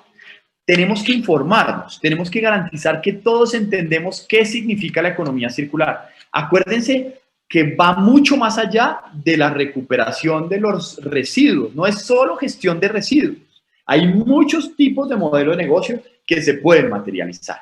Entonces, el primer ejercicio es entender y visualizar a mi empresa dentro de la economía circular. ¿Hay algo más que pueda hacer de simplemente gestionar los residuos o la cantidad de energía renovable que consumo? Ese es el primer paso. Pregunta. 2.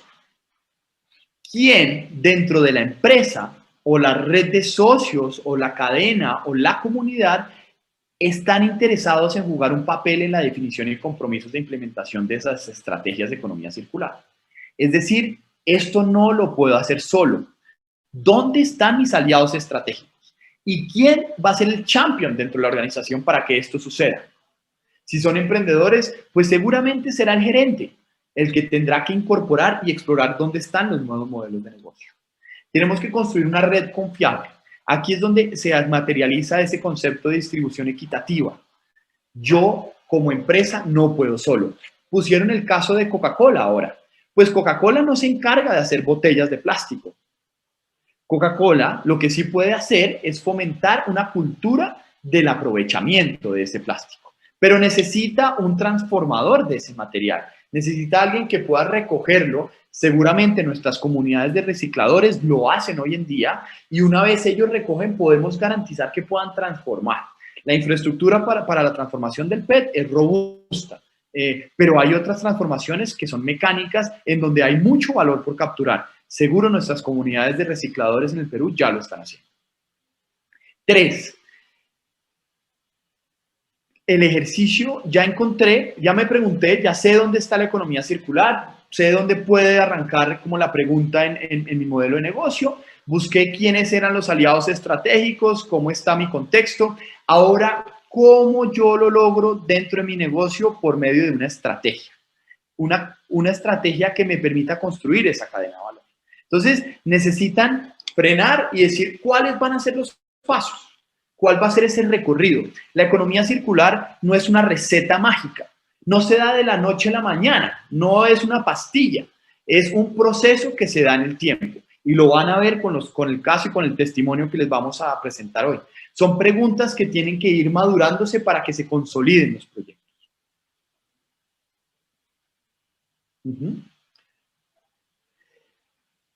Cuando yo he definido esa estrategia, tengo que hacerme una pregunta que es muy importante y es ¿dónde está el rendimiento financiero?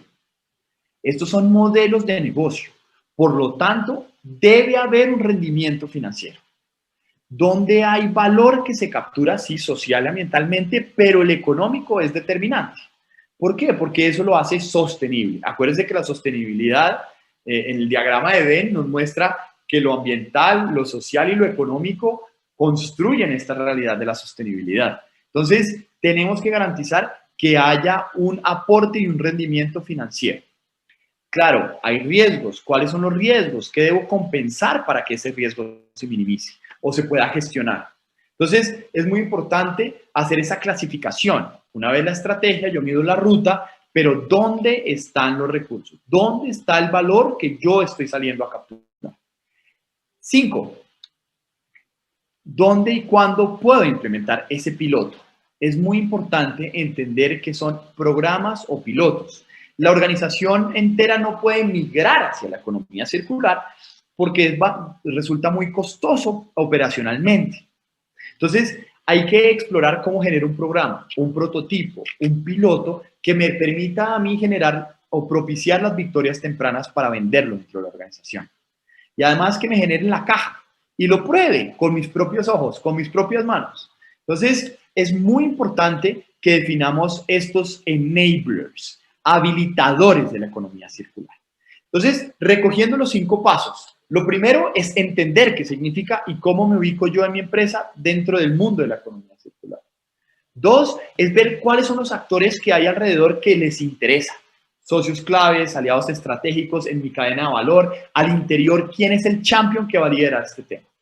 Después de que tengo esto, tengo que definir un recorrido, una estrategia, un camino que debería recorrer para lograr que el proyecto surja. Cuando yo he definido esta estrategia, tengo que ver dónde está el billete, dónde está el negocio, dónde está el valor social, ambiental y económico. Y por último, cuando ya he definido esto, debo ver cómo voy a implementar, es decir, cuál es mi enabler, dónde están las victorias tempranas. Entonces, esta es una ruta de implementación, es a grandes rasgos como las recomendaciones que nosotros damos y acompañamos a las organizaciones en ese proceso, pero no es una receta, digamos, hay variaciones al mismo y quizás dentro del ejemplo ahora vamos a ver el caso de Natura Cosméticos con un taller de papel y sus aliados, que es muy interesante. Vamos a ver cómo se construyó esta ruta, ¿no? Vamos a ver cómo se crea esta capacidad. Muy bien. Entonces, claro, si tienen preguntas, inquietudes, dudas, Roxana me puedes ir comentando. Yo no estoy viendo el chat por tener la presentación, pero si hasta ahora hay algún comentario o alguna duda que yo pudiera resolver, con mucho gusto. Joaquín, seguimos avanzando. Muy bien, listos. Entonces, quiero dejarlos a ustedes con este video que presenta el proyecto del taller de papel de Natura Cosméticos. Y después de este video, invito a Juan Camilo Padilla y a Jimena Vélez a que activen sus cámaras, los presento y tenemos nuestra conversación. Corre el video.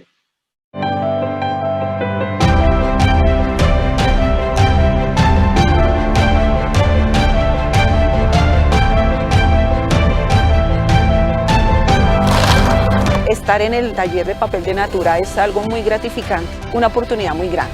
Me ha cambiado mucho la vida este taller, no solo por la paga, sino por el descuento, por las personas que tú te relacionas, porque las cosas que hago las hago con muchísimo más amor. Y lo que he aprendido también lo comparto con mis compañeras, me encanta enseñar. Y hoy me siento muy orgullosa de lo que hago y de lo que desempeño hoy en día. También que es hecho por mujeres que quieren una nueva oportunidad de vida, de progreso, de reivindicarse con la sociedad. En el taller se elaboran unos bowls hechos a base de papel reciclado de las revistas de Natura. También quiero agradecer a Natura por ese voto de confianza que nos ha dado. Se llevan de mí aquí mucho amor, demasiado amor, mucha entrega. Para mí es muy importante que sigan abriendo espacios como el taller de Natura en otras cárceles a nivel de mujeres, porque se les da la oportunidad de trabajar y de salir adelante. Este es el bowl ya terminado. Me encanta saber que con eso también contribuimos con la educación de los niños. Y como dice el logotipo, creer, creímos y aquí estamos viendo.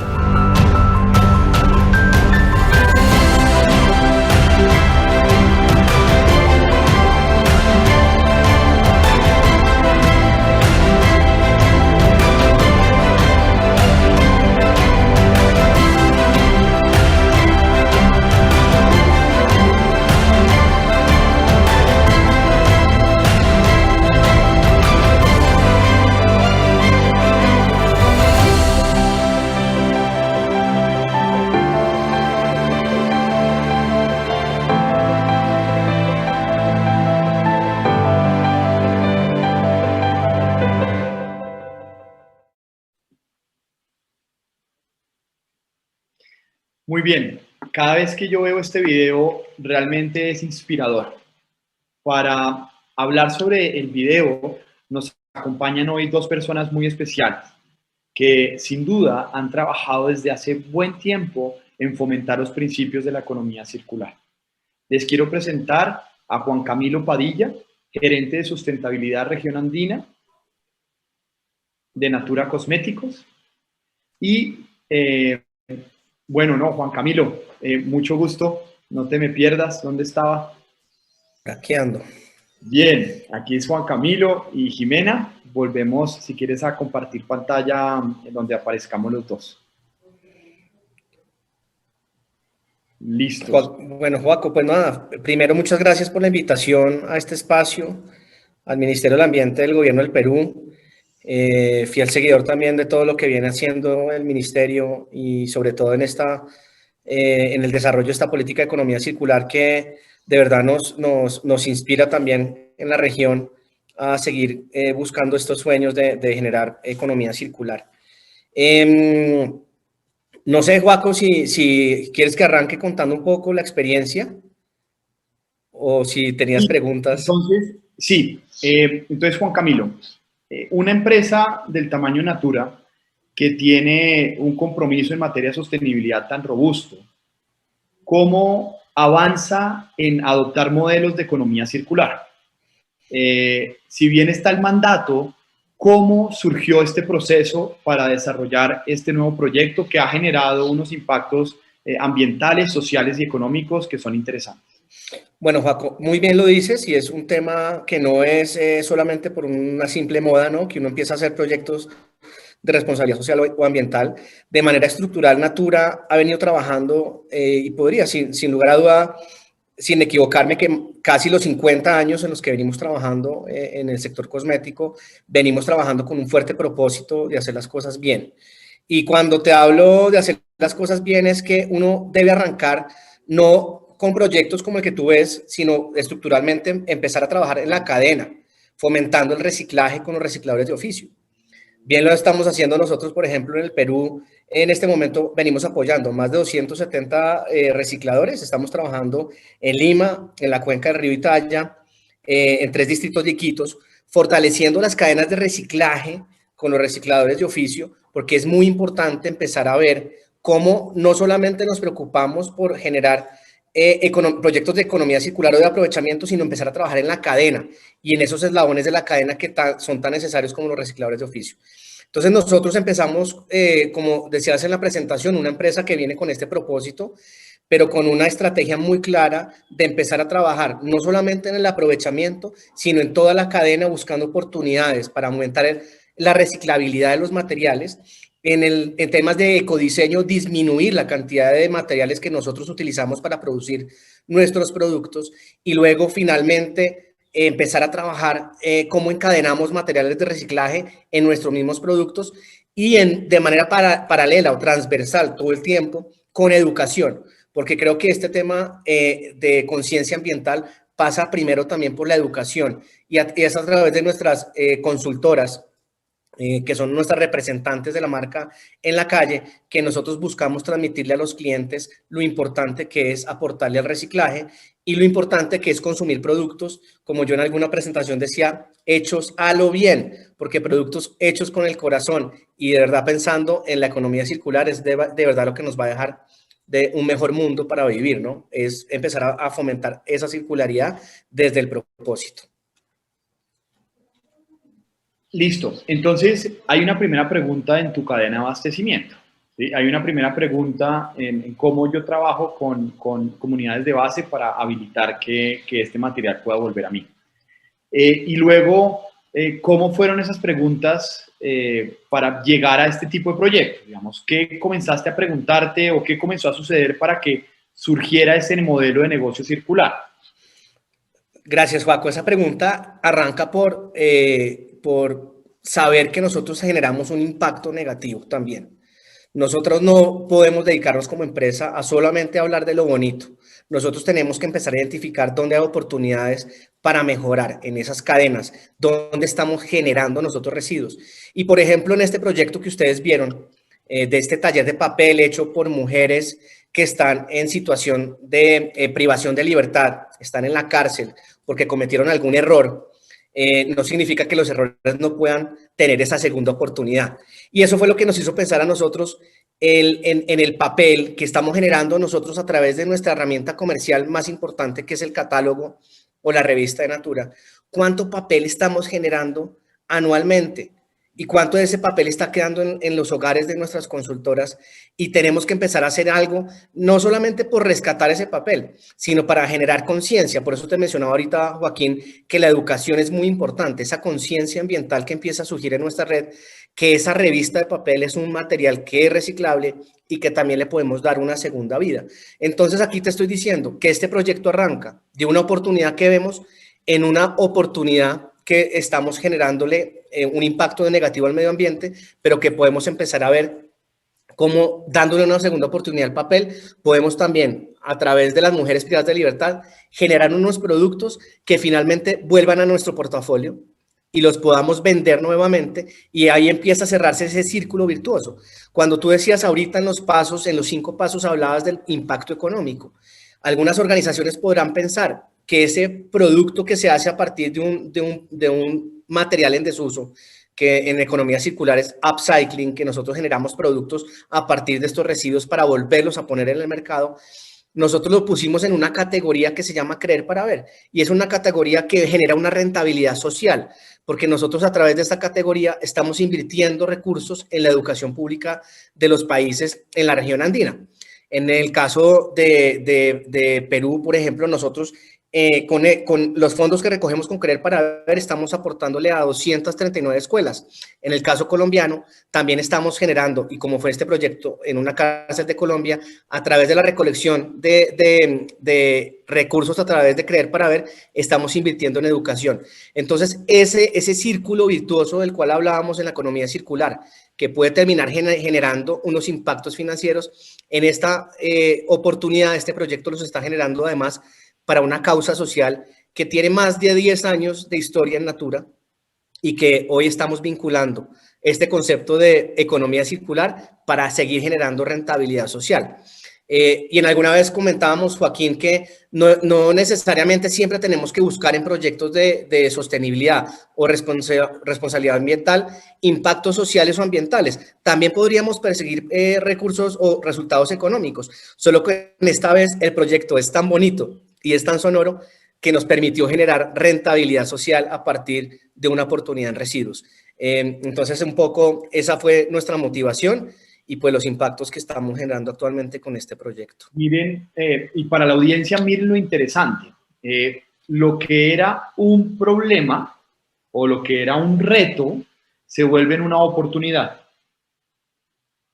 Lo que estamos garantizando es que aquello que hoy desperdicia valor, esas revistas de Natura, que por bien impresas que están en papel certificado, en tintas de agua, estaban entrando en desuso después del ciclo productivo, después del ciclo comercial, se convirtieron en una nueva fuente de valor. Es decir, capturamos ese valor.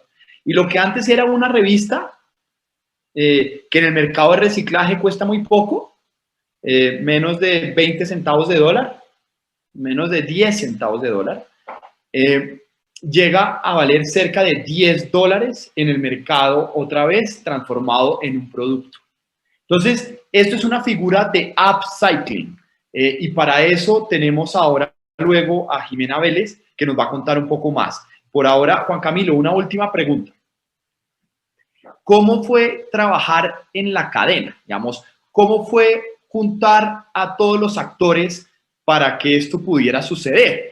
Y claro, trabajar en la cárcel no debe ser muy fácil. Entonces, cuéntame cómo fue ese proceso de construcción, de colaboración para hacer lo que hasta hoy se ha hecho, y qué viene ahora para ese proyecto.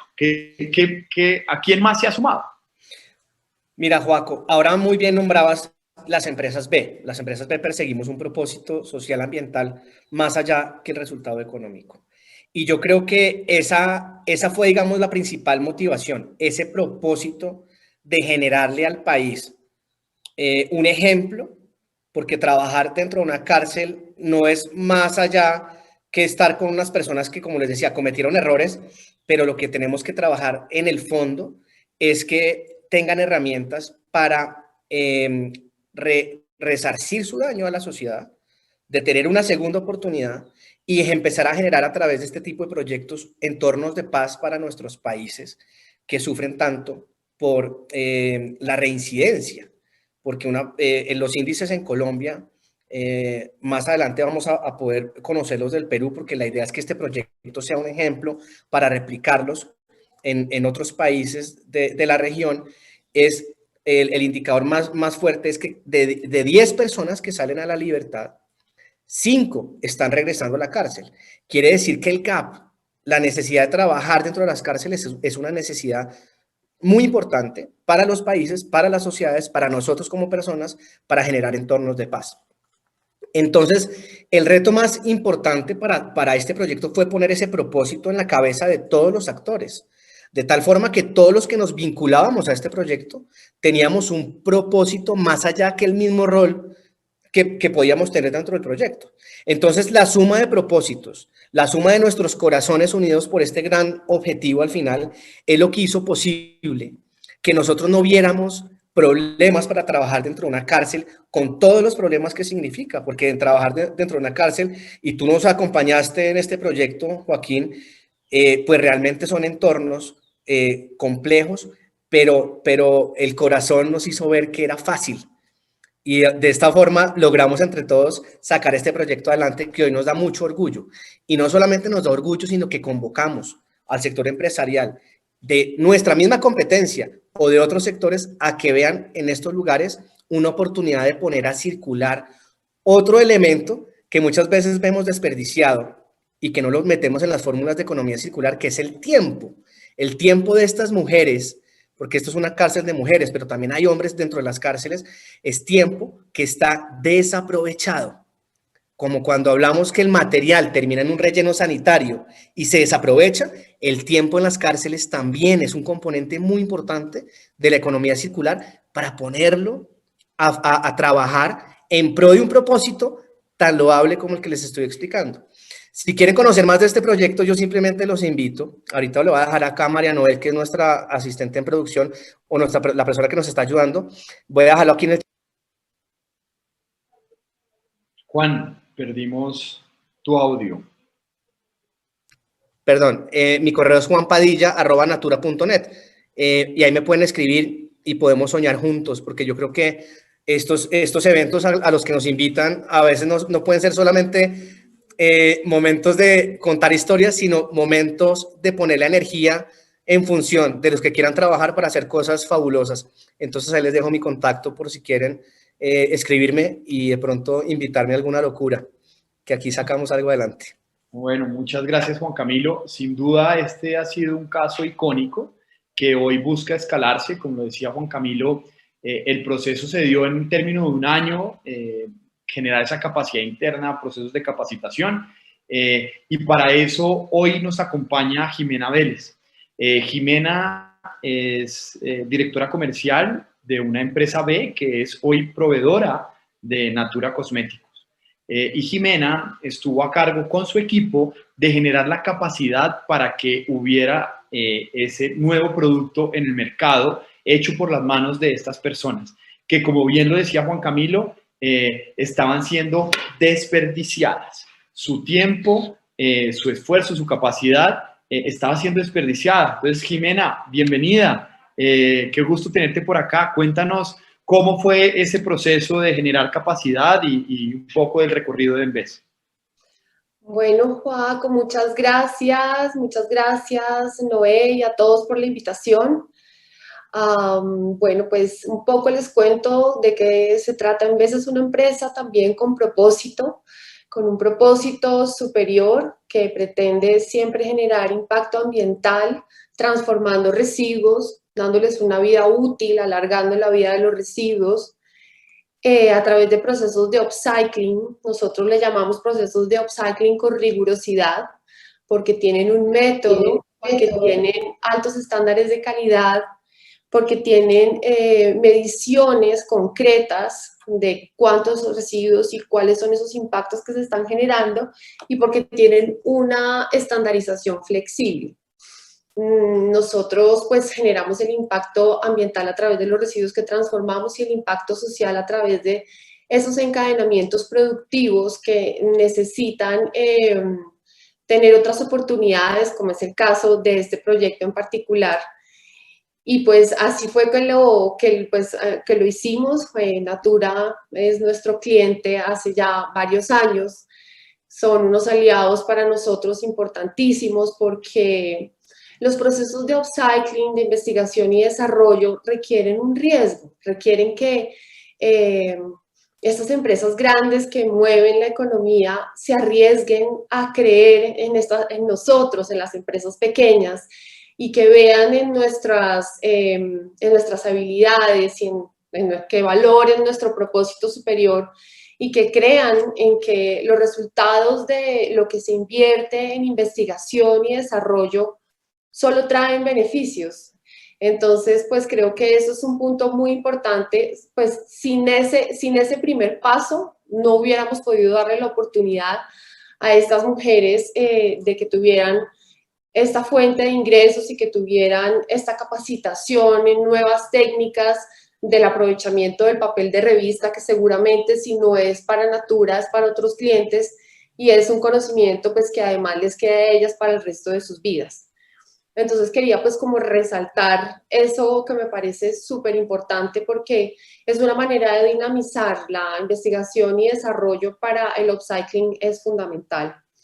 Y respecto a lo que tú preguntas, ¿cómo fue ese proceso de capacitación? Pues fue precioso. Fue un proceso muy lindo de 120 horas en donde conocimos a un grupo de más de 50 mujeres llenas de esperanza, llenas de incertidumbre, y poco a poco vieron que lo que se prometía se fue convirtiendo en realidad, y al final pues hemos hecho en el taller en menos de un año más de 60.000 productos, más que todo para Natura. Como vieron ahí en el ejemplo del video está ese bowl de papel que se vendió en la revista Natura. También hay unos juegos de portavasos que se vendieron en la revista Natura, pero adicional a eso pues se han diseñado diferentes productos para diferentes necesidades. Ellas han aprendido también diferentes técnicas artesanales para tejer el papel, con siempre muchos estándares de calidad y estandarización, y en esos procesos quiero decir que también Natura hizo capacitaciones en calidad para acompañarnos en ese proceso. Yo creo que algo que ha sido muy importante y muy lindo de este proyecto también es esa colaboración, esa empatía y esa como energía colaborativa entre organizaciones que están movidas por este proyecto que se convierte en un propósito superior, en donde, por ejemplo, nosotros como una empresa pequeña abrimos nuestros costos para que pues todos los conozcan y vean cuánto se le va a pagar a la persona en el centro carcelario, cuánto estamos ganando nosotros, cuáles son esos márgenes para que todos hagamos también sostenible financieramente el proyecto. Muchas gracias, Jimena. También veo esos aretes tan bonitos. Esos aretes sí. que también fueron hechos. Son hechos de pulpa de papel. Hechos de pulpa de papel. Miren, acá yo creo que hay que rescatar varios mensajes que nos deja Jimena. El primero es la disponibilidad a asumir riesgos. Las grandes organizaciones hoy tienen que tomar ese paso. Esto es un proceso de innovación. Lo que terminó haciendo en vez para Natura fue laboratorios que nos permitieron entender el material para qué servía. Y de eso surgieron cerca de 38 diseños que pasaron por un proceso riguroso de calidad y fueron priorizados algunos que luego salieron a venta en la misma revista. Entonces, eso que se ve como un propósito superior requiere de unas decisiones muy importantes. Y lo otro que nos decía Jimena es un trabajo en la cadena. Entonces, abrir los costos, entender muy bien cómo es nuestro rol, es determinante. Esto garantiza que haya confianza. Entonces, esa articulación se hace determinante. Y Jimena, una última pregunta para ti. En vez, además de estos proyectos, ¿qué otras cosas ha trabajado? Porque compartiéndole a nuestra audiencia del Perú, en veces una de las empresas colombianas o quizás la empresa de diseño con más antigüedad en procesos de upcycling en Colombia. Entonces, cuéntanos rápidamente cómo se está moviendo este mercado, digamos, cómo están viendo otro tipo de empresas en otras industrias la posibilidad de generar upcycling.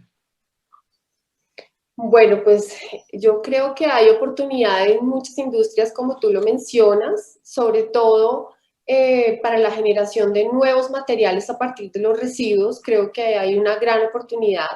También eso requiere muchos procesos de innovación. En el sector corporativo, en el mercado B2B, pues cada vez las empresas quieren ser coherentes con temas de sostenibilidad y creo que ahí hay una gran oportunidad. Pues residuos hay demasiados, pues todo el tema de plástico tiene una oportunidad enorme para generar procesos de upcycling. O sea, por donde tú lo mires hay oportunidades, hay grandes cantidades de material y pues creo que en el sector B2C también hay muchísimas oportunidades para productos de diseño en el hogar, oficinas, todas las adaptaciones que tenemos que hacer para trabajar ahora en casa, o sea, oportunidades de nuevos productos a partir del upcycling, todas. Entonces, miren cómo comienza ahora a surgir preguntas desde las grandes organizaciones. Entonces, eso era de poder meterse dentro del mundo de la economía circular, poder ver quiénes son mis aliados, una vez cuáles son mis aliados, dónde hay una estrategia o un proceso a construir y dónde está la rentabilidad de ese proceso. Bueno, Jimena, muchísimas gracias por tu participación. Un gusto, como siempre, tenerte en nuestras conversaciones. Gracias a ustedes. Chao. Muy bien. A Envés Diseño Sostenible lo pueden seguir en redes y seguro aprenderán un poco más de la experiencia que ellos tienen. Muy bien. Entonces, tenemos ya 10 minutos para trabajar en nuestro EcoCanvas. Entonces, volvemos a la presentación. Quiero contarles un poco de qué es el EcoCanvas. El EcoCanvas es una metodología adaptada del Canvas tradicional. El Canvas es una herramienta que sirve para construir modelos de negocio. Lo que hace el EcoCanvas es que comienza a integrar otras preguntas para hacer ese EcoCanvas. Entonces, es muy importante que cualquier modelo de negocio que ustedes proyecten tenga el diligenciamiento de esta herramienta. Hay otras, pero esta es muy funcional y desde la academia se ha venido trabajando. Entonces, miren que aquí hay varias preguntas. Uno comienza diligenciando estas preguntas del centro para la derecha. Entonces, la primera pregunta es: ¿cuál es mi propuesta de valor? Cuando yo me hago la pregunta de propuesta de valor, comienzo a ver cuál es mi relación con los clientes, cuáles canales voy a utilizar, qué segmentos del mercado interno o externo estoy atendiendo. Y aquí, para la economía circular, ¿cómo es el final de uso de ese material, de ese producto? Después, migro hacia el lado izquierdo del EcoCanvas, en donde estoy preguntándome sobre las materias primas y la energía. ¿Qué tanto está un suministro circular siendo aterrizado? ¿No? Y sobre esto, pues, ¿cuáles son los costos socioambientales que se generan? ¿Cuáles son las asociaciones que necesito clave? Digamos, ¿cuáles son esas actividades que se necesitan hacer? ¿Y cuáles son los recursos que tiene que habilitar, digamos, que habilitar el esfuerzo conjunto para hacerlo? Y acá abajo hay otras preguntas que son muy importantes. Por eso es un modelo de negocio. ¿Cuál es la estructura de costos? ¿No? ¿Cómo yo, y ahí lo hablamos muy bien para el caso de Jimena, Envés abrió su estructura de costos a todos los actores? De tal forma que fue muy transparente, pero eso se necesita contemplar. Y también explorar cuáles son las fuentes de ingreso. ¿Dónde voy a capturar yo valor económico? Ya está el social, ya está el ambiental, ¿dónde capturo valor? ¿Listo? Entonces, este es el EcoCanvas, es una herramienta que está disponible digamos, en las diferentes plataformas web, ustedes lo podrían encontrar, pero es muy importante entonces que entiendan cómo se comienza a diligenciar, dónde están esas preguntas de economía circular que son claves. Pero este ejercicio es un ejercicio que fue adelantado por Natura Cosméticos para que fuera entendido claramente dónde estaba ese modelo de negocio y cómo hacían cumplir esa propuesta de valor. Siguiente.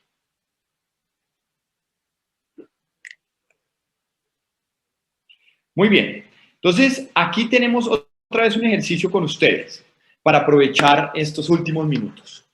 Ustedes ya vieron cuál era el caso de Natura Cosméticos, el taller de papel. Y claro, aclaro, este no es el único esfuerzo de economía circular que hoy tiene Natura Cosméticos. Es muy amplio. Inclusive es uno de sus pilares de sostenibilidad. Más belleza, menos residuos. Pero para este caso específico que ustedes vieron, les quiero hacer una pregunta. ¿Cuál considera es la propuesta de valor del proyecto de taller de papel de Natura Cosméticos? Pueden contestar de la misma manera. Gracias. Primera respuesta.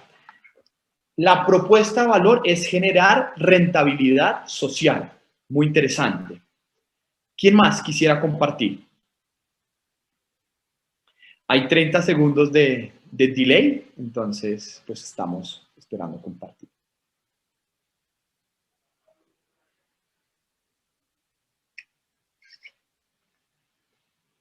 Sé que la pregunta no es muy fácil, no se preocupen. ¿Qué creen ustedes es la propuesta de valor del proyecto de Natura Cosméticos?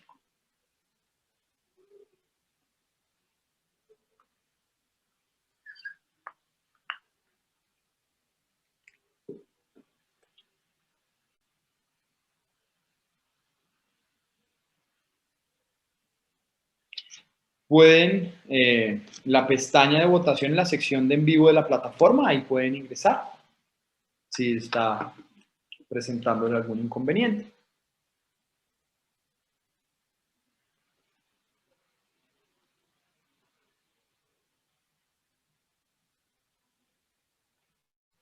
La propuesta de valor, rentabilidad económica, muy interesante, rentabilidad social, rentabilidad económica. Piensen, volver un material en desuso, un nuevo producto, se da rentabilidad social, se da rentabilidad también ambiental, se da rentabilidad económica. Ampliar la vida útil del papel de las revistas. ¿Ok? Muy interesante. Vender los papeles reciclados de las revistas. Generar empleo. Reducir el consumo de papel. ¿Ok? De pronto, cuando dice reducir el consumo de papeles, yo no necesito generar nuevos productos con papel, porque este es un upcycling. Acuérdense que no es una propuesta de reducción de consumo de papel, sino aquel que es utilizado para el proceso de comercialización de Natura, se vuelve en un nuevo producto. Entonces, no es tanto como la reducción del consumo de papel. Disminuir la cantidad de residuos. Yo creo que sí. Yo creo que ahí está parte de la propuesta de valor. Ajá. Generar valor social, económico y ambiental.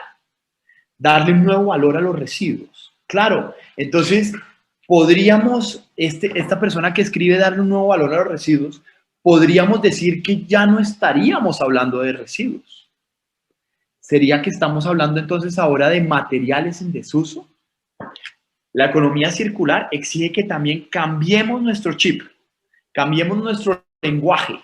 Entonces ya no existen los residuos en el mundo de la economía circular. Negocios inclusivos a través de la reducción de residuos. Innovación tecnológica y ambiental. Responsabilidad social empresarial. Yo creo que va un poco más allá de la responsabilidad social empresarial, porque hubiera podido Natura hacer una donación o algo de filantropía, pero esto es generar un modelo de negocio en donde ellos también capturan valor que luego va trasladado a proyectos de educación en la línea de creer para Muy bien. Entonces, miren lo importante que es pensar en la propuesta de valor. Y no es fácil, ¿sí? No es, digamos, el EcoCanvas requiere mucho trabajo. Solo por hacer como un paréntesis. Nosotros para desarrollar un EcoCanvas en Waste to Work duramos cerca de 2 sesiones, en donde hay 8 horas de trabajo. Entonces, esto es normal. Entonces, la propuesta de valor es que por medio de la recuperación de la revista Natura, generar valor social, ambiental y económico a cada uno de los actores involucrados en el proceso, trabajando por un mismo fin, la educación de los niños en Colombia. Acuérdense que ese proceso de producción en donde hay personas en las cárceles que las hacemos productivas, genera un beneficio para ellas, sí, pero es un proceso de producción. Ellas están haciendo su trabajo y nunca habían ganado tanto económicamente dentro de la cárcel como hoy ganan con este proyecto. Entonces, miren que ahí hay esa dinámica, pero en definitiva toda esa cadena garantiza impacto social, ambiental, económico, y uno muy importante es la educación de los niños en Colombia. Porque el margen completo que le genera la venta de ese producto a cada consultora de Natura se va para la educación de los niños. Entonces, miren lo interesante. ¿Qué más podemos ver en los canvas? Entonces, canales. Me pregunto cuáles son los canales. Entonces, las consultoras Natura. Ellas son la mejor venta y además miren lo que hace Natura. Y es fideliza aún más esas consultoras que son las que venden sus productos. Ellas no ganan de la venta de estos productos hechos de upcycling. Ellas saben que ese esfuerzo que están haciendo garantiza un programa de educación y el beneficio de las mujeres trabajando en su proceso laboral formalizado. Entonces, miren que hay un canal que es la misma revista. Esa revista que se convierte en un material en desuso, otra vez se transforma en un bowl por medio de las manos de estas personas privadas de la libertad, y ese bowl entra luego en la misma revista. Entonces, cuando tú estás hojeando esa revista, ves un producto que es hecho a partir de la misma revista. ¿Qué más? Segmentos de mercado. Miren lo interesante. En este caso tenemos que preguntar para adentro y para afuera. ¿Quiénes están comprando esto? Los clientes de Natura. Y también las consultoras. Las consultoras se vuelven un segmento de mercado porque Natura está haciendo un proceso de educación también. Está habilitando a que estas consultoras sean agentes de economía circular. Hoy, en un proyecto muy ambicioso de Natura y con otras marcas y empresas de la industria cosmética, están trabajando con cerca de 1,5 millones de representantes y consultoras para que sean agentes de economía circular, trayendo empaques y envases, que es una regulación específica que hoy está en curso en Colombia, la responsabilidad extendida del productor de envases y empaques. Entonces, hay unos segmentos de mercado y hay otros internos, que son las mujeres privadas de la libertad, los recicladores de oficio que tienen que traernos esa revista, los que están transformando ese material o los que están ayudando a diseñar, y los niños también en condición de vulnerabilidad, que ganan con el proyecto. Entonces, miren cómo hay segmentos de mercado internos y externos. ¿Qué otro? Claro, ¿qué pasa con el final de uso? Pues hay una transformación de nuevos productos hecho con papel de la revista Natura. La idea es que ese bowl no vuelva a, digamos, no se desperdicie, no entre en desuso, pero es un material que puede tratarse como un orgánico posteriormente, es decir, se puede biodegradar, pero pues no estamos buscando que eso. Entonces, pues este es el lado derecho, voy a ir rápidamente por el lado izquierdo por algunos de los temas. Entonces, ¿qué tenemos acá? Asociaciones clave. Miren lo que hablamos en la cadena de valor. Entonces, en vez de diseño, el IMPEC, que son todos los permisos de la cárcel, la Fundación 77, que administró esas capacidades dentro de la cárcel, y la articulación. Era muy difícil trabajar en la cárcel, los actores o las conversaciones con los diferentes actores eran complejas. Y pues hay otro actor que se vuelve un coordinador del proyecto, que en conjunto con Basura Cero también habilitó. Entonces, pues miren, si ustedes ven, este es el EcoCanvas. Yo no quiero ir por el resto de los ejercicios, digamos, de las preguntas en donde está la materia prima. Y quiero dejarlos con este mensaje, digamos, los beneficios socioambientales. La gran pregunta es, ¿contribuimos al desarrollo de la sociedad? Salud, educación, empleo, igualdad, patrimonio cultural. ¿Regeneramos el medio ambiente de alguna forma? Suelo, agua, aire, reforestación, recuperación de biodiversidad. Pues miren, acá tenemos un ingreso salarial justo para las mujeres privadas de la libertad. Educación y capacitación de estas mismas mujeres. Aporte a la educación de los niños del país y recuperamos recursos que han sido considerados residuos para que sean transformados en nuevos productos con un propósito social. Entonces, terminando este ejercicio y agradeciendo mucho el espacio que nos han dado para poder compartir experiencias de economía circular y que vean muy bien cómo mi negocio circular cómo puedo yo construir mi negocio en un negocio circular, les quiero dejar este mensaje. Esto es un proceso de innovación. Y recordando a Quino, que el año pasado partió de esta tierra, y a Felipillo, que era un personaje bien particular, seguro en Perú hay muchos aficionados a Mafalda, como aquí en Colombia también, no podemos asumir la posición de Felipe, que decía que ha decidido enfrentar la realidad. Así que apenas se ponga linda, me avisan. Pues ese no es el camino. Y Perú está en el proceso de adoptar una estrategia de economía circular. Han apostado a este como el mejor instrumento para poder, a través del modelo de producción y consumo, cumplir los objetivos de desarrollo sostenible. Entonces los dejo con un mensaje: aprender haciendo. Este es un camino en el que hay que explorar y hay que atender la incertidumbre. Por lo tanto, den esos primeros pasos. Y seguro, si tienen un modelo de negocio de economía circular que quepa dentro de alguna de las tipologías, tendrán un caso de éxito. Muchísimas gracias y quedo muy atento a las preguntas que puedan surgir. Joaquín, muchísimas gracias. Joaquín, muchísimas gracias por la intervención. El desarrollo del taller ha sido sumamente importante e interesante y creo que también bastante inspirador. Han habido diversas preguntas dentro del desarrollo del taller, pero hay una parte de tu presentación que todo ha sido bastante interesante, pero hay una que ha llamado la atención y creo que es muy importante profundizar, que va a ser la única pregunta que te voy a hacer y que te voy a pedir que la hagamos puntual porque ya estamos justo al cierre del bloque, pero es justo tu ejemplo de por qué bañarse media hora cuando se recircula el agua y cuando se trabaja con energías renovables sí encaja dentro de un modelo de economía circular, ¿no?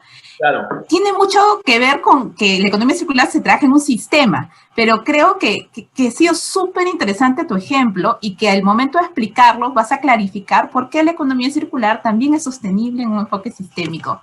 Claro. Te dejo, Joaquín. Bueno, esto era, me parece que bueno que esta como testimonio haya funcionado para inspirar muchas preguntas. Miren, en un modelo ideal de economía circular, podríamos bañarnos durante media hora o una hora con agua caliente.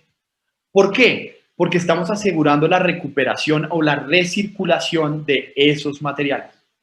Si nosotros desplegamos energía renovable, quiere decir que no estamos perdiendo energía, que se pudiera calentar para calentar el agua. Entonces, ese es el primer concepto, cómo habilitamos modelos de energía que nos permitan poder aprovechar al máximo nuestros procesos de producción. Y lo segundo es con el tema del agua. Claro, yo utilicé el agua, pero soy eficiente en capturarla de nuevo y que pueda recircular, ¿sí? Acuérdense que la mejor inspiración para la economía circular es la naturaleza, el ciclo del agua. No tenemos más agua, ¿no? No estamos creando nueva agua, sino que tenemos recursos limitados. Lo que hacen los ecosistemas es que nos garantizan que esa agua puede volver a un estado ideal para uso. Entonces, en un modelo de economía circular ideal, podríamos bañarnos durante media hora con agua caliente. Hoy en día no lo podemos hacer porque la energía que usamos para calentar el agua no es energía renovable y porque el agua que utilizamos se está desperdiciando y no la estamos recuperando. Entonces, esto es y si están muy interesados en más teoría, pues la economía circular suma muchas aproximaciones desde diferentes campos del conocimiento.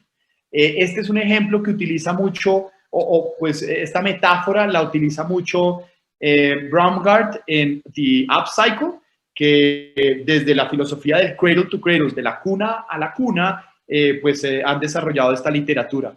Entonces, Baumgart y McDonough en Cradle to Cradle es un libro muy recomendado para ustedes que están interesados en este mundo de la economía circular.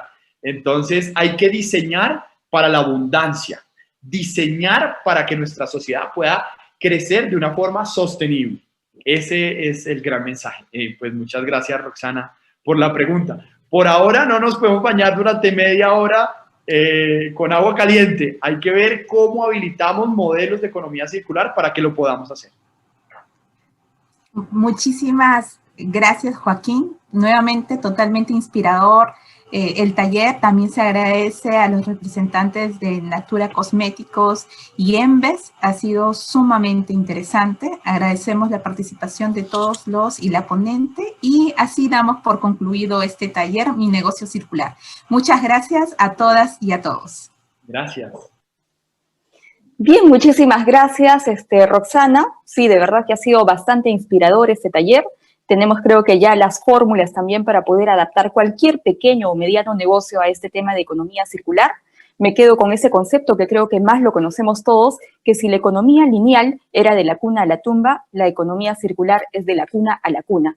Entonces, creo que este es el concepto más interesante también y que gráficamente puede mostrar todo lo que nosotros estamos ahora tratando de revertir para que podamos mejorar también la sustentabilidad de los proyectos de inversión.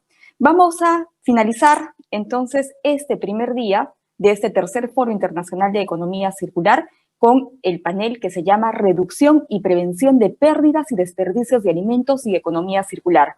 Para ello nos va a acompañar como moderadora de este panel la señora María Elena Rojas Funes, asesora de despacho del Ministerio del Ambiente. María Elena, bienvenida, muchísimas gracias por tu participación.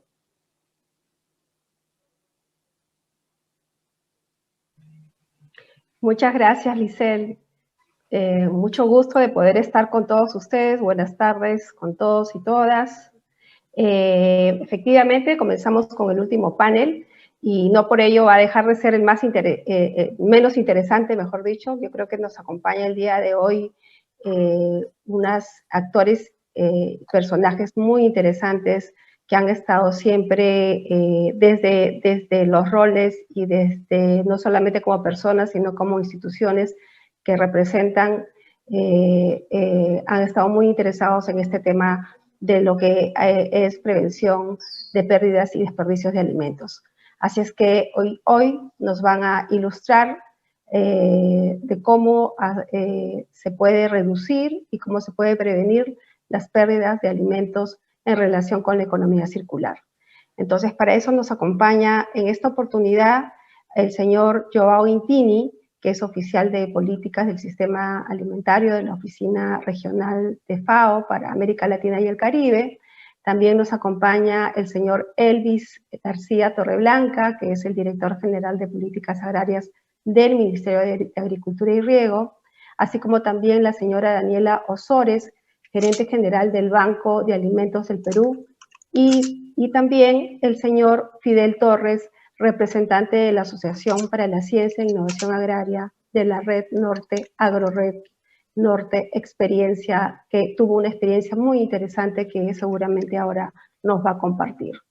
Entonces, este panel, a diferencia de los anteriores, va a consistir en que vamos a que nuestros invitados nos puedan responder en bloque 2 preguntas que vamos a realizar y vamos a poder recibir de parte de ellos este análisis en 5 minutos sobre este interesante tema. Así es que vamos a iniciar con la primera pregunta.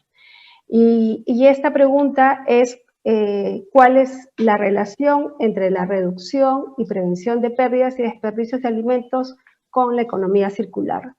Empecemos con Joao, que siendo oficial de la FAO y representando a un organismo internacional que ha promovido muchísimo este tema de implementar actividades y políticas públicas en América Latina y el Caribe, Te damos a ti la palabra, Joao. Bienvenido y muchas gracias por aceptar nuestra invitación. Y si nos puedes ayudar para poder responder esta pregunta de la relación entre la reducción y prevención de pérdidas y desperdicio de alimentos y la economía circular. Adelante, por favor. Muchísimas gracias por essa oportunidade, gusto estar aqui com todos e todas. É verdade que aqui é encontro com amigos, pessoas que já nos encontramos em outros momentos, assim que me alegra enormemente participar deste espaço aqui com todos, em especial a Maria Rojas, que está aí conduzindo este conversatório aqui. Aproveito aqui para mandar um enorme abraço a meus companheiros de FAO Peru, que estão atentos aqui esta conversa. E também amigos de FAO que aqui estão em Santiago acompanhando esta oportunidade, um grande e importante debate. É bastante interessante este tema, porque percebemos que pouco a pouco vamos ganhando espaço na sociedade, vamos ganhando a atenção dos governos, vamos involucrando atores importantes da sociedade civil, da academia, investigadores, enfim, isto tudo vai crescendo pouco a pouco, porque, em verdade, estamos buscando elevar a consciência das pessoas sobre a enorme tarefa, este enorme compromisso de cambiar a forma com que movemos as coisas, com que produzimos nossa comida, com que circulamos os bens materiais em todo o planeta. Há de pensar muito sobre isso, porque estamos chegando a limite. E este limite significa não somente os impactos e efeitos em los recursos naturais, a biodiversidade, mas, obviamente, na vida das pessoas. A pobreza, o hambre, tudo que toca a pandemias, tudo que está associado a desequilíbrios naturais, de alguma maneira, é resultado de uma incidência da ação humana sobre essas coisas. Então, estamos, em verdade, no momento de cambiar a forma com que realizamos as coisas, e a economia circular é justamente uma nova forma de pensar, outra maneira de realizar as coisas, de buscar uma harmonia entre recursos naturais, entre a biodiversidade, entre a população urbana, porque é necessário um câmbio profundo em nossas práticas produtivas, sociais e etc. Assim que, buscando responder esta pergunta bastante inquietante, as perdas e desperdícios são um tema de uma larga jornada de discussão, de iniciativas, de muitas coisas realizadas em todo o planeta para enfrentar este drama, este tema que é, primeiramente, de uma ordem ética, o hambre, a pobreza e alimentos que se vão, que se botam. Então, por essa órbita iniciamos, mas logo avançamos para outra perspectiva, de enfrentar as perdas e desperdício de alimentos, pensando na eficiência, pensando na produtividade, pensando em generar iniciativas produtivas e tecnológicas que cambiem os formatos e os processos produtivos em las cadenas produtivas, em las cadenas alimentares, e isto é, digamos, uma forma de involucrar os atores de uma outra maneira, não mais assistir, ou não mais sentir-se como um ente passivo nisto tudo, pero sentir-se participante de uma cadena viva, uma cadena que necessita realizar-se de outra forma, não mais produzir e desechar, pero circular, inovar, criar.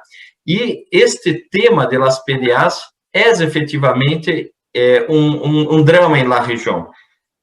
Somos grandes produtores de alimentos, muitos países são exportadores de alimentos e se perdem algo como 12% de tudo que se produz. Aí se vai a água, se vai ao suelo, se vão os insumos, trabalho de homens e mulheres, aí se vão tudo que está associado à tecnologia, tudo que está associado a labores, tudo isso se vai. E enfrentar as PDAs com uma perspectiva de economia circular aún más en países con tanta desigualdad social y económica que tenemos aquí, sería ofrecer una oportunidad de empleos, de renta, de involucrar personas que estão à margem de los sistemas econômicos, sociais, produtivos, para ter aí uma oportunidade de melhorar sua qualidade de vida. A economia circular é uma saída, digamos, criativa, inovadora, pero mais que tudo, necessária.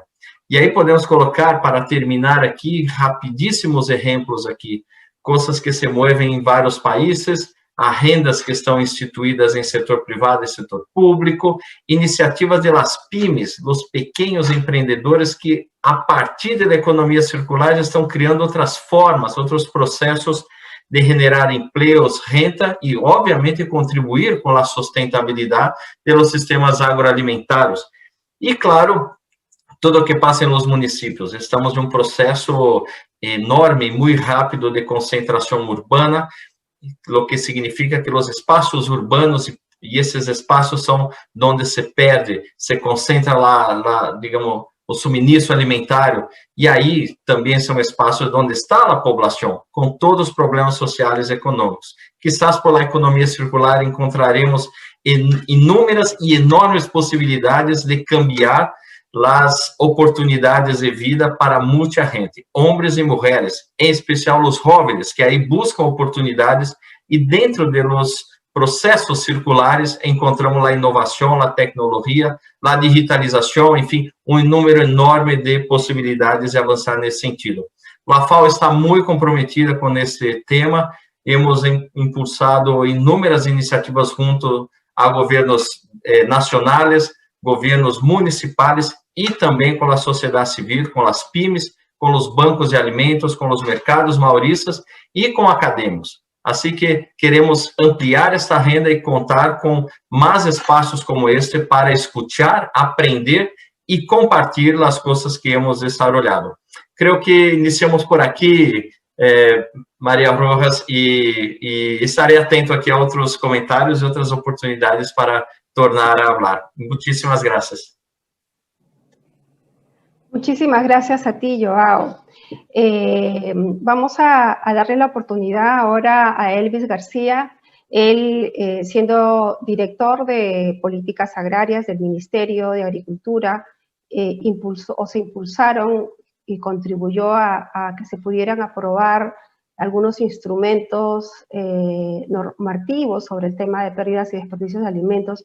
Así es que, Elvis, sobre la base de esa experiencia, tú nos podrías explicar si estaba clarísima la relación entre pérdidas y desperdicios de alimentos y economía circular. Tienes el micrófono abierto para ti. Mariana, muchísimas gracias. Saludar a través tuyo a todos los participantes que nos acompañan el día de hoy en este importante foro, que ya estamos en la etapa de cierre. Estamos muy contentos desde el Ministerio de Desarrollo Agrario que en este día se haya podido tocar los temas vinculados a la economía circular en la agricultura y podamos cerrar justamente el día de hoy tocando un tema que es súper relevante relacionado al tema de la reducción de pérdidas y desperdicio de alimentos, ¿no? Que sin duda tiene una vinculación muy clara con la economía circular y yo lo centraría en algunos conceptos claves, ¿no? Por un lado, las palabras claves que vinculan ambos conceptos se enfocan en la reducción o en evitar justamente los desperdicios, pero por otro lado, la alimentación. Y es que cuando hablamos de pérdidas y desperdicio de alimentos, tenemos que tener claridad sobre cómo este concepto sin duda involucra la seguridad alimentaria de los países, ¿no? Y cómo los diferentes actores que son parte de una cadena alimentaria en su misma toma de decisiones pueden generar repercusiones importantes en torno a generar mayores índices de pérdidas y alimentos que se contradicen completamente con los indicadores de pobreza y de hambre que existen en todo el mundo, ¿no? Entonces, en ese sentido, cuando desarrollamos, como tú bien mencionas, el marco normativo vinculado a pérdidas y desperdicio de alimentos que se encuentra en nuestro país, siempre nos pusimos a pensar en cómo ir involucrando y sensibilizando a los actores que se encuentran dentro de una cadena alimentaria, a los productores agrarios, a los comercializadores, a los transportistas, a los que transforman los alimentos desde la mirada de la pérdida, que es ahí donde se enfoca justamente este concepto. Y también a los distribuidores, a los mercados, a los restaurantes y a nosotros mismos como consumidores, desde la mirada del desperdicio, como todos nosotros podemos comprometernos a poder desarrollar una disminución justamente de esta pérdida y desperdicio de alimentos. Y el enfoque de economía circular, en donde todos estamos comprometidos y también tiene un marco normativo que se regula desde el plan de competitividad, la política de competitividad, nos convoca a pensar desde el sector agrario, por un lado, a cómo podemos ser mucho más eficientes, cómo podemos innovar, ser más creativos y sacar el máximo provecho de la producción, ¿no? Dentro de una cadena también. Entonces, existe mucha vinculación entre ambos conceptos. Y desde nuestro país, lo que estamos desarrollando desde el Perú es poder ir comprometiendo cada vez más desde la ley que tenemos aprobada desde 2019, nuestro reglamento que fue aprobado en el 2020, y en la actualidad la identificación de líneas específicas de acción desde las diferentes cadenas productivas vinculadas con el tema alimentario para que podamos comprometernos a seguir reduciendo la pérdida y desperdicio de alimentos, ¿no? Entonces, sin duda el reto es muy grande porque hay un conjunto de conceptos que muchas veces está interiorizado en cada uno de nosotros como actores y que en el marco de esta sensibilización, y es muy bueno que se tenga la agenda clara de política y de acciones estratégicas dentro de nuestro país, poco a poco se va a ir cambiando justamente esa cultura y todos, creo, es un reto que tenemos como ciudadanos, ir tendiendo a ser un país mucho más productivo, mucho más competitivo, mucho más sostenible y enfocado en contribuir a la seguridad alimentaria de todos y todas los peruanos, ¿no? Entonces, sin duda eso es lo que venimos trabajando y creo que para cerrar, la vinculación es muy clara y sobre eso las líneas de intervención también van a permitir generar en conjunto, en sinergias, muchos mejores resultados para el país. Muchas gracias, Elvis, por tu interesante respuesta.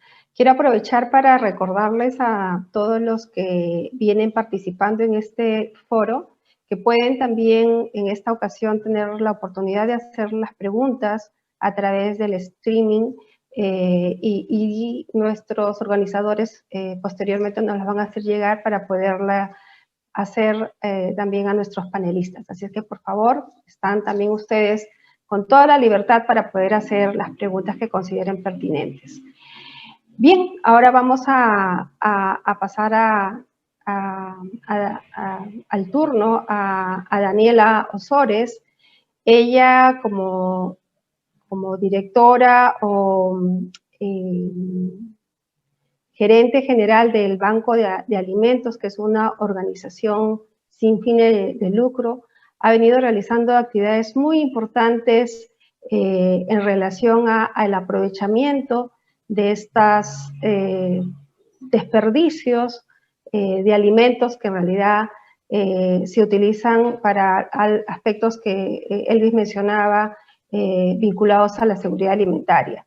A pesar de los importantes progresos que se dieron en la reducción de la pobreza, todavía antes de la pandemia teníamos un poco más de 2,5 millones de población que sufría hambre, y ahora con la pandemia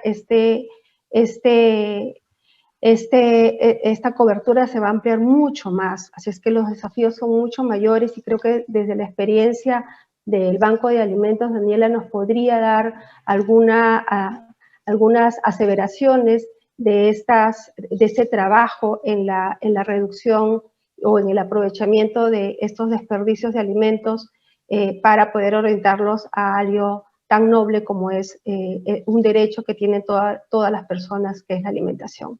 Adelante, Daniela, tienes el micrófono abierto.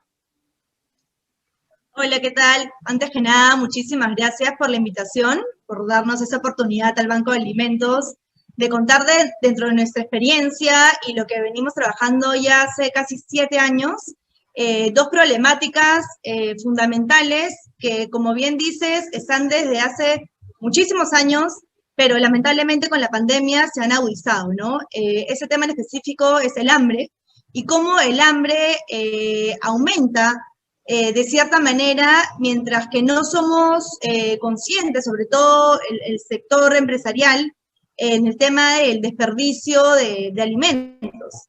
Lamentablemente en nuestro país, casi el 30% de los alimentos que se producen se desechan. Muchos de ellos porque tal vez ya están cerca de su fecha de vencimiento, o por ejemplo, frutas y verduras tal vez maduras, que ya no son consumidas o que no se pueden exportar en muchísimos de los casos, y que lamentablemente se tienen que desechar en rellenos sanitarios, en el mejor de los casos, o de maneras ilegales, ¿no? Eso no solo afecta negativamente al planeta generando emisiones de CO2, sino que le quita la oportunidad a millones de peruanos de poder alimentarse.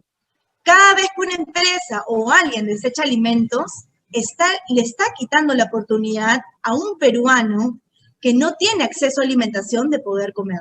Y eso es grave.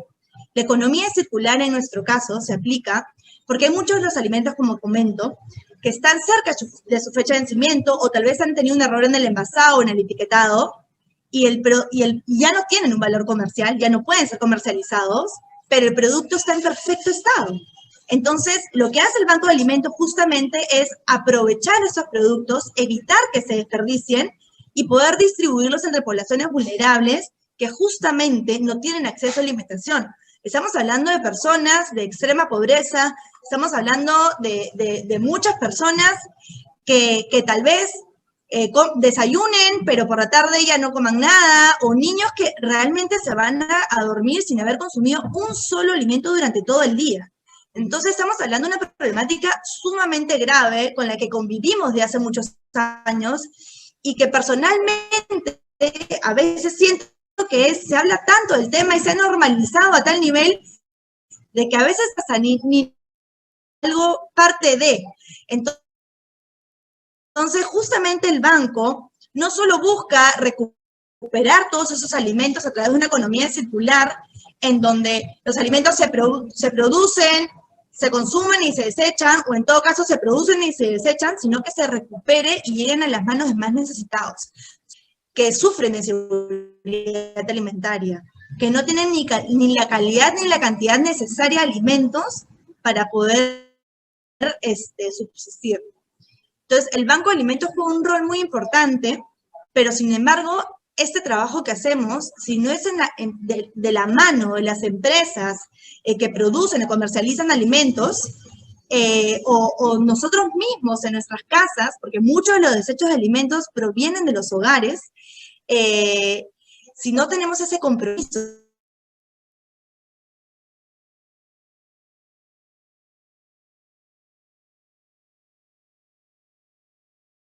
es muy importante trabajar bajo esos conceptos, trabajar con muchísimos aliados, como por ejemplo, trabajamos con casi todos los supermercados, son más de 100 tiendas de supermercados a nivel nacional, en donde el Banco de Alimentos trabaja de lunes a domingo recuperando los productos que no se pudieron vender en el día, o por ejemplo, no se imaginan una bolsa de arroz que se cae, que está en la góndola y que se abre una esquina y que ese producto lamentablemente lo tienen que desechar porque ya está de alguna contaminar, ¿no? Cuando son productos que están en perfecto.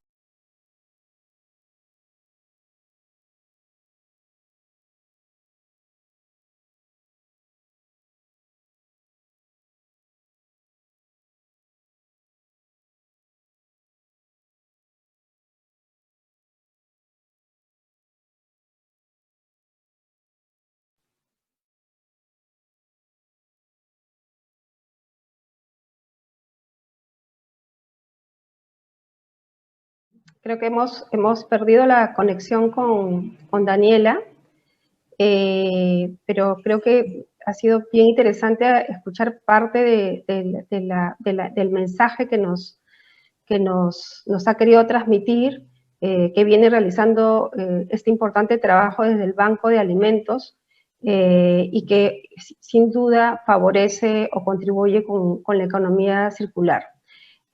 Vamos a ver si podemos recuperar la conexión con ella y más bien voy a aprovechar para poder darle el uso de la palabra a nuestros amigos de la de la Asociación para la Ciencia e Innovación Agraria de la Red Norte, AgroRed Norte, al señor Fidel Torres, quien nos comentará desde su experiencia en el premio de buenas prácticas para reducir las pérdidas y desperdicios de alimentos, cómo esta relación de promover estas buenas prácticas contribuyen con la economía circular.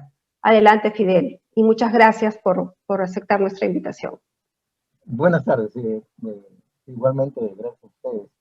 Y respecto a la pregunta, de inicio, efectivamente, y como ya lo han expresado los anteriores ponentes, los panelistas, es una relación de eficiencia, ¿no? Es decir, hay un problema de eficiencia en el manejo, en lo que significa pérdida y desperdicio de alimentos, y eficiencia en el sistema económico que sustenta actualmente, ¿no?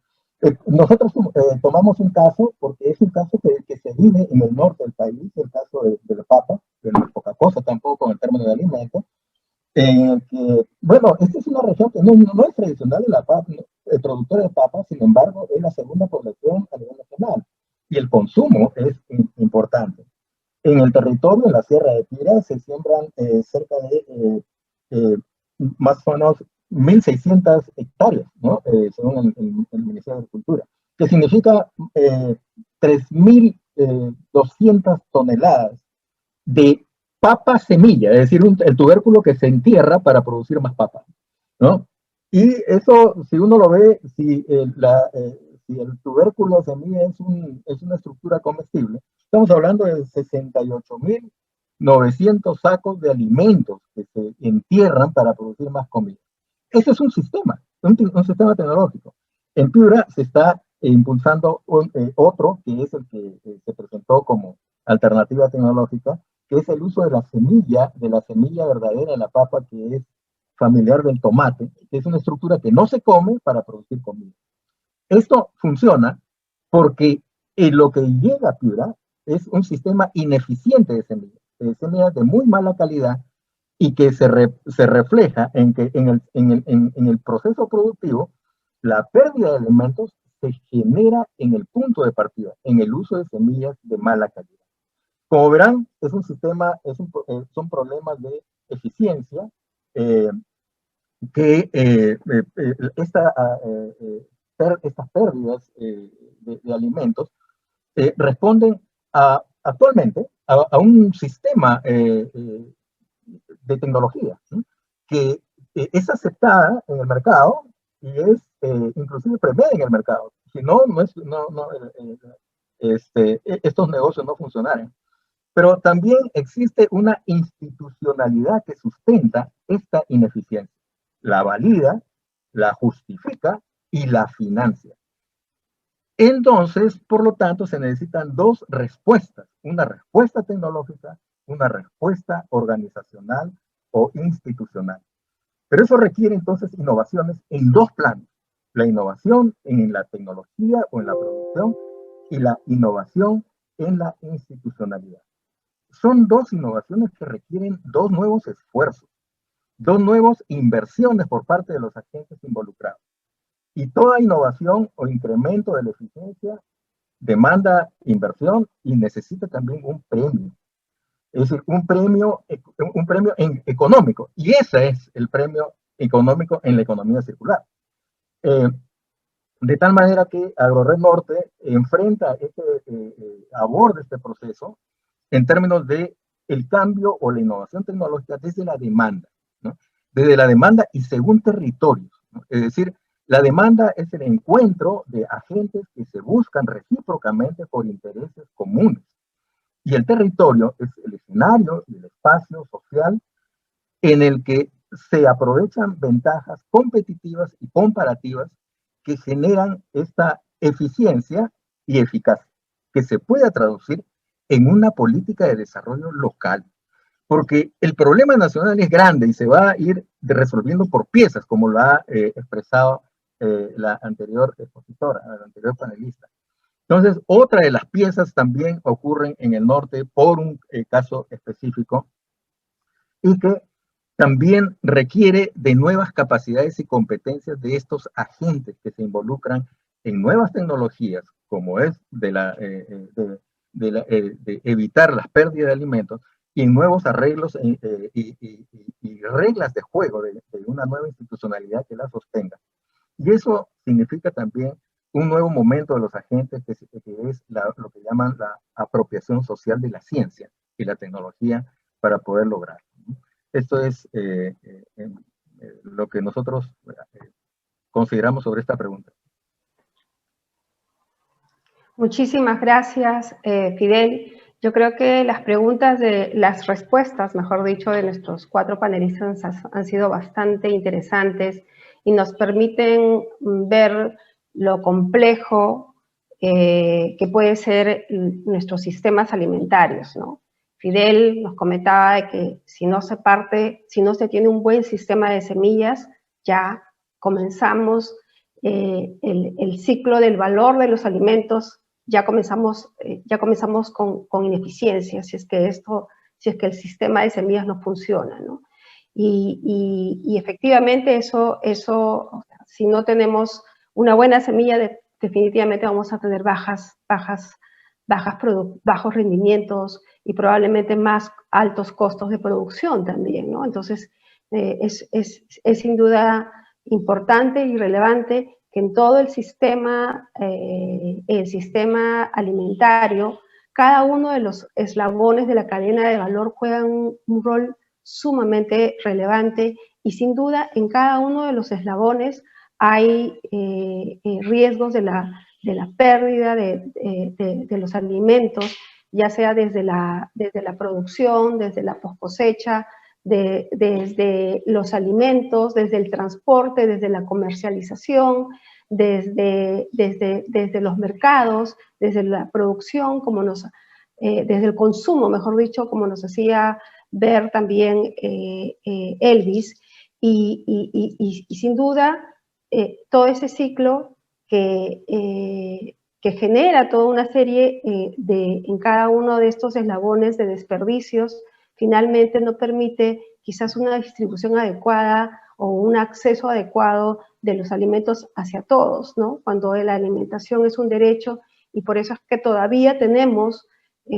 muchos problemas de que puedan los alimentos acceder no solamente en buenas condiciones, sino también de precio y de calidad, sino también en buenas condiciones de igualdad, que es lo que quisiéramos para todos los pobladores, no solamente de Perú, sino del mundo, ¿no?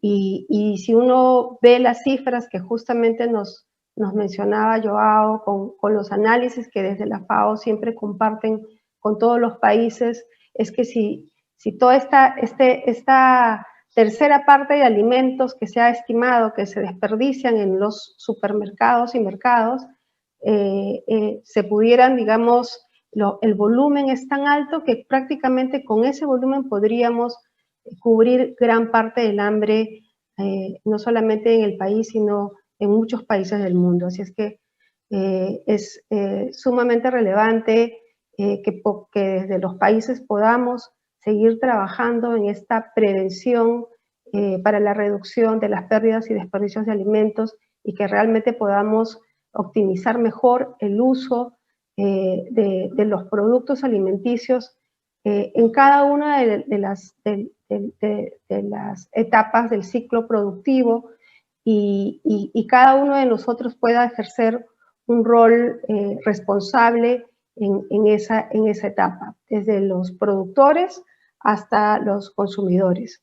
Así es que los desafíos son mayores, y esperamos de que desde el Ministerio, y con apoyo de organizaciones como la FAO, y así como también de estas experiencias interesantes que se tienen de otras organizaciones como el Banco de Alimentos desde la AgroRed Norte, puedan contribuir a que estas políticas se puedan implementar y puedan ayudarnos a esta prevención y a esta reducción de pérdidas y desperdicios de alimentos.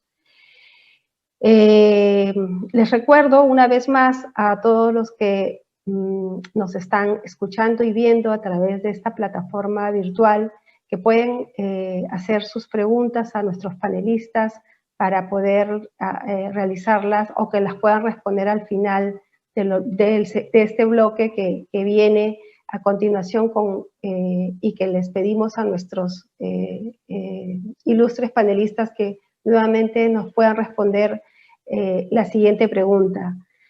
Y sobre la base de la experiencia que han tenido y desde los roles y funciones también que desempeñan, ¿cuáles son las barreras y las oportunidades en el Perú para la reducción y prevención de pérdidas y desperdicios de alimentos en la transición hacia una economía circular en el sector nacional de agricultura?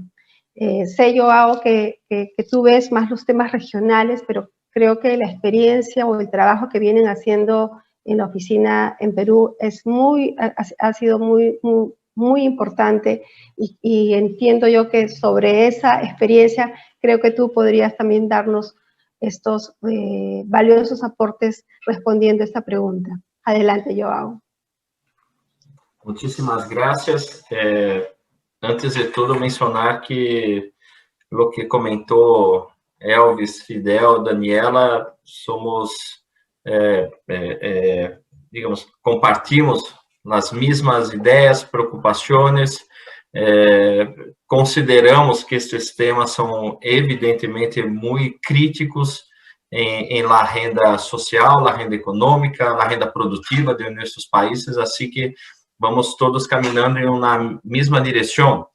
Pero enfrentar as barreiras, aí está, digamos, nosso desafio, não? Como sociedade, como governos, como ativistas, por uma alimentação saudável, por uma agricultura sustentável, enfim, tantas formas de mover-nos para sistemas mais equilibrados, mais harmônicos. Aqui está nossa militância, digamos, a partir dos espaços que atuamos, públicos ou privados, assim que vamos convergindo em nossas ideias, pero as barreiras aí estão. Enfim, não são pequenas, pero tampouco são impossíveis de serem superadas. Verdade que há de enfrentar muito de la inovação. Este tema é clave, ¿no? La inovação significa inversiones, significa muito de elaboração técnica, conceitual. Inovação significa alianças público-privadas. Inovação significa fazer algo novo, criar, e muitas vezes estamos tão acostumados ou fazendo as coisas de uma maneira tão tradicional que girar a rueda parece algo impossível, pero não deveria ser assim. Então, essa é a primeira barreira, ter um programa, ter, enfim, um incentivo enorme na inovação tecnológica. Creio que um segundo tema está associado a este ponto, que é a investigação. As universidades, os centros de pesquisa, de investigação necessitam apoio. Nos últimos anos ou décadas, lamentavelmente, nossa região de América Latina ha desestimulado enormemente a investigação nesse tema. Os centros de pesquisa agropecuária ou as universidades, enfim, necessitariam de mais apoio nesse sentido, porque isto conecta a um tecido social de inovação, de criatividade. E quando esse ambiente acadêmico, esse ambiente de pura reflexão não tem muito espaço, isto significa bloquear essa coisa a nível da sociedade também, e obviamente dos governos. E termino muito com essa ideia da consciência, da comunicação, aí de investir muito nisso. A nível das pessoas, de cada cidadão, ativar a cidadania para que tenham claridade de que todos têm seu rol nesse sentido. Pero, claro, muito mais tem o rol dos governos, como mandatários, como os que manejam a renda pública, os bienes públicos, os interesses públicos, que são os que deveriam efetivamente mover esse tipo de iniciativa. E aí vamos tomar as oportunidades que há em Peru. Este país, quizás muchos no saben, no conocen, en fin, pero es justamente en este país que se han desarrollado iniciativas novedosas, criativas, que são verdadeiros insumos ao planeta sobre como mover uma renda urbana alimentária em base à sustentabilidade, em base a democratizar o acesso a alimentos, com toda a preocupação da inocuidade, da organização dos mercados, facilitar políticas públicas que permitam às pessoas acederem a alimentos sanos, saludáveis, permitir enlace entre a agricultura urbana, periurbana, com os centros de consumo, e, además que isto, há leis, há normativas elaboradas nesse país, e que têm que aterrissar, e esse aterrissagem não é simples, mas há uma lei. Então, há de estimular, há de mover os atores públicos e privados para que se enganchem nesse processo. Lima, a região metropolitana de Lima, o governo de Peru tem essa expertise aí. Há de poner pouco mais de entusiasmo, há de poner pouco mais de energia nesta renda e invitar a los atores todos, privados, públicos, sociedade civil, para ampliar essas iniciativas que já existem.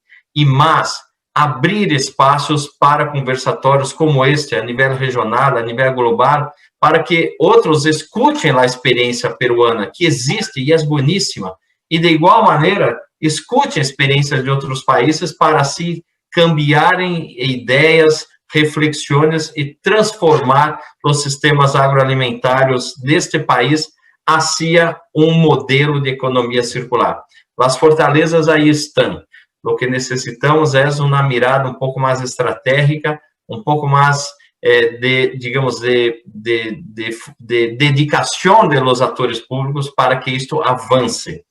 E termino aqui com, digamos, uma perspectiva muito positiva nesse sentido, porque meus colegas aqui mencionavam a relação das PDAs com a nutrição, com a pobreza, com o hambre, e se não queremos enfrentar isso como um tema ético, porque não é mais assim, pero tomemos então como tema econômico, considerando que aqui temos a canastra básica mais cara do mundo.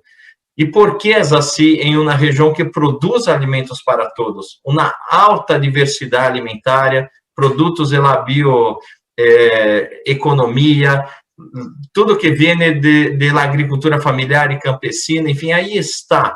Então, quizás por la economia circular, por processos mais inovadores, mais limpos, com tecnologias próprias adaptadas aqui, não logramos barrar os preços de los alimentos e aí facilitar que todos possam aceder a alimentos sanos, saludáveis, durante todo o dia e com uma normalidade.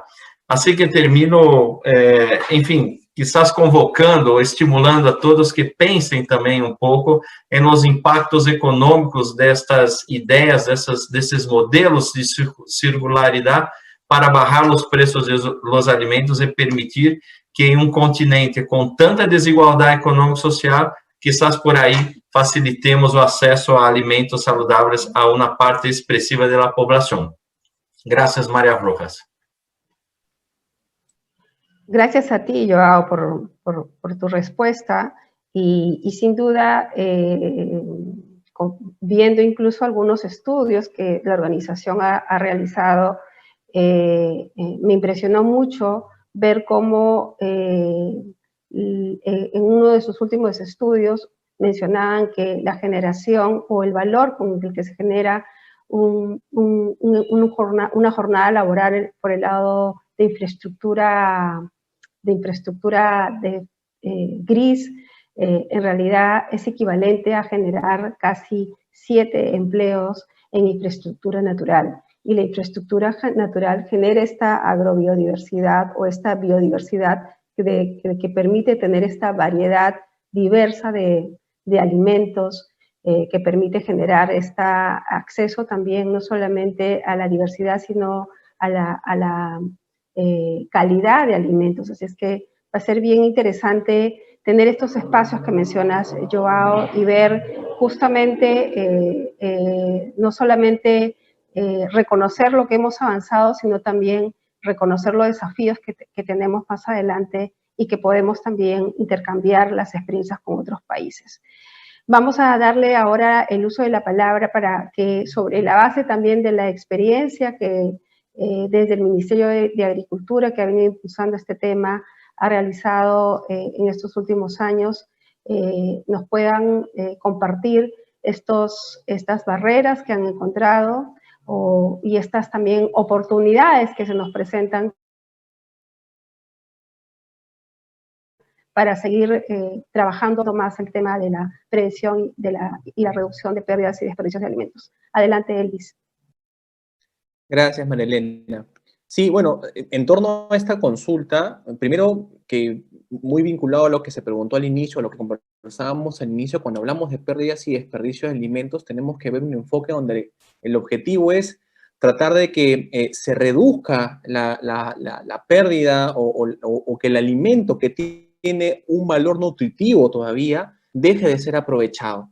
Y eso confrontado versus la cantidad de indicadores que evidencian, como bien lo dijo la participante, la ponente del Banco de Alimentos, la cantidad de indicadores que evidencian la necesidad de déficit calórico, de necesidad de cubrir tantos porcentajes y alimentación a nivel de nuestro país y del mundo. Entonces, se genera detrás del concepto de pérdidas y desperdicios de alimento el enfoque de poder concentrarnos en darle un mayor aprovechamiento a ese alimento, a ese producto que tiene un valor nutricional.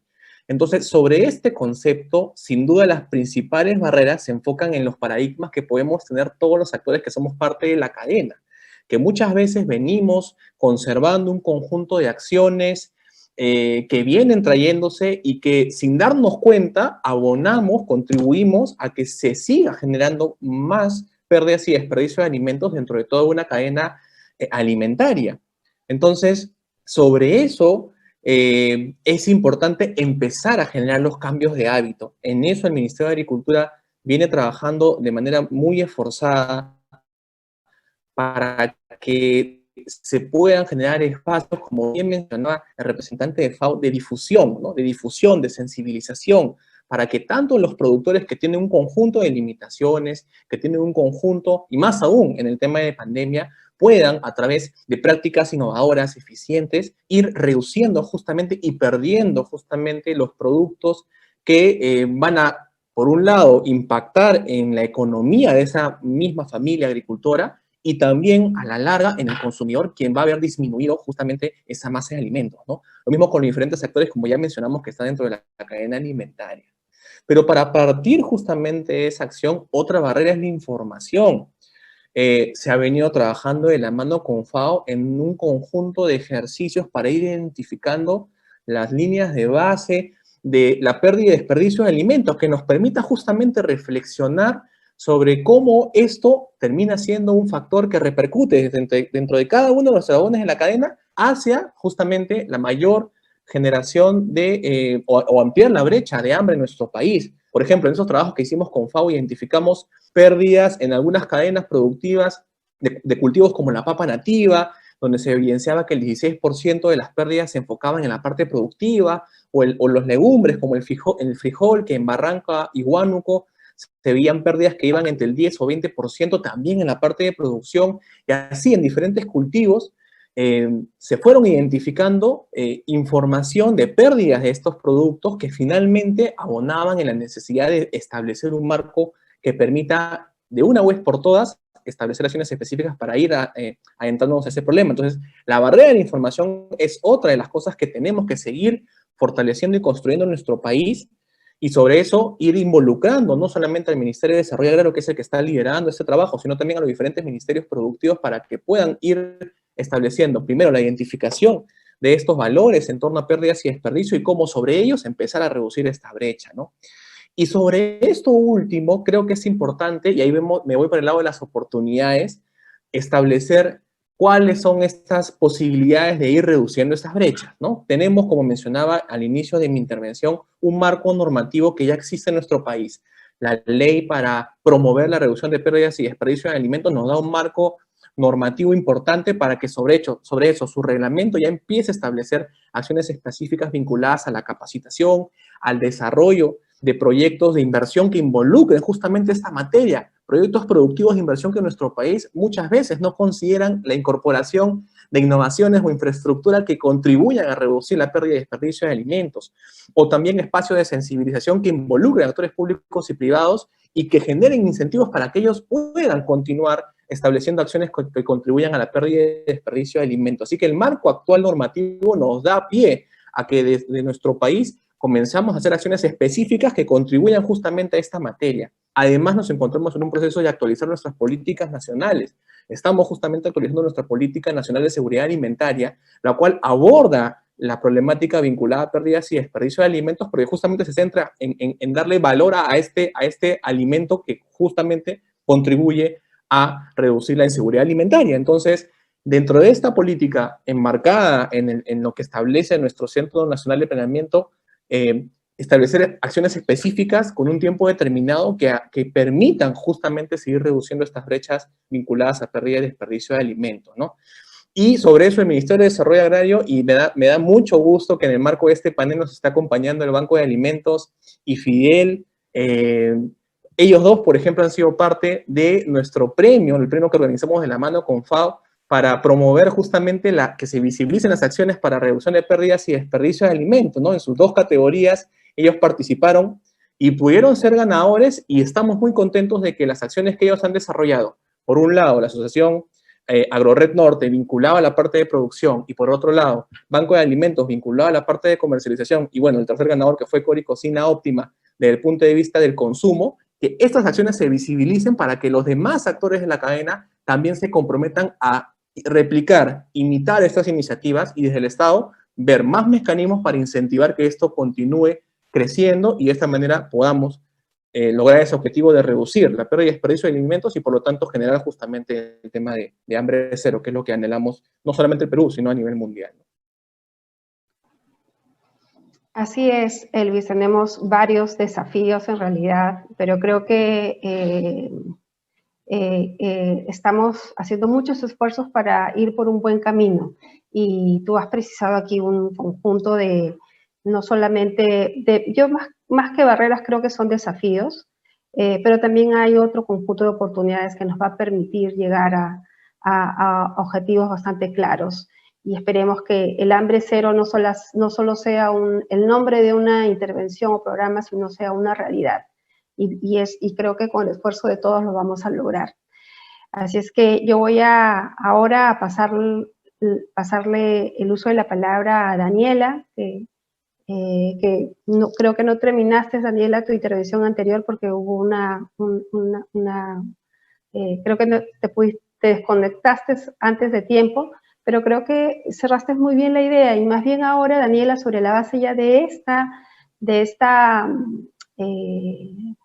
experiencia que ustedes han tenido con el Banco de Alimentos, de poder llevar alimentos a la población más vulnerable y más pobre, creo que ustedes han vivido ya más en el terreno y en la acción las barreras con más fuerza, ¿no? Así es que yo creo que va a ser bien interesante escuchar de la experiencia de ustedes cuáles han sido esas barreras, pero también qué oportunidades tenemos para poder seguir llevando alimentos a los que más lo necesitan. Adelante, Daniela. Sí, con mucha pena tuve unos problemas de internet, se me desconectó, mil disculpas. Bueno, en cuanto a esa pregunta en particular, como bien dices, el Banco de Alimentos venimos experimentando estos temas en la cancha, por decirlo así, ¿no? Entonces, se nos han presentado muchísimos retos desde que iniciamos el Banco de Alimentos, el primer Banco de Alimentos en el Perú. De hecho, como dato, hay más de 1000 bancos de alimentos alrededor del mundo. Y empieza también desde lo que comentaron hace un rato, ¿no? Las empresas, que son nuestros principales donantes, porque no trabajamos con personas naturales, las empresas que son las que en ese momento las que desperdician o las que desecharían esos alimentos, hace unos años para ellas era todo un reto poder donar los alimentos. Les era más costoso, no habían beneficios tributarios que los apoyen para poder hacer de manera más ágil la donación de alimentos. Entonces, de cierta manera, las empresas se veían entrampadas al querer donar alimentos, pero no poder hacerlo porque inclusive les costaba más caro poder donar los alimentos que desecharlos.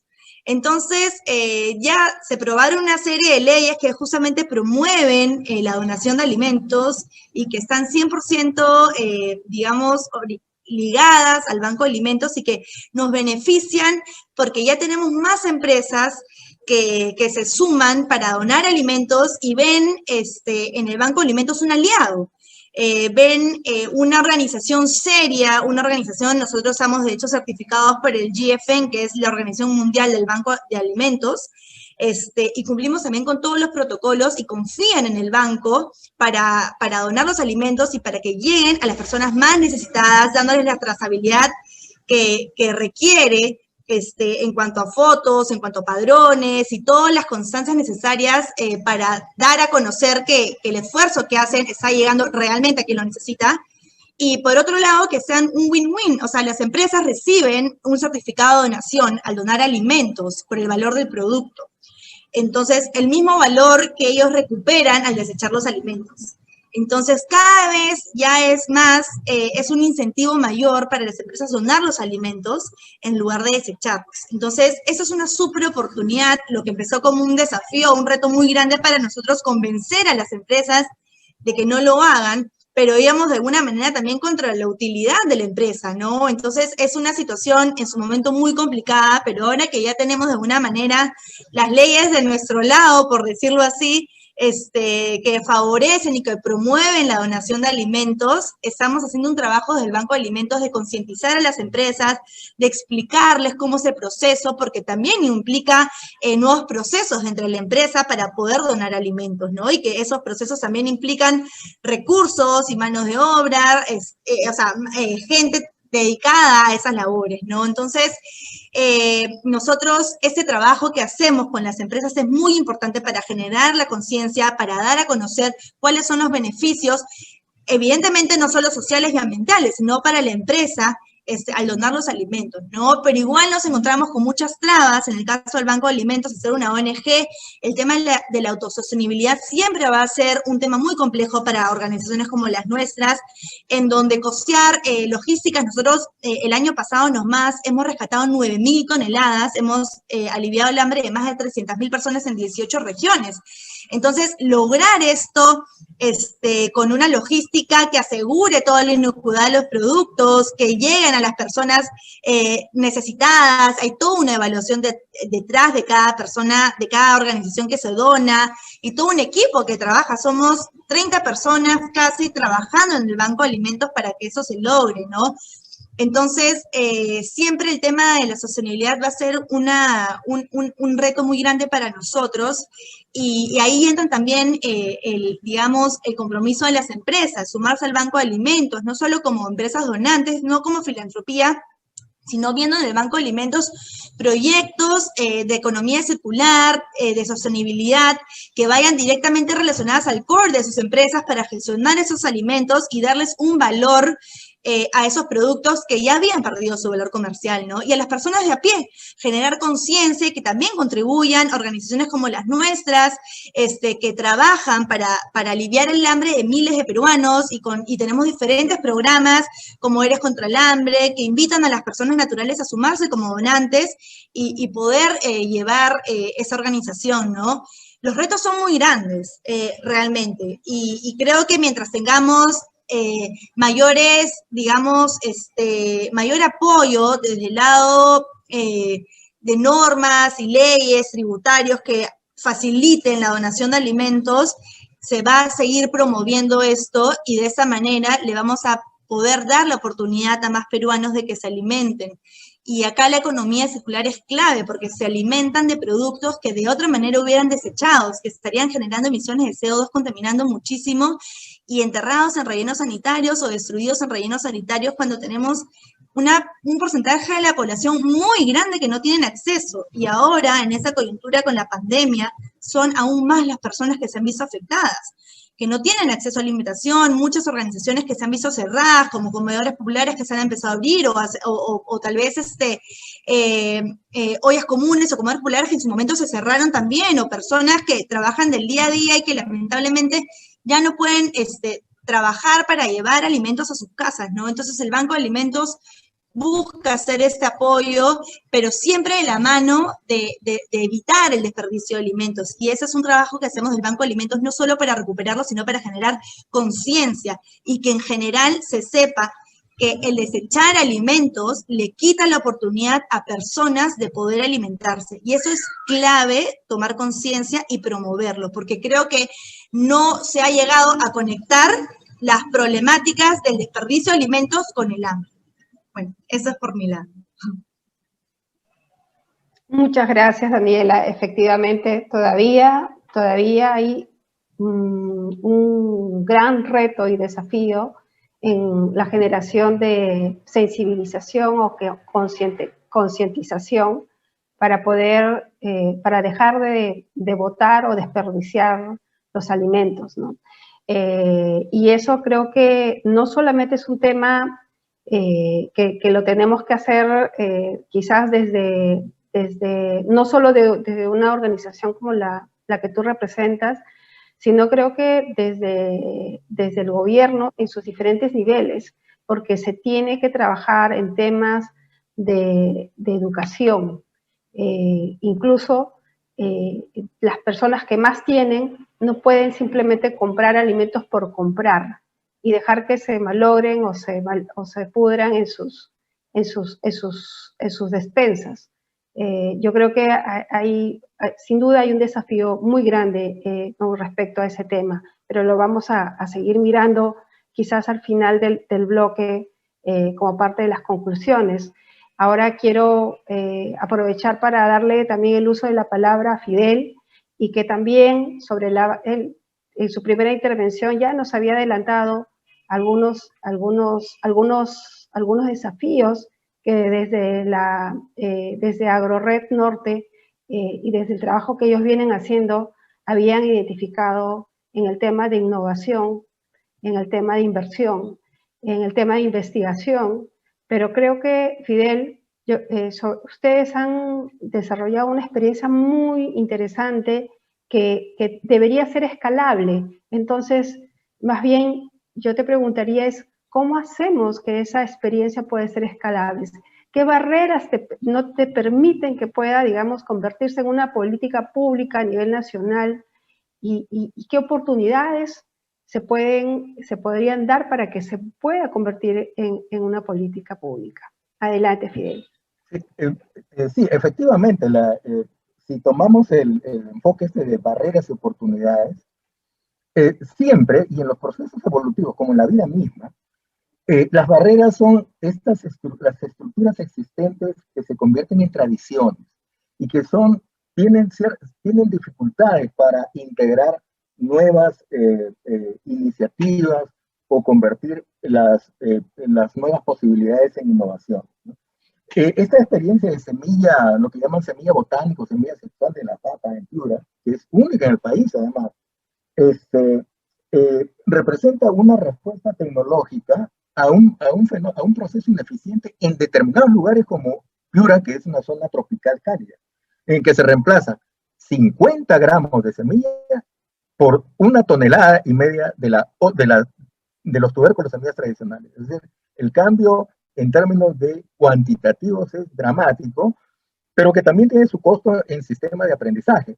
Pero esta tecnología empezó a desarrollarse en Perú, Centro Internacional de la Papa, y un científico peruano muy meritorio, Noel Palé Checa, que es otro peruano, hace 35 años. Miren cómo demoran los procesos de aprendizaje para poder anclarse en las realidades y abrirse paso, porque en Piura son los agricultores los que le han dado progresivamente camino a esta tecnología y progresivamente institucionalidad también. Y parte de las oportunidades es hoy, por ejemplo, esta reunión es una oportunidad, porque ya significa que se están integrando y se han reconocido estos procesos. Sin embargo, son largos de aprendizaje, y cuando uno ve es la magnitud económica que verifica FAO en su documento sobre lo que significa desperdicio en términos de riqueza, en billones de dólares, uno se pregunta si esto del hambre son realidades casi creadas. Es decir, ¿cómo es posible que con tanta dimensión de dinero que finalmente se pierde, continúen registrándose procesos de déficit de alimentación en los países? Entonces, desde Agrored Norte enfocamos el tema de la economía circular en el significado de crear y construir colectivamente con lo que están aportando todos esta nueva realidad social, porque significa una colectividad de ciudadanos que comparte conocimientos con una intencionalidad colectiva, ¿no? Una intencionalidad colectiva que finalmente desencadena acciones cooperativas, ¿no? Para una nueva institucionalidad, es decir, nuevas reglas de juego que permitan que lo que comentó Daniela, es decir, que resultaba que legalmente y normativamente es más barato votar que donar. Esas reglas de juego han tenido, ellos los están trabajando arduamente para modificarlas y encuentran espacios como, por ejemplo, en el que estamos conversando hoy día, para continuar esa nueva innovación social que acompaña a las innovaciones tecnológicas productivas. Es decir, enfrentamos una barrera también muy concreta. Cuando el país enfoca su crecimiento económico desde la extracción de materias primas, renuncia a ser eficiente y a aprender, porque la extracción de materias primas no necesita mucho aprendizaje. Pero enfocarnos en la producción, enfocarnos en este sistema, en este nuevo referente que es la economía circular, requiere de nuevos conocimientos, requiere de nuevos esfuerzos de integración, investigación e innovación, de manera simultánea. En lugares como Piura, en la Sierra de Piura, no funciona aquella que es investigación y más D más I, porque esos actores no están. Se integran inmediatamente agricultores, organizaciones productivas con los que están involucrados en la investigación. De tal manera que la organización productiva no es un beneficiario, es un socio del mismo emprendimiento. Y como socio, usa de manera inmediata los conocimientos que se generan en la investigación, como lo que hemos hecho con la PAP, para inmediatamente colocarla en la innovación, en el proceso productivo, en el negocio. Eso entonces tiene una oportunidad en el Perú, una oportunidad muy grande, que es las ventajas comparativas y competitivas que tiene nuestro país. Estas ventajas comparativas de la gran biodiversidad y la diversidad de ambientes, y las ventajas competitivas de un enorme acervo de conocimientos tradicionales que han hecho de muchos productos peruanos sean en este momento referentes de lo que es calidad de alimentación mundial, y no solamente de alimentación, sino también respuestas a la salud, ¿no? Más aún en este contexto de crisis sanitaria mundial. Por lo tanto, nuestro sector agrario representa una fuerza muy, muy vigorosa, porque si es el 30% de la población económicamente activa directamente, y en términos de aporte al PBI es el 8% directamente. No estamos conversando de las redes que conectan y de los otros empleos que activan. Entonces, tenemos ya desde, por ejemplo, desde el sector agrario del Ministerio de Agricultura, una ley de la agricultura familiar. Ya está, con su propio reglamento. Mejor oportunidad imposible para la economía circular. Es decir, ya se tiene una institucionalidad para que este enfoque de una nueva economía tenga capacidad operativa en el sector agrario y que nos ayude en la eficiencia en la producción y en el consumo de los alimentos. Muchísimas gracias, Fidel. Yo creo que ustedes han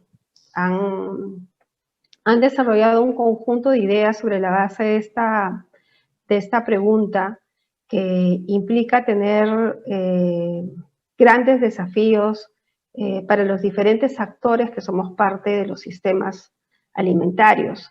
Y hablo de sistemas alimentarios porque no estamos hablando solamente desde el lado productivo o desde el lado del consumo, sino que entre ambos tiene que haber, hay un conjunto de actores y de procesos y de etapas por los que circulan los productos y donde definitivamente necesitamos identificar estas barreras en cada una de esas etapas para ver cómo hacemos más eficientes el sistema productivo, el sistema de comercialización, el sistema de consumo y que nos permita a nosotros realmente llegar o cumplir o alcanzar objetivos como reducción del hambre, reducción de la pobreza, y más aún en un contexto como el que estamos viviendo, donde de alguna manera creo que debería ayudarnos a esa sensibilización o concientización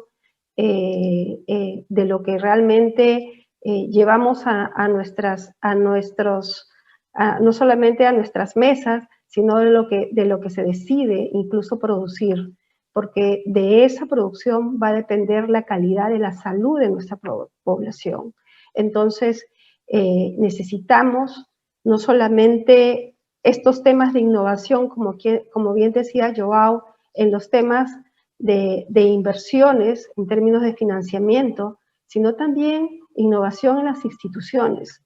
Necesitamos innovaciones en ver cómo comenzamos a comunicar a nuestra población y cómo mejoramos esos patrones de consumo que han sido cambiados durante muchos años y que han llevado a que nuestra población tenga problemas de sobrepeso, de obesidad, adicionales a la malnutrición y al hambre, porque a veces no solamente nos falta alimentos, sino que no sabemos cómo alimentarnos. Y todo eso tiene que ver parte con los temas de educación. Pero también tenemos estas oportunidades y dentro de estas oportunidades, como señalaron ustedes, hay este conjunto no solamente de espacios que se vienen desarrollando o que ya se están desarrollando, sino también hay otro grupo de normatividad como la que mencionaba Elvis en el tema de la ley de prevención y reducción de pérdidas y desperdicios de alimentos, sino también esta actualización de algunos marcos normativos como la Estrategia Nacional de Seguridad Alimentaria y Nutrición o esta que mencionaba Fidel de agricultura familiar, que debería de tener este enfoque de circularidad, de economía circular, para que nos permita justamente tener sistemas alimentarios sostenibles y poder decir que no solamente en el Perú hay una agrobiodiversidad, sino que sabemos cómo conservar esa agrobiodiversidad y cómo mejorar esa agrobiodiversidad para beneficio de la alimentación de toda nuestra población. Entonces, yo quería dejar ese mensaje que ustedes me están ayudando a construir, de mirar estos aspectos de manera más integral y sistémica, pero que definitivamente instituciones como las que ustedes representan van a ayudar a que podamos alcanzar el aprovechamiento sostenible de nuestros productos, que realmente la economía circular no solamente sea un aspecto teórico, sino que lo traslademos en cada una de nuestras actividades, en cada una de nuestras acciones. Así que muchísimas gracias. Yo tengo aquí las preguntas que han hecho nuestros públicos. Le voy a ceder la palabra a cada uno de ustedes. El equipo organizador ha revisado las preguntas y hemos tratado de de que se puedan resumir y que puedan ustedes respondernos a algunas de ellas. Así es que vamos a seguir el mismo orden como en el que ustedes han estado interviniendo, y le pediría a Joao Intini que por favor nos responda lo siguiente.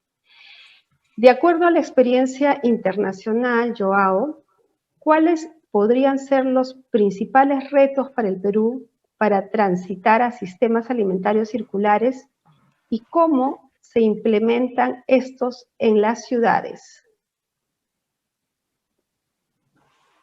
Bien, creo que tengo 3 horas para contestar esta pregunta, ¿no? Muchísimas gracias por esta pregunta, y diría que poco a poco en muchos locales de este planeta, en muchos municipios, van encontrando salidas alternativas para vencer este grande desafío que es lograr sistemas alimentarios más equilibrados, sostenibles, inclusivos. E aí, diria que, tomando um pouco a experiência de FAO em Peru, diria que algumas coisas que deveríamos pensar aqui de forma conjunta. Primeiro, todo o que está associado à consciência, a patrones de consumo, desde os ninhos, desde as escolas, a ser um enorme chamado à população para que escute, compreenda, para que perceba a importância de uma alimentação saudável, de tomar em conta a necessidade de hábitos distintos de como manejamos os alimentos, pero isto dentro de uma política pública, dentro de uma convergência entre espaços públicos nacionais, municipais, provinciais, enfim, uma grande, digamos, agenda pública nesse sentido. Um outro tema importantíssimo nesse aspecto seria a democratização dos mercados, abrir espaços para os empreendimentos da agricultura familiar, campesina, as pymes, as cooperativas, as associações, para que participem do mercado de alimentos a preços justos e de maneira, enfim, inclusiva. É problema enorme em muitos países a concentração de los mercados ou de los alimentos em las cadenas de retail, que, de alguma maneira, decidem preços, decidem hábitos, decidem patrones. Então, este é outro tema bastante complicado. Diria que terceiro, para não estender-me demasiado aqui, é o tema, efetivamente, da continuidade das políticas, não? Como manter paquete de medidas que permitem avançar ao longo dos anos, porque não é tema simples. Os sistemas alimentares, como estão hoje concebidos, são resultado de anos, décadas, de uma conformação muito desigual, e cambiar isso significa outra renda de câmbios que tem que ser permanente, tem que ser contínua. E isso é problema, como se interrompe demasiadas vezes as políticas ou as iniciativas nesse sentido. A nível de los municípios, aí está grande e enorme espaço de intervenção. São as municipalidades, são os governos locais que poderiam permitir e facilitar uma outra forma de circular os alimentos, de generar espaços de comercialização local, circuitos curtos, diminuir as distâncias, facilitar este enlace urbano-rural a partir de uma renda de integração, de desenvolvimento territorial, onde os atores que estão associados às cadenas dos alimentos participem efetivamente, e que isto genere empregos, genere oportunidades econômicas, genere bem-estar nutricional e alimentar às populações. Os gestores municipais têm muito que ver com essa situação toda. E aí pouco de criatividade, pouco de, digamos, de abrir espaços de participação à população, à sociedade civil, permitir que experiências que estão em outras partes e outros municípios possam ser compartilhadas e, a partir daí, generar normas, regulamentos a nível local que facilitem a instalação de políticas e programas que conduzcam tudo isto a uma situação de alimentação saudável a todos e todas, com enfoque em economia circular, com um enfoque de democratização dos mercados, com um enfoque de oportunidades para todos. La FAO ha publicado um documento que se chama La Renda Urbana de Alimentação, ou La Renda Alimentar Urbana, enfim, está disponível em nosso website. Seria bueníssimo disponibilizar para essa audiência aqui esse tipo de documento que tem muito a ver com essa discussão aqui. Gracias, María Rojas. Muchas gracias a ti, Joao. Ahora vamos a darle la oportunidad a Elvis, del Ministerio de Desarrollo Agrario y Riego, para que responda las siguientes. Es una pregunta, Elvis, pero hay varios aspectos dentro de esta. La hoja de ruta de economía circular del sector agricultura va a incluir acciones relacionadas a la reducción de pérdidas de alimentos. Se promoverá la implementación de plataformas colaborativas para permitir a compradores y vendedores colocar sus productos y evitar el desperdicio. Adelante, Elvis. Gracias, María Elena. Sí, en realidad muy importante las dos consultas, me permite clarificar también las iniciativas. Cuando conversábamos en la primera pregunta sobre la vinculación entre ambos enfoques, yo mencionaba de que son enfoques que se vinculan, pero tienen estrategias distintas para su abordaje. Complementarias sí, pero distintas para su abordaje. Entonces, la hoja de ruta de economía circular, que de por sí estamos trabajando y agradecemos desde ya el acompañamiento que nos da el MINAM en este ejercicio, va a involucrar un conjunto de acciones para generar una mayor eficiencia y un enfoque distinto al proceso productivo de los productos en la parte agrícola, pecuaria y forestal. Y sobre eso estamos trabajando arduamente para poder hacerlo.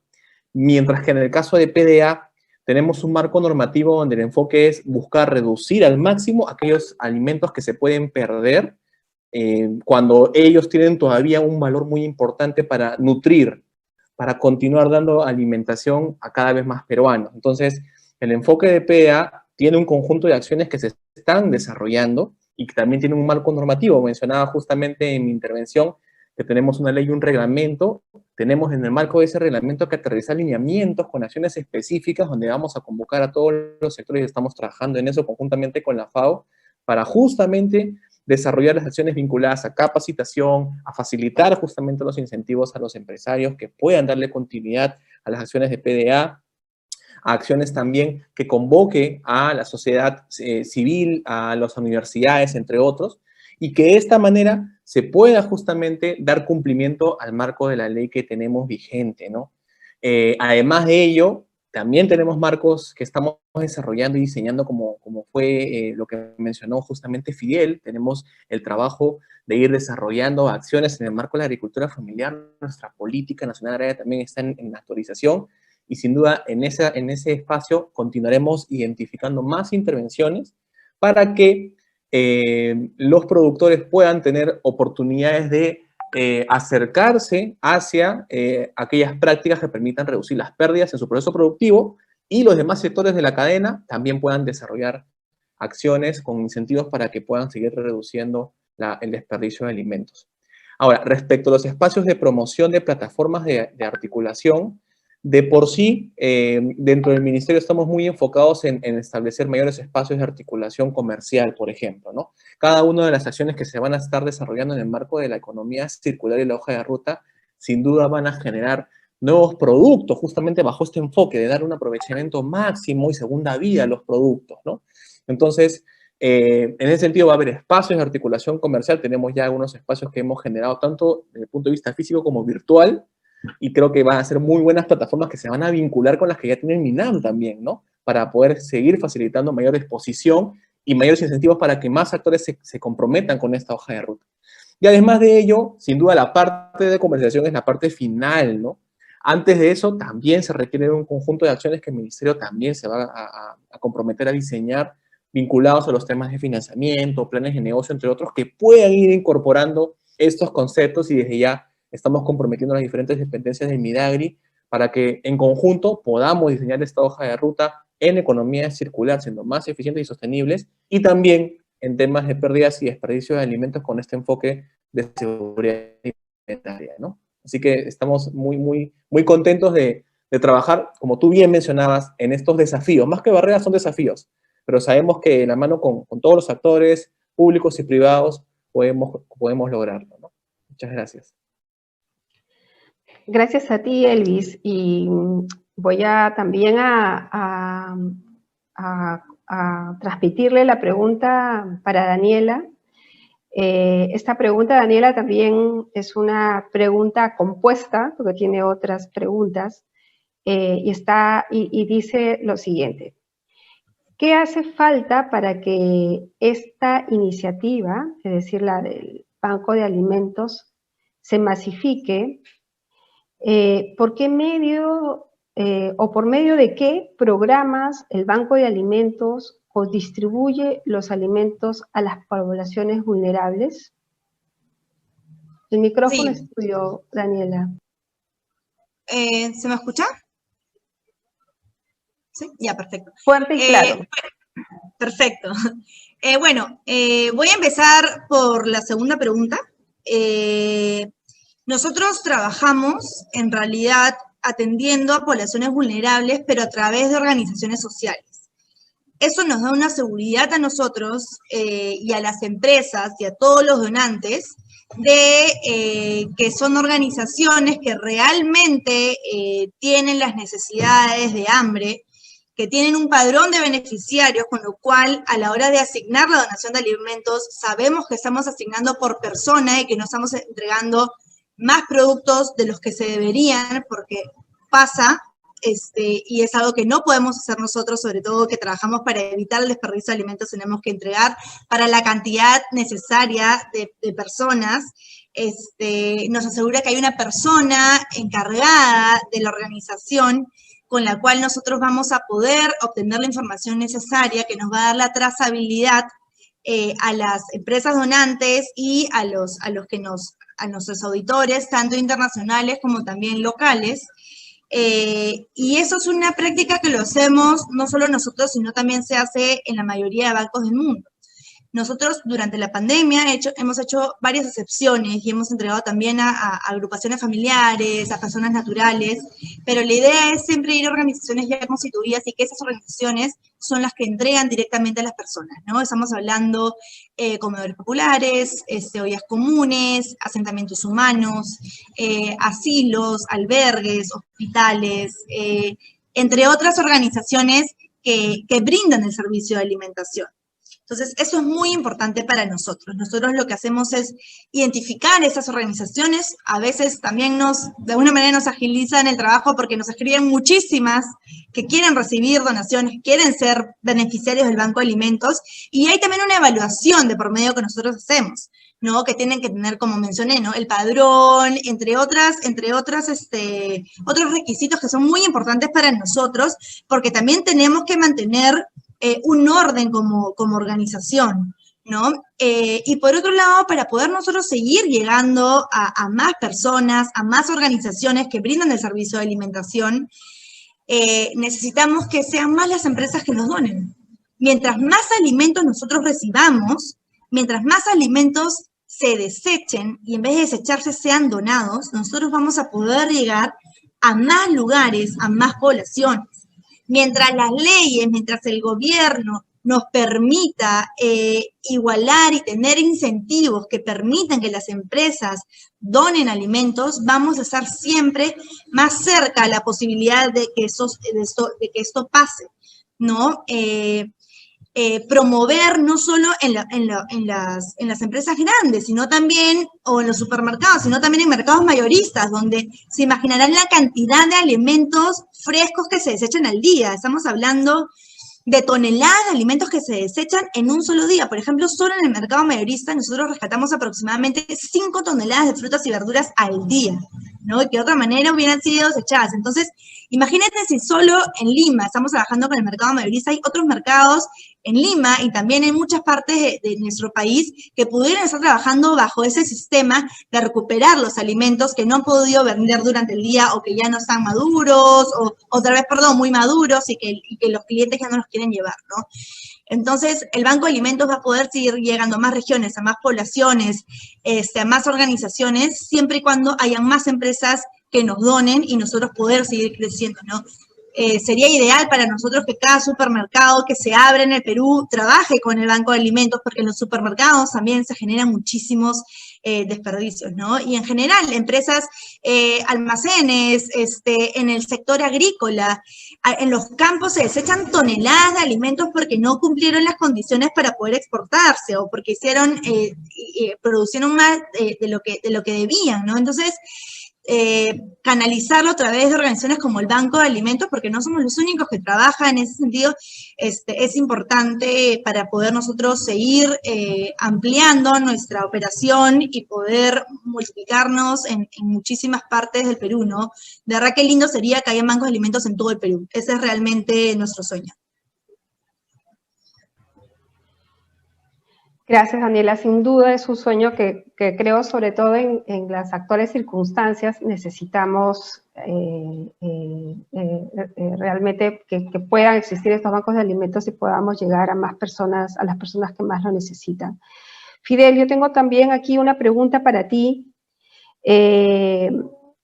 Y dice así, Fidel la pregunta. ¿Cuáles son las principales causas por las que la elección de semillas no funcionan correctamente?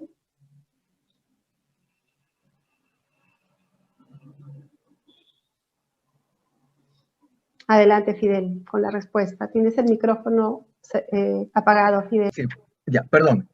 El caso de semillas es un problema realmente mundial. En el caso de países como Perú, temas estratégicos, la semilla, más aún de un cultivo como, por decir, la papa, ¿no? En el que se involucra todo el país, es un componente clave de la alimentación y de la cultura nacional. Entonces, resulta que hay procesos diferenciados, ¿no? Es decir, una alternativa como la que hemos intercambiado con Minagri y que fue reconocido, que es de la semilla de papa, es un caso en el que hay un problema de abastecimiento y calidad en una región del país que es una región significativa en términos de producción, de demografía también y de demanda alimenticia, y que las opciones tecnológicas están presentes, pero se encuentran con lo que se ha estado conversando también con estructuras tradicionales que no evolucionan a la par de la propuesta tecnológica y que por lo tanto los agentes involucrados tienen que comprometerse también en este cambio de normativas, reglas de juego en general para propiciar un nuevo cambio. El Minagri, el Ministerio de Cultura realmente es uno de los actores, de los sectores más activos. Desde hace 25 años empezaron con mucha energía los procesos de innovación.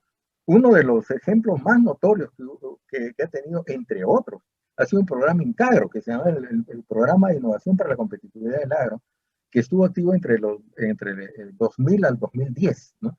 Y que generó mucha información sobre estos procesos de desarrollo tecnológico.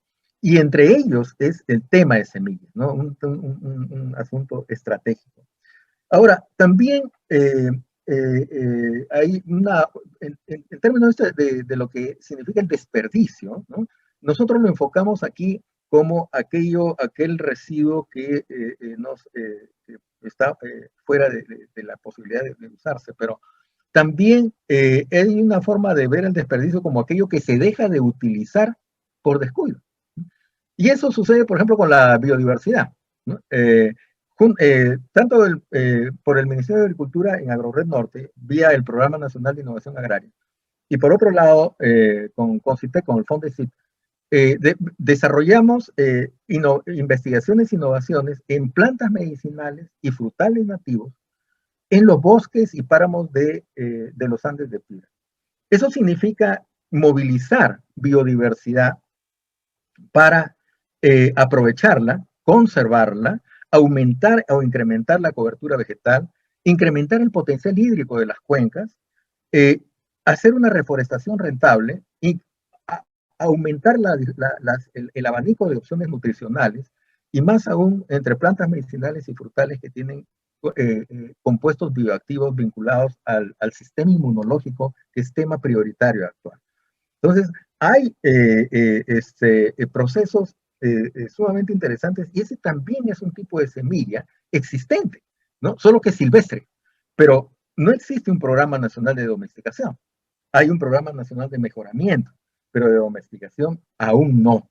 Entonces, una de las oportunidades presentes allí, y que por suerte estamos en este proceso de acercamiento, y eso es lo interesante de este tipo de intercambio, es que allí se encuentra otro gran nicho de oportunidades para este sistema de economía circular basados en la biodiversidad. Entonces, ese es el enfoque principal que manejamos como AgroRenove.